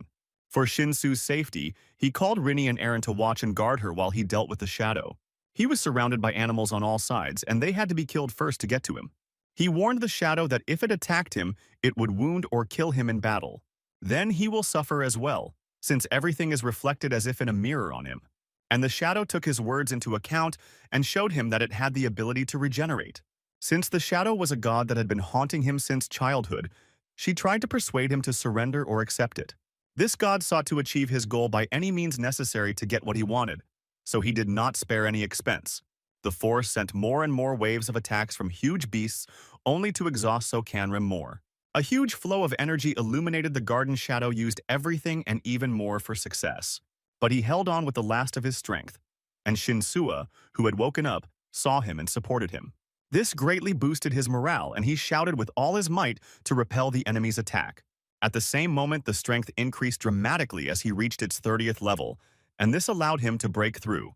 And a light appeared above him now that all the characteristics had reached the 30th level. And all the conditions for obtaining an additional feature to upgrade it to new capabilities have been met. In front of him were golden scrolls depicting a rat and a message saying that the Zodiac was unlocked.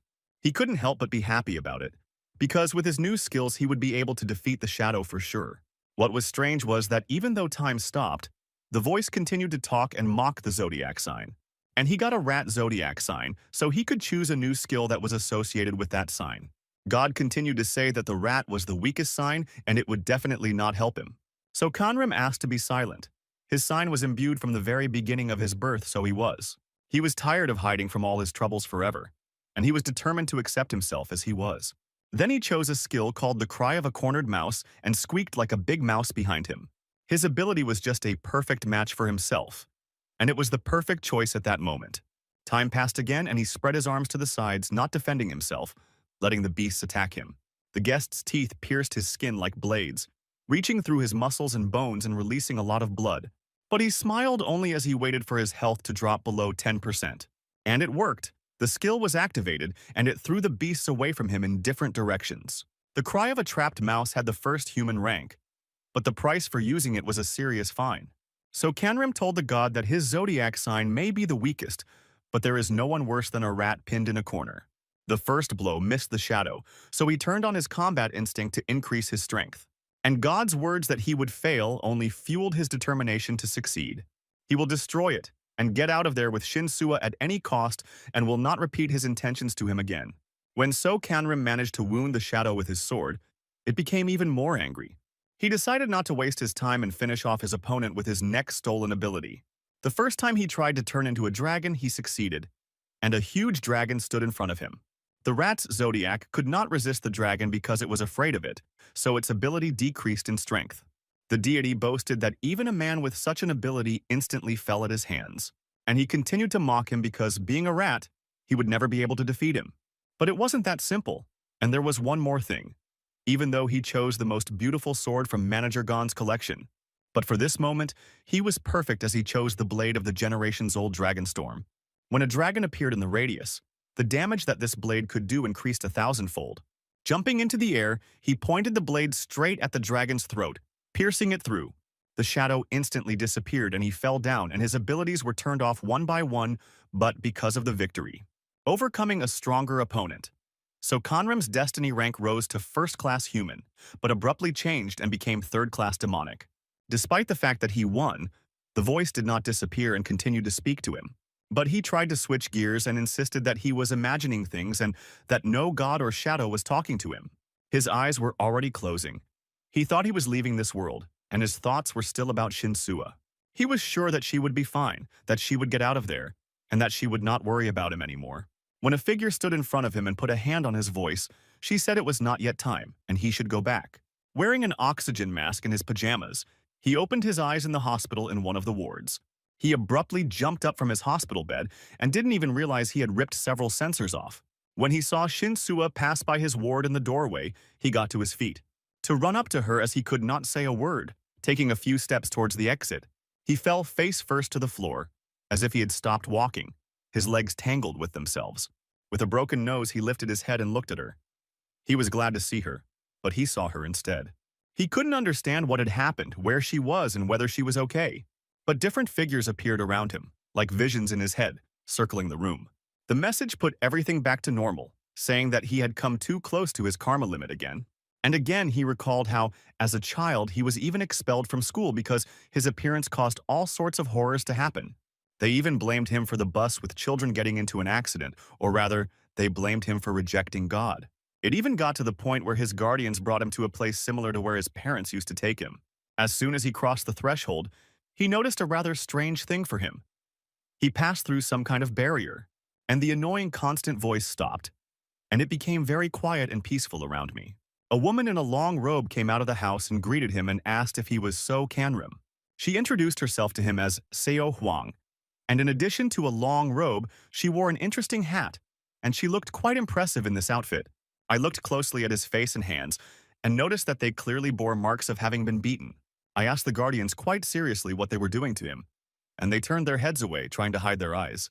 Then she told the little So Conram that these people had brought him for the ceremony to accept God, and the look on his face made her realize that he did not know. She sat down in front of him and continued to say that if this was true, she would not force him. Tai clarified that the God who chose him was very strong, and she was afraid that it would be very difficult with him.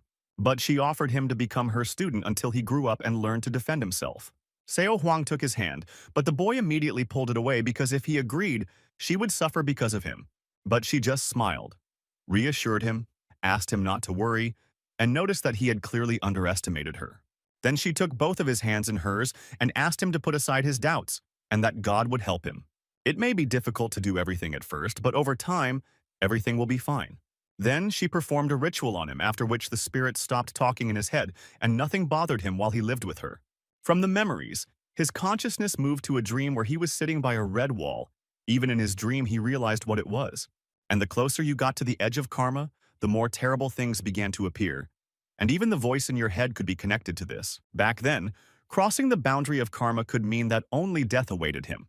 He found himself again in the same ward where he had just opened his eyes, with only a ray illuminating his face. His animals were all around him, waiting for him to wake up and worried about him. And he whispered that it was all just a dream. But the nurse who was with him in the ward corrected him and said that it was not a dream, and he had been unconscious for a month. He immediately asked how Shinsua's health was, and the nurse smiled and reassured him that she was fine. She asked him to wait a little longer, as she needed to inform the command because they were also waiting for him to wake up. She congratulated So Canram on his recovery, but did not know that he had recovered only physically.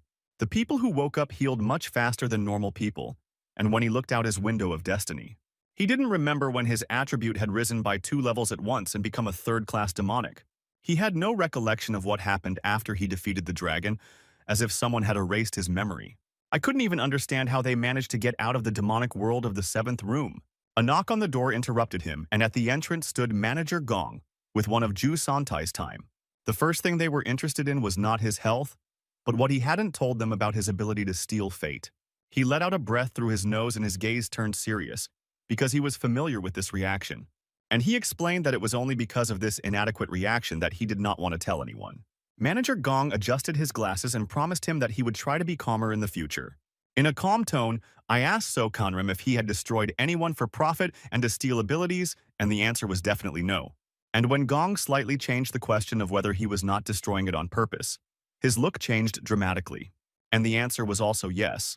But he clarified that it was only in self-defense, and added that according to the contract they had signed from the beginning, this could happen.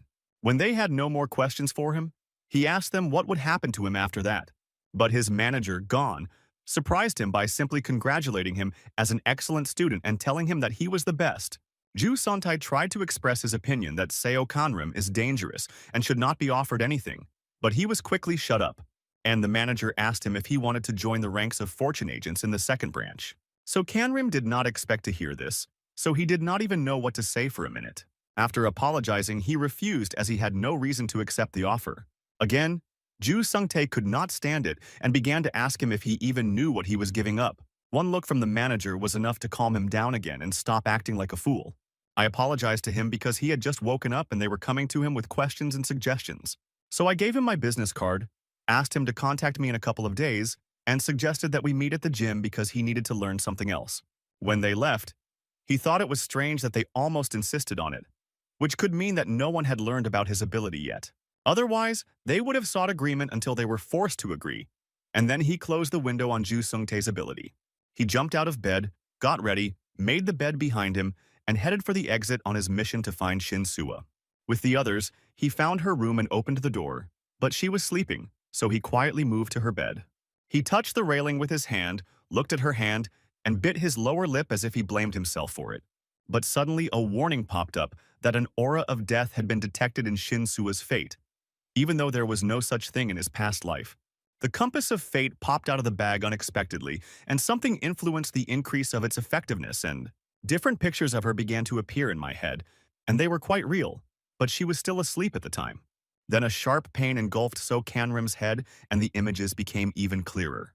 Then there was a room where Shin Sua was chained, and a woman in front of her was telling her that he had left her alone and would not come. When So Kanrim came to his senses, he realized that the compass wanted to show him the future. And even in it, she continued to defend him, even though the woman threatened to kill her. The next thing he saw was a heavy splash of blood splattering everything around him, and Shin Sua's body collapsing to the ground. The compass warned of a possible future reality, and it was shaping up to be one that would take her life anyway because of it. He reached out to pick up the compass, and as soon as he touched it, he was in that place, where he was crying near his parents' car and shouting to them that he would not run anywhere without them. His mother was able to persuade him to look for adults to help them. She put her hand on his knee one last time because she knew he would be saved, because they had no chance. He was running as fast as he could to find someone and shouted loudly to them to wait until he brought someone. Then, when young So Kanrim ran away for a long distance, the car caught fire in a matter of seconds. And even in those seconds when the car was engulfed in flames, his parents thought about him as a little boy and were happy that he would live on. Even then, his father was worried that the boy would not be alone and that someone would look after him. When my mother said everything would be fine, the car exploded and pieces of iron flew around. Seo Kanrim cried when he heard their words. Now he knew that they were trying to make him run away on purpose. But as a child, he blamed himself for leaving them behind. Suddenly, his tears were interrupted by a person who appeared in front of him. He did not expect to see her. In front of him stood Baek Yoon, right where the explosion had just occurred, and it was unclear where she had come from. The compass before turning off showed it for a reason, and it made me think about it. When the fate conductor was completely shut down, he stood in the middle of the room next to Shin Sua again. His thoughts overwhelmed him, and he tried to understand what he had just seen and whether the accident might not have been accidental. She could not have harmed him since childhood, but what did she need from him when he was young? And it also means, he thought, that just as in the past, Shin Sua could be destroyed by Baek Yoon again. A knock on the door woke him up, and he saw that she was sleeping soundly, so he went to see who was knocking. When he stepped into the corridor, there was a person he knew from the previous rooms. That was the manager of the first branch, Shamong En-yu, standing with a beautiful bouquet of flowers. She was surprised that he remembered her, so she came to visit him. But when she entered the room, he was not there, so she guessed where to look for him. She thought that Shin Sua was very precious to him, because he came to her as soon as he woke up, and she was equally precious to him. Xiamong Engyu continued to say that she was well surprised when she pulled him out without his arm, being wounded from that dimension. She smiled and said that she did not want to disturb them and would leave after she had said something. She also offered to work for them at the agency, but in the first branch of her agency. Then she would bring Shinsua back, but she could not say how she would do it. She guaranteed that she would arrange everything if he agreed to join her branch. He knew about different ways to do it, but there were no gods that could restore body parts, and it took too long to do it with objects. And she can just do it. She just needs to go to work for them. He was interested in how much of a contract he needed to sign with them. Her answer was obvious. The longer the better. And he would be given a deferral for a few months before going to work. But she insisted that all this would only happen if he told her the answer right now, and he was about to agree. But Shinsua came out of the ward and heard their conversation and told her that he refused. And to make sure she understood, I repeated that Seo Conram would not work for a fortune-telling agency. She also began to lecture her on morality, saying that she should be ashamed of such manipulations, and that even she was not the one who offered it. Xiamong Engyu winked and offered her to join the agency under her supervision. She gave them 2 of her business cards and asked them to call her if they changed their minds, wished them good luck, and left. Then Shinsu switched gears and said that he shouldn't do this for her hand, and that her hand was her headache, not his. I put my hand on his shoulder and asked him to be quiet for a while, as I didn't want him to think of anything. He was not a good liar, and he gave himself away when he tried to lie about something. So Conram took her hand off his shoulder and looked down at her, asking why she had made such sacrifices for him. She looked at him with big eyes and mumbled something under her breath about him being in danger, but he interrupted her and asked for the truth. It made her think a little bit, but she was able to say that she didn't know why she did it, and he kept pressuring her to tell him why, and the answer, I don't know, did not suit him. Then Shinsua looked at him with her big green eyes and said that he was very dear to her. At first, she could not get him out of her mind when he helped her fight the wolves in the forest and that he was watching her, and also on command, although he did not say so, and also because he tried to go through all the difficulties himself, even in the bone saw room. But there she blamed herself for putting him in danger because of her. But these were not all the reasons, and what she said next was surprising to her. But she felt as if they had known each other for a long time. So Conram stood in front of her with a stony face because he was not ready to hear this from her. When Shinsua saw that he was in danger, her body seemed to react. She could not explain why they had known each other for only a few months. At that moment, I wondered how regression affects them. Because just like Chan Tehung, I also had such feelings. Shinsua stood in front of him telling him all this, very hopeful that they would be able to work together in the future. To make sure of this, she grabbed his sleeve and asked him if they could continue to communicate and be friends. In this situation, it was difficult to answer him because if she stayed around, she might leave again, just like in her previous life. Or maybe Baek-yoon will find her and destroy her, just like his parents, and what if he just left her? But the guide of fate showed the future for a reason, and if he leaves, she will not be somewhere in one of the cold alleys. We had quite strong doubts, but we couldn't do it all over again. He agreed to continue their communication, which made Shinsua very happy, and her smile spoke for itself. She also heard when she was admitted for treatment that like-minded people create their own clans and call themselves awakened hunters. So I said that I would create my own clan, and he would be there as well, and he wouldn't be able to just leave it. It reminded him of when he wanted to leave the clan in the past, writing various reasons. But Shinsua did not give her consent. Yu Haran read him all his requests, where he was not suitable for health reasons or personal issues, and even his conscience did not allow him to leave the clan.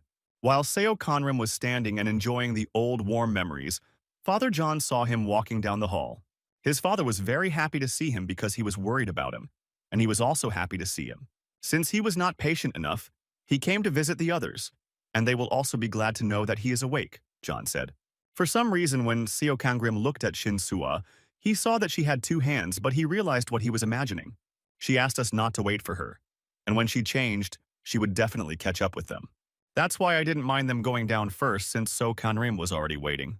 He walked gloomily to the elevator with his head down, thinking about how to find a way to protect her and get her arm back as soon as possible. The father said that there is a training center at the bottom of this building and that's where they go. They were also waiting for him, just as they were waiting for them to leave the room. And they were also very worried when they heard about his strength. John straightened his collar and asked if he was embarrassed by the words about power. And he said that he was not and that everything was fine. It was much more important for him that his father was not disturbed by this at all, because he still hid his abilities from him as well. The smile on his face made it clear that he really wasn't worried, and the father added that no matter what they said, He knew he was a good man. In a spacious room, the sisters sat at a table with Chan Tehung and talked about various events and battles. As soon as Seo Conrim arrived there, they shouted with joy that he had finally woken up and came to them. They rushed into his arms, almost knocking him down because they missed him so much. And we were very worried that he would not wake up after those events because of the severe injuries. Jang Tai-hyun also greeted him and called him a sleeping beauty. But Seo Conrim couldn't understand what they were still doing here. They told him in one voice that they were waiting for him to get better and that they were interested in him, and their attitude had not changed. When he said that he had to go with everyone, his sister looked at him and told him that he would not even greet the rest of the people. The second sister confirmed the words and said that they were very angry despite having seen everything. And so Canrim wondered what people were saying about him. And when his friends found the right words, they began to tell us that about 2 weeks ago, the students began to go home. But those who still stayed were discussing the fact that he hadn't woken up in a long time. And Jang Sewon said the most that he was a criminal and shouldn't wake up. They tried to protect him from these black words in his direction, and he started to gossip that they were also accomplices only to destroy someone and steal their abilities. Of course, unable to stand such absurdity, brute force was necessary, and only then did he become silent for a while. Next, Jang Tai-hyun got involved when he saw that Yoon Bum had put this abnormal on the floor.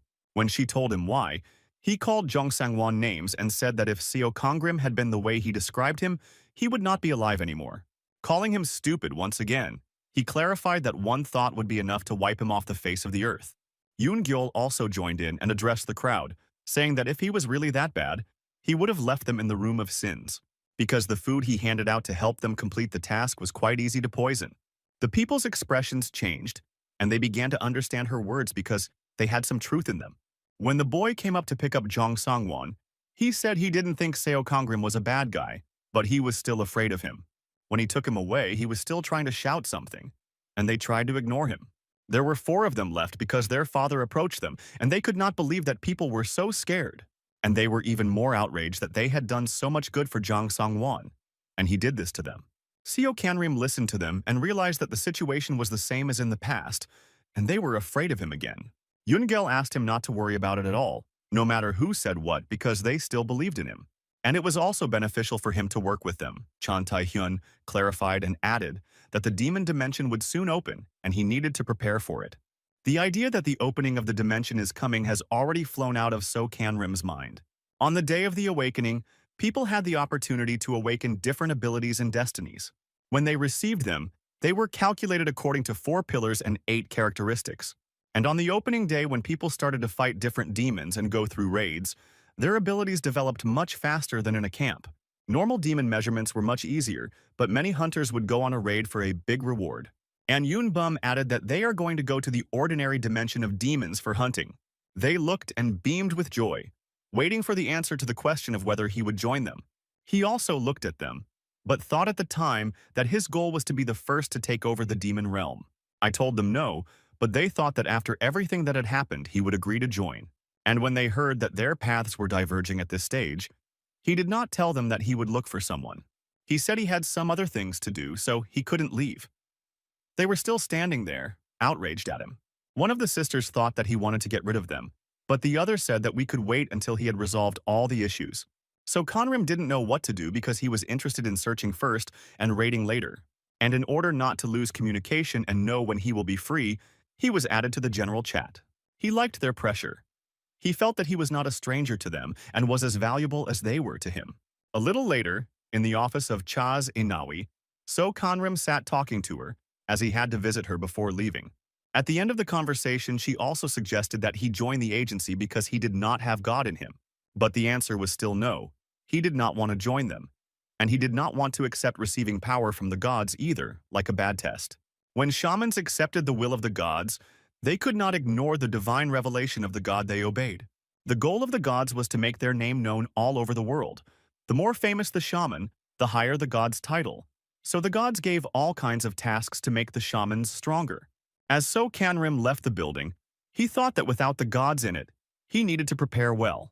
He headed out of town to a house that was hidden in the trees because he needed someone.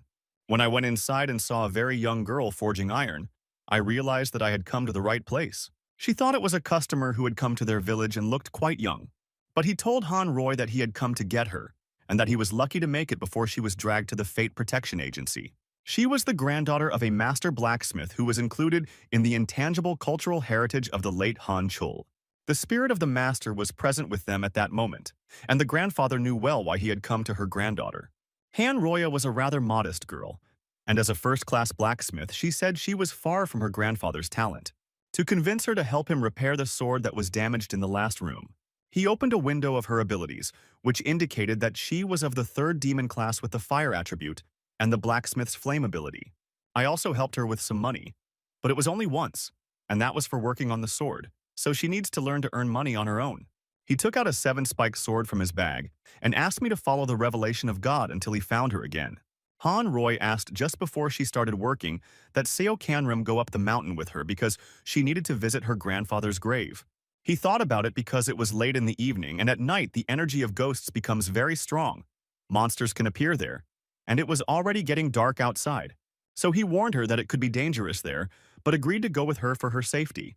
Her grandfather had been considered a fugitive in the past, and he managed to persuade his granddaughter to join a Fate Protection Agency. But now he could hear and see him much better, and what he thought was most likely Karma's influence. It could also be that they were near his grave, which improved the vision. In general, in this world, the connection with the other side is poor, and the voice of the gods did not disturb him. But when he was somewhere near graves or shrines, the connection improved. Han Roy's grandfather was a god in the other world, and she accepted his patronage, but still went to the grave because only there she felt him by her side. Her grandfather passed away not long ago, about 6 months ago, and when people pass away, so their souls also leave their physical bodies, and the abduction of fate steals information from the soul. But if you want to pull off such a trick with a long-buried person, you will need a lot of mana. So Kanrim thought that he probably would have enough mana to try. But you have to be a barbarian to desecrate a grave in front of his granddaughter, even if it works out.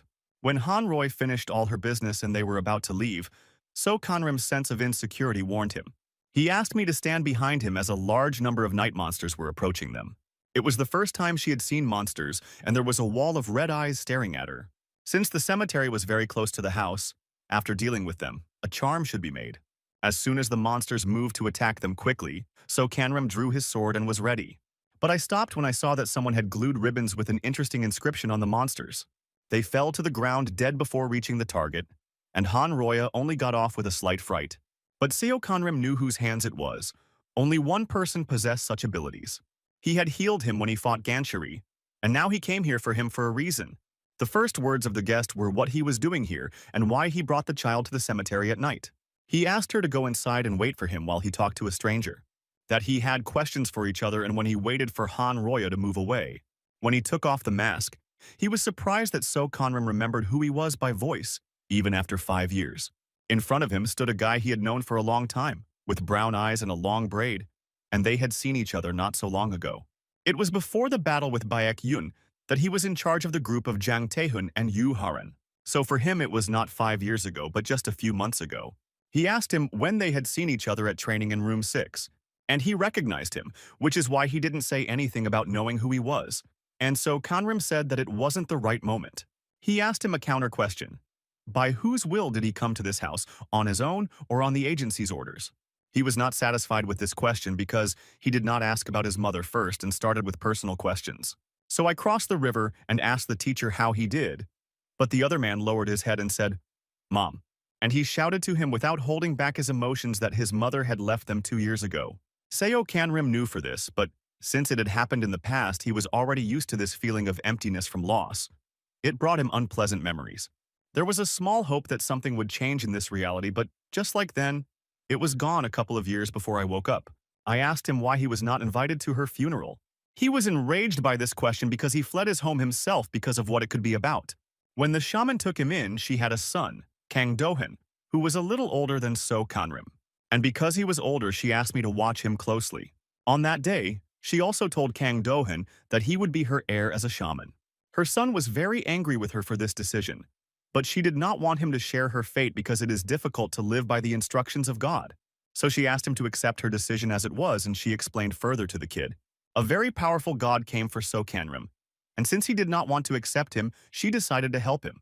Kang Dohan wondered why he didn't want to do this, and asked his mother if Seo Kanrim looked down on shamans as much as the other children. He was not satisfied with such explanations and was ready to accept God himself, even through difficulties. Even at the end of their conversation, he shed a tear and shouted that he wanted to be like her. The walls in the house were not very thick, so he could hear the whole conversation from another room not far away. So Kanrim tried very hard to make friends with him, offering to eat fruit together several times. But he shouted no and hit the plate with his fist, and the fruit scattered all over the room. When I asked for help with homework, I also heard a rude answer that he should think for himself. Even when I just greeted him at school, I heard him say in my direction that he shouldn't greet him in public. And of course, I walked home from school alone every day because Kang Do-hyun did not want to go home together. But one day, when he was walking, he heard that the older boys had picked on the so-called brother for being the son of a shaman. And all because he passed by them, even though they had warned him not to appear in front of them because he made them see ghosts. One of them said that if he wanted to pass, he had to pay them for it. I caught him by the skin and squeezed his fist, swung it and pointed it at Kang Do-hyun's face and at him. Seo Kanrim intervened to stop them from touching his brother and firmly caught the offender's hand. They looked at him, called him a baby, laughed, and were not going to let him go. After the fight, the two of them were left beaten on the playground with their textbooks and notebooks scattered. Out of anger, Kang Do-hyun said rudely that he hated him and didn't understand why he was following him around. So Kanrim looked at him with tearful eyes and shouted because he and his mother were the only people who were not affected by his bad luck. Kang Do-hyun was reassured by what was said, so they sat in silence for some time. And when he had a little rest, he asked little Seo Kanrim not to call his mother Mom because she was only his. He offered to call her teacher, and if he did, they would become friends, and he would be his brother. After that, they walked home together, and little Seo Kanrim's life seemed to start to improve. And when the teacher performed several rituals to help him, and during the last one he died for the last time, he heard the voice of God trying to tell him that even if he ran away from him, he would not be able to change his fate. He told him in response that everything would be different, and it was as if the voice was turned off, and he did not hear it anymore. He also stopped seeing ghosts and, most importantly, started sleeping well because the bad dreams stopped. They didn't even think that he was causing trouble because he had been brought to the teacher with this problem before. She got really angry with that man and said she would rip out his bad tongue if he did. He would dare to touch. So Kanrim and she warned him not to talk about her son like that again. When they were a little older, one night after a party, he brought Kang Do-hyun home and drunkenly told me why his mother loved him more and why God chose him. When he brought him inside, he asked him why he refused to accept God. He also said that it would be better if an omnipotent God like that came for him than for Seo Kanrim. At his words, he froze and dropped his brother's face on the ground as he could not believe it. I wondered what he was thinking, because he knew perfectly well what he was feeling because of that God. Then he laid him down and covered him. But he had no words, because if Kang Do-hyun wanted to find God, how could he give him up? So all those years they lived together were a living hell for him, and his brother became unhappy because of him. So I decided to leave, and with him, the reason for my unhappiness, and the teacher and Kang Do-hyun will not suffer.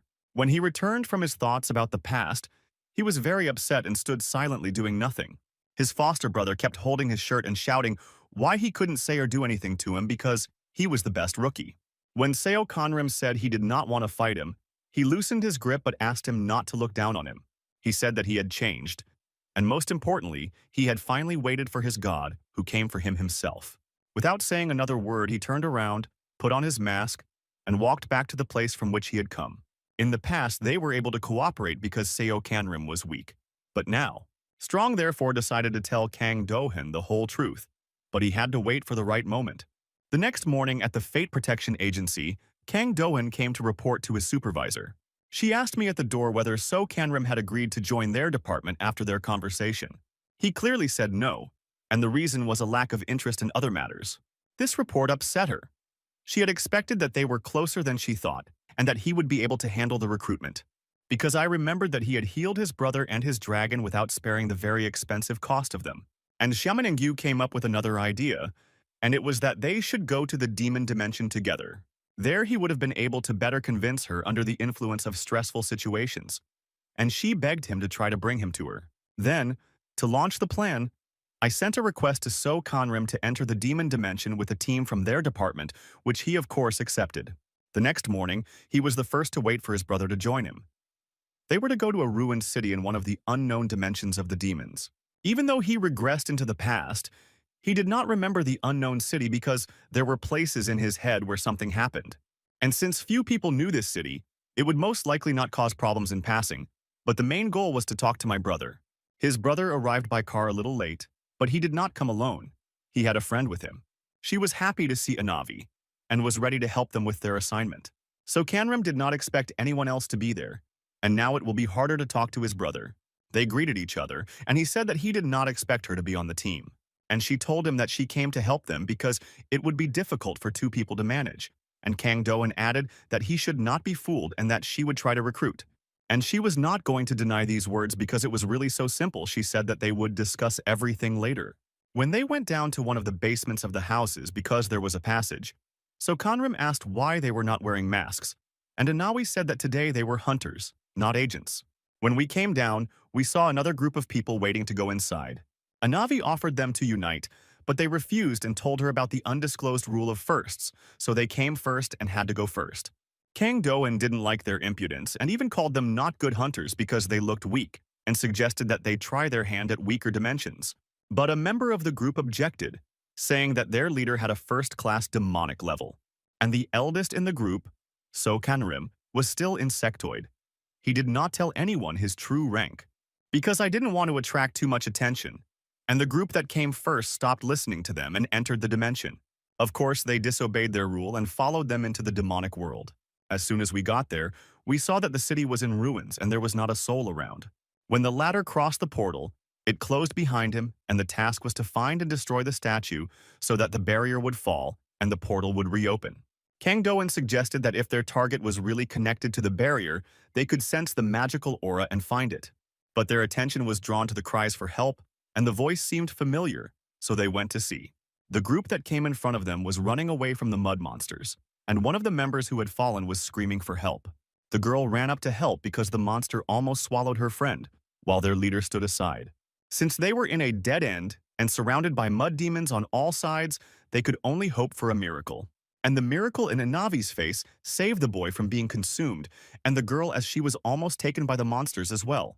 Then, Seo Kanrim took a group of demons on one side, cutting them to the right and left with his sword. Kang Doan was on the other side, but he used his own method of placing marks on monsters to blow them up without using brute force. The girl from the group could not believe that they were so easily dealing with monsters. They were really real hunters, not like her group. When they saw that there were no monsters and no safety in the circles, they were curious to ask questions. How could it happen that in a few minutes they immediately got into trouble? But they did not understand what minutes we were talking about. The girl asked Anavi if it hadn't been several hours between the entry intervals. When the first group received the answer that they were leaving right after them, they were panicking. Then it became clear that time in this world was passing differently, which meant that the hunters who did not return had been here for a very long time. So Kanrim thought that they would have to eat only from the store because the local monsters were not edible. In the meantime, Kang Dohan examined the monsters they had defeated and was able to draw a conclusion. He found out that he had killed more monsters than his brother, and that was enough to be called the best hunter. His comrades could see the thought on his face without words, and they simply suggested that he start searching. To find his way around, so Kanrim took out a map, and after filling it in, he realized that the world was huge, and they needed to search everything inside and out. So to make the search easier, they called Rennie to watch from above. And Anavi suggested that she could search inside the houses and activated Tu's controller ability. She gave the little men a task to look for survivors, and if they see the statue, they should report it immediately. A group of people looked at them with admiration. They had never seen real hunters before, and they thought that everyone was just like them. Seo Kanrim worried that the two are too loud to be deities in this world, but he did not finish his thought, because he noticed that since they came in his head it had been quiet. The gods had been silent and had not appeared. Then he tried to open a store, but there was no connection, so he was constantly being thrown out of the connection. Even Kang Dohan tried to get in touch with his god and also failed. This means that the hunters who did not return could not call for help, and their supplies were limited. When they were discussing the situation, the first group realized that something was wrong. They approached them, asking what exactly had happened and what they should do next, while Anavi was reassuring them and telling them about the plan to save.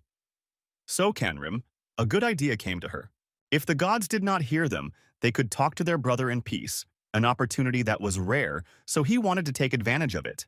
They set off together through the ruined city with weapons in hand in case of danger, and Rini showed them the way.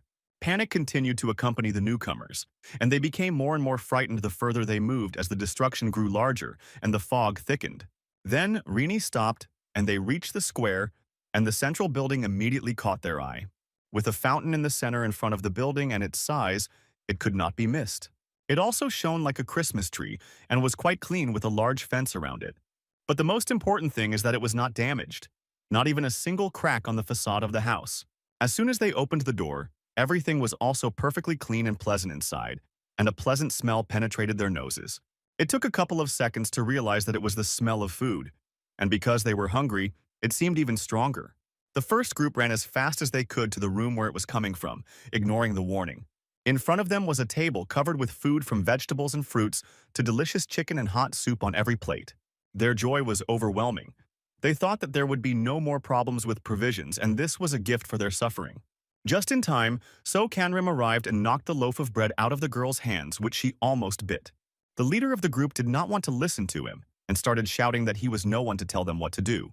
Kang Dohan came up behind him and called him an idiot for not seeing a very obvious trap and added that he was no good at hunting. This made the whole group think that they were right and that they needed to look around first.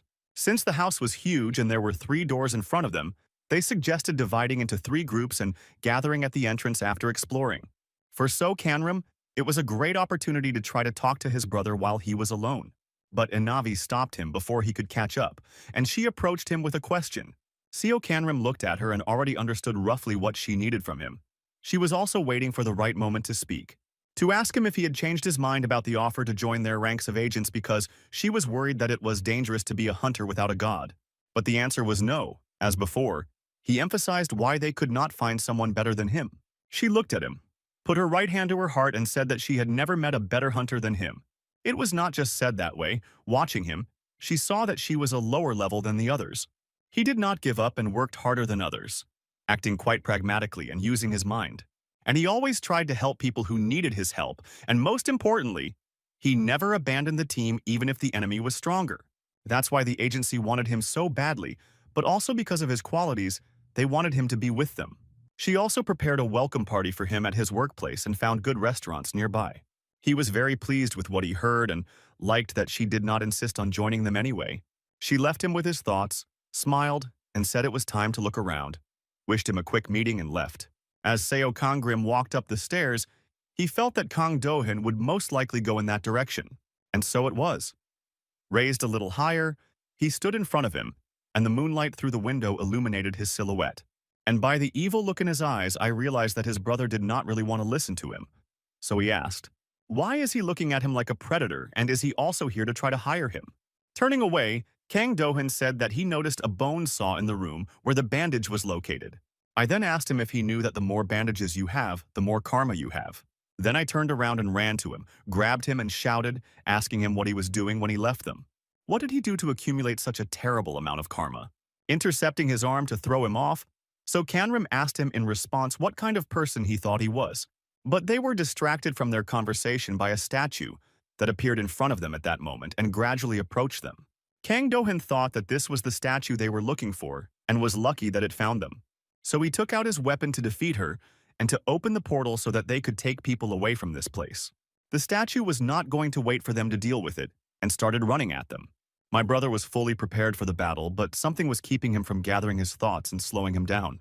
And when he realized what was going on, he stopped his brother's blow, defending the monster and shouted not to destroy it. But this did not stop the monster. He approached his back and swung his arms to hit him. Then Kang Dohan dragged him by the skin of his teeth to one of the rooms where there was an open door and he could hide in it, which he did in time, because as it turned out, the attack of that statue could do a lot of damage because it was quite powerful. However, his brother was injured and was quite angry with him, even calling him an idiot. He shouted why he had stopped him and that he had lost his mind and wanted the monster to destroy them. Covering the head with his hand, So Kanrim told his brother that it could not be destroyed because the statue was a person. At first, I didn't understand how the monster could be a human, so I stood up and asked him again. I began to accuse him of being out of his mind if he could say such things and risk his life for a demon. And when the demon found them and broke into Kang Dohan's room, he was able to fight him again after a little rest, but not for long. He asked So Kanrim to look closely at this creature and make sure that it was a monster.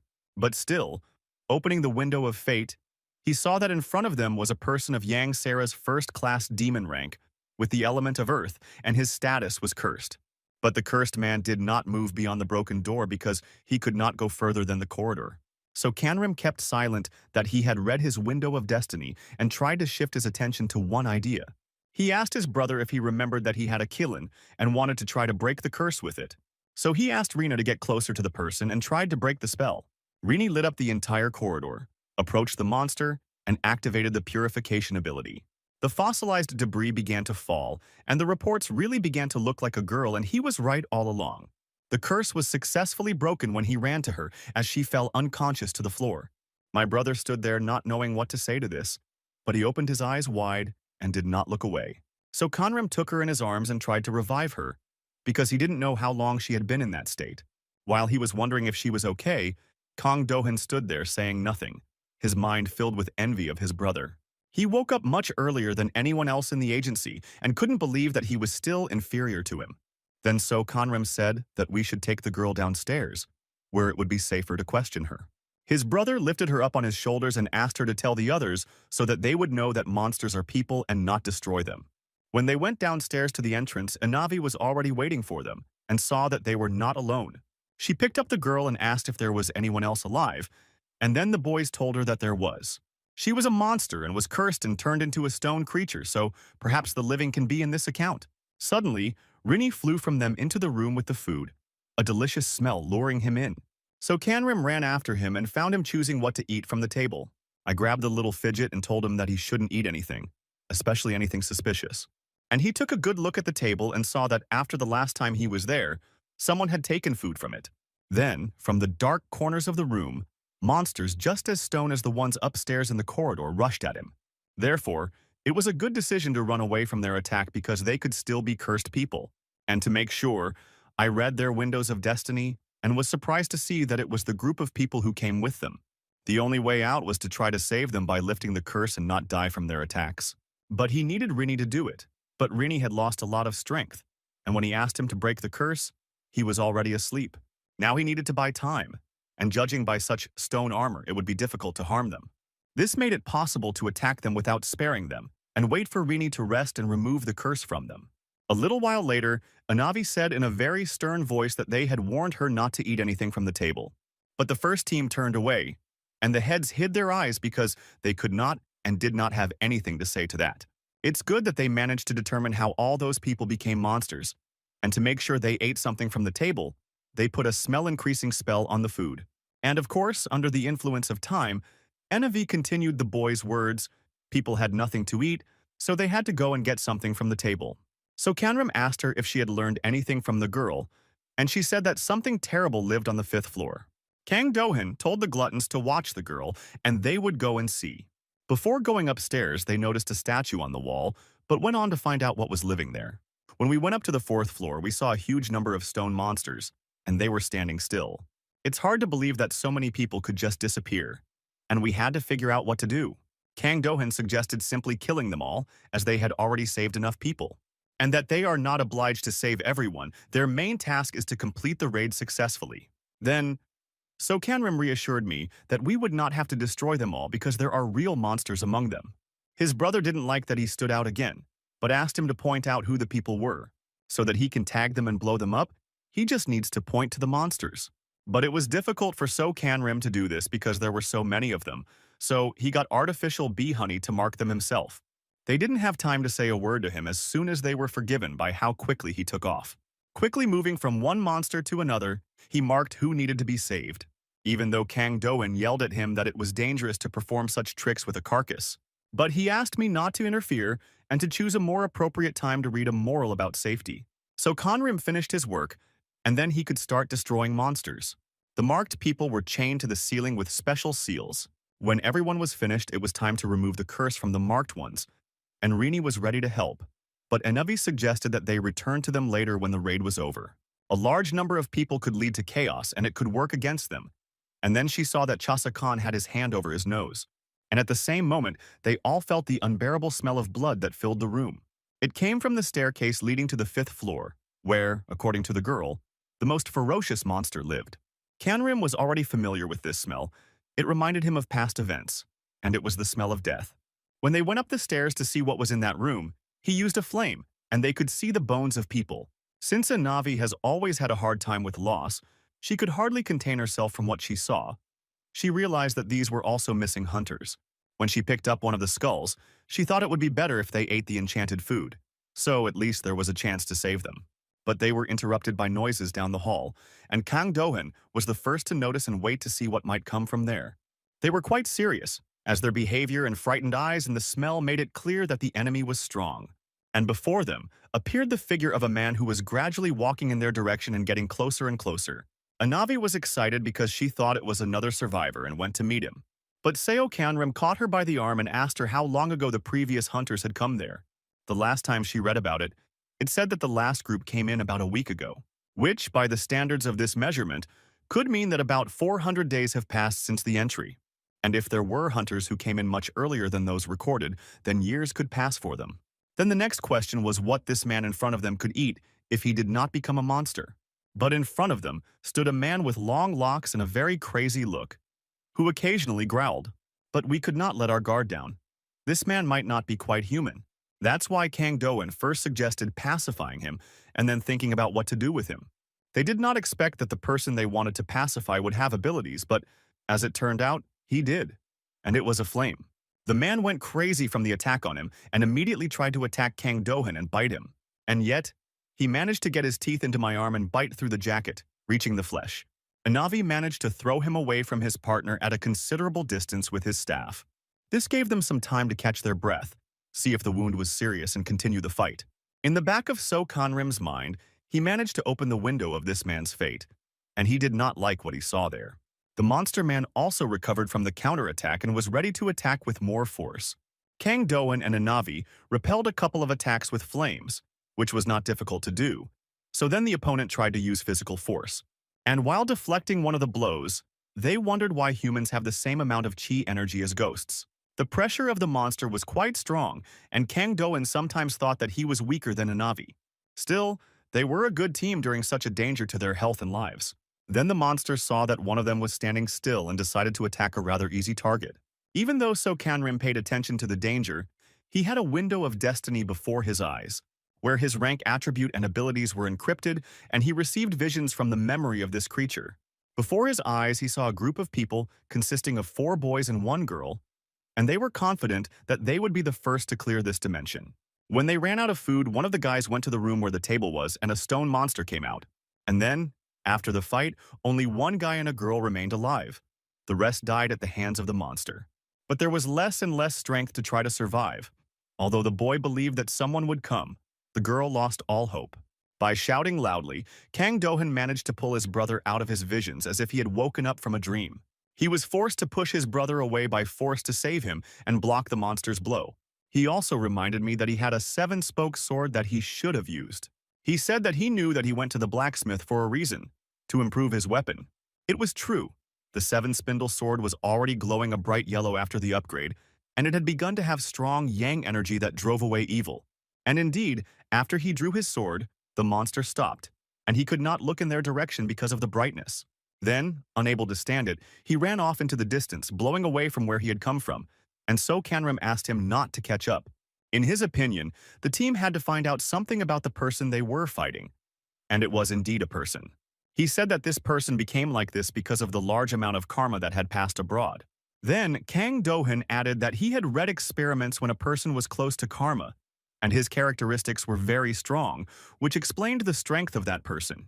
When the two of them talked about how much karma it takes to go beyond the border, So Kanrim took it personally because he was already on the verge of it. But his karma was accumulated through penalties of ability because ordinary people's karma was raised through evil deeds. An example was robbery, assault, or even taking a person's life. And the more serious the crime, the greater the karma. And if he saw his past, it meant that this person had done something terrible for his survival. Once again, the team pulled him out of his thoughts about karma and all these events. Kang Dohan even threatened him to stop flying around in the clouds and get involved. They had a plan to complete the task to the end, and with the help of the 7-spoke sword, that person would not interfere with them. But Seo Kanrim could not leave so easily because he could not leave that person just like that. So he suggested that they might be able to clean it up like Ganshiri with the help of Rini. His brother didn't like that he wanted to put everyone at risk for someone they didn't even know. However, he managed to calm him down because he already had an idea that could work and not harm anyone. He explained in detail what the plan was and assigned everyone a role in what he believed they should have been able to save. While laying out the traps, Kang Do-hyun still didn't like what they were planning to do. What made him angry was that when they were marking honey, and now they were acting strictly on his brother's instructions. And most importantly, he could not think of anything better than Seo Kanrim himself, so he listened to him. Then my brother came over and asked if he had prepared everything, because Anavi was already in position and ready to go. Since Kang Do-hyun was also ready, we had to lure that person into the room. Before he left, his brother asked him if he really believed in his plan and that everything would go as it should. Because if his amulets were not enough, their plan would be a brass basin. And then he asked him if he really believed in it that much. Without even turning around, he answered as he did it himself, so he had no doubts about him and trusted him 100%. Seo Kanrim's words made Kang Do-hyun admit that his brother had become much wiser since their last meeting. But he still could not accept that his brother was better than him and that such a powerful god wanted him, and he whispered under his breath that he hated him. Walking down a dark corridor, So Kanrim found the man and looked at him without fear. The man was tense when he appeared because he remembered that he had a frightening weapon, but he held his hands out to the sides so that the moonlight shone on them and showed that he had no weapons, so he could calm down. When he was convinced of this, he immediately tried to attack, but Seo Kanrim was ready for it, so he quickly rebounded. Then he held his breath to activate the ability of invisibility, which the wild man did not expect. He was fussing because he did not understand where it had gone. He was turning his head in different directions trying to find it. But Seo Kanrim got behind his back and pulled out a sword, pointing it at the man who growled in fear. She started running away from him, but it was part of a plan to lure him into a trap. Running down the corridor, he hit Kang Do-hyun's barrier with such force that his head turned from the impact. Then, the mascots had to call out chains to keep him immobile. Nevertheless, the man used the flame and burned the seals that were flying at him without much difficulty. And since they realized that it would not work out the first time, the next step was to print what? We attached them to Anavi's clay dolls. As there were so many of them, they became quite effective. When he tried fire on them, he did not know because of his wildness and lack of intelligence. The fact that the clay becomes stronger when it is fired contributed to the fact that the dolls grew a lot in size. Almost reaching the ceiling in front of the person, they were huge and there was nowhere to run. While this distracted him, Kang Do-hyun was able to eventually put chains on him to stop him from moving. Even after doing everything only the second time, the ceiling worked because the enemy was quite strong. And when they thought they had done it with a single sword stroke, a huge figure broke the barrier. They faced an even stronger enemy, and now they had to be very careful because it was a statue of Amida. She was protecting this region, and until they defeated her, they would not be able to leave this dimension. Her characteristics depended on the number of people. So now they had to figure out how to act, and there were already 2 opponents taking part against them. She easily removed the heads of the Anavi clay men with her huge sword. This allowed the wild man to break free and escape while they were busy with her. But they couldn't let him do it, because they had to see it through. Anavi took the initiative in the battle with the boss and said she would handle it and let them deal with the man. Although her abilities were very strong and she was able to build a large clay wall, the statue easily destroyed it. When Seo Kanrim saw that she was having a very hard time, he decided that it shouldn't be like that and he shouldn't be here. He shouted out to Chasi Enowa that he was taking over the statue, put his hand on her shoulder, and joined the fight. He told her that he had a plan to defeat her and that they should deal with the man in the meantime. Then she again called on Tao's controllers to help Kang Do-hyun, who was fighting at the time. She ordered them to grab the monster and make the smaller ones sit on top of the bigger ones. They were able to surround him again quite easily, which gave them a time advantage so that they could use the talismans. Then a barrier appeared around him, and chains wrapped him in a circle from head to toe. Kang Do-hyun raised his staff up, looked at the wild man, and activated his binding ability. But this time, to prevent him from really escaping, he caused the shackles to rise from the ground. And I wrapped my arms around his neck and, in addition, to prevent him from hearing the screams and growls, I put a seal on his forehead and put him to sleep. They had already had the opportunity to help Seo Kanrim, but when they approached him, they could not understand. Was he alive because the flames engulfed the part of the room where he was fighting and you couldn't see anything at all through it? So they tried to shout out, but when the fire died down a bit and they could see what was happening there, they were clearly shocked. They saw Seo Kanrim defeat the statue himself and strike it with his sword with wild delight. Because of this victory over an opponent with a higher rank than his, he received an additional reward. Kang Do-hoon's hands trembled from his brother's gaze, even though he tried to control himself. As soon as everything was calm, Navi immediately came running to ask if he was okay and how he was doing. I told her that he was fine, that he was unharmed, and immediately asked how the man was doing. She also gave him the good news that they had managed to detain him. Until the two of them exchanged warm words with each other, Kang Do-hoon could not recover. He wondered if he could become as strong as his brother if he also approached the edge of the karma boundary. A little later, So Kanrim called Rini to try to save the wild man. But all in vain, the message warned that the target had gone beyond the border and the selected target could not be saved.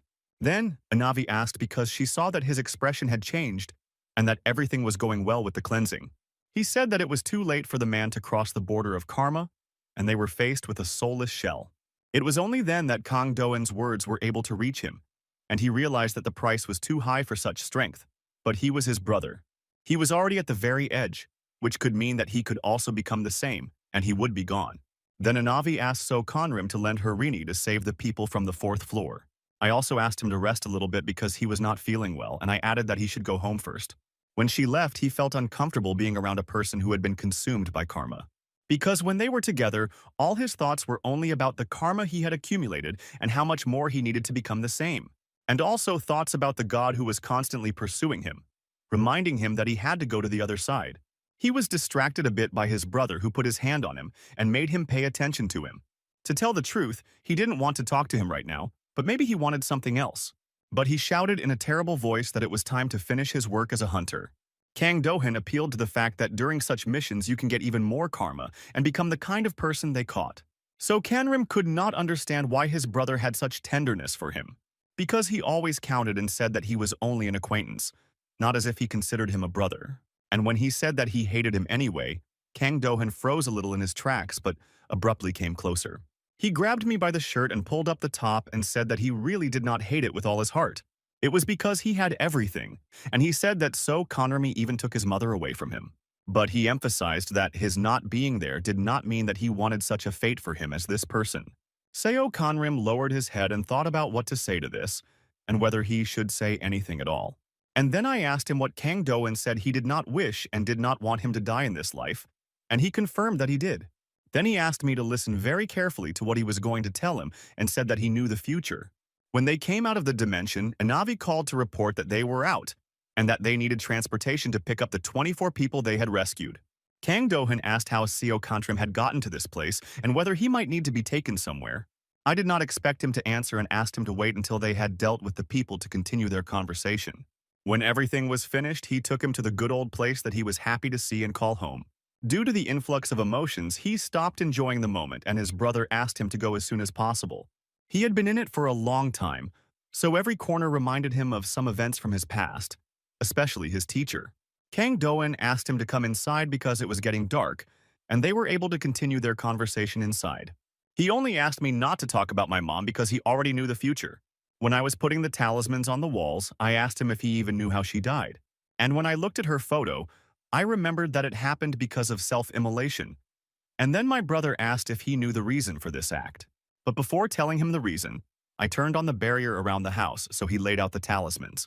And he said that the reason was that she said before the end that she saw the future. She was called a talented shaman who could see the past, present, and even the future. But it was very uncomfortable because she could see the future, so she decided to choose the best option. And when Kang Do-hoon came home, everything was burning. Firefighters tried to put out the fire, but it was very strong. Everything that was left was burning in the fire except for the note his mother left for him. 2 years later, he could not come to terms with her last note before her death. Still, I knew nothing and did not even suspect that this would happen, so I could not help her. And promising himself that this would not happen again, he returned to So Kanrim and asked what they were supposed to talk about. Because back then, in the world of demons, he could only say that he knew the future in 5 years. He would be killed in one of the raids, and many more good people would die. But Kang Do-hoon did not understand.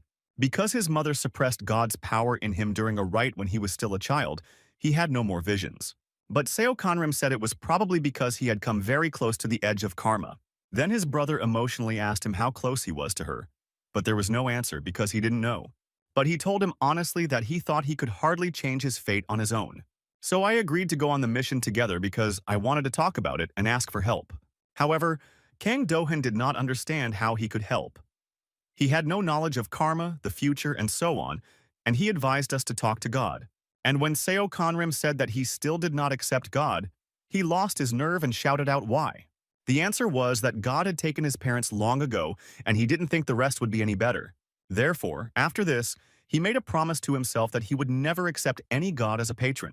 When they were sitting in the room, So Kanram asked if the gods would not hear them through his barrier. Once he confirmed that everything was protected by this talisman, he asked me to listen to him very carefully. And he briefly began to describe the events that had happened in the past, starting with his childhood. Later, about the training center where he also joined the Flying Tiger clan with him. About everyday life in the clan and the company they were always in and the people in the clan. He ended with a story where Baek Yoon appeared, defeated the boss with one punch, and then took over the team. So Kanram lowered his head, recalling those events, and said that no one ever returned from that raid. Kang Do-hyun couldn't believe that there could be such a great power to destroy everyone, and his brother added that she needed him. So he asked me not to worry, and if something goes wrong this time, it will end with the end of his life. I couldn't process so much information in my head and wondered why she wanted to destroy him. But there was no answer to that. So he tried to find it first, and then his brother asked him what his plan was. Because it will be difficult to find if only the face and name are known, then Seo Kanrim added that she has a first-class godlike rank. Kang Do-hyun had to ask him if he hadn't heard what he was hearing. Then Seo Kanrim continued that it was quite strange that no one knew a person of such a rare rank with such enormous power. He said that there were a couple of options for who it could be, and the first one was an option. This is the Director of Destiny Protection because no one knows him or has even seen him. But it was still just a guess, but Kang Do-hyun didn't let it calm him down, so he continued to listen. Because neither the face nor the name of the director was known, only the manager could see him. Then Kang Do-hyun realized that they wanted him to say that he would not even be allowed to come close to him. And even to look at his dossier, you had to have a security clearance, and it's not that easy. Seo Kanrim yawned and said, "Well, if he doesn't succeed, he'll figure it out himself." His brother turned dark with mockery and anger. But Seo Kanrim took out a photo and showed him if he recognized her.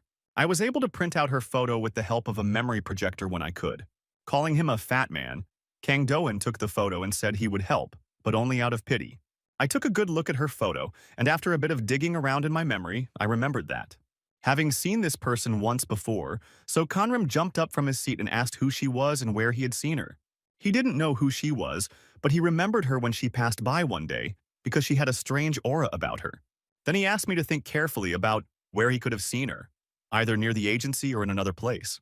I remembered seeing her a couple of days before my mother committed self-immolation. It was like an electric shock to So Kanrim because he began to suspect that somehow there are a lot of strange events related to the fact that my mother is still alive. And the cryptic note and the fact that she burned down the house with her, so maybe that was also the work of Baek Yoon. It turned out that his family, parents, relatives, and friends were all taken away by the woman who came for his life. Most importantly, despite having been pursuing him all his life, he did not know who she was. But he gathered his strength and promised that he would find her at any cost and make her suffer.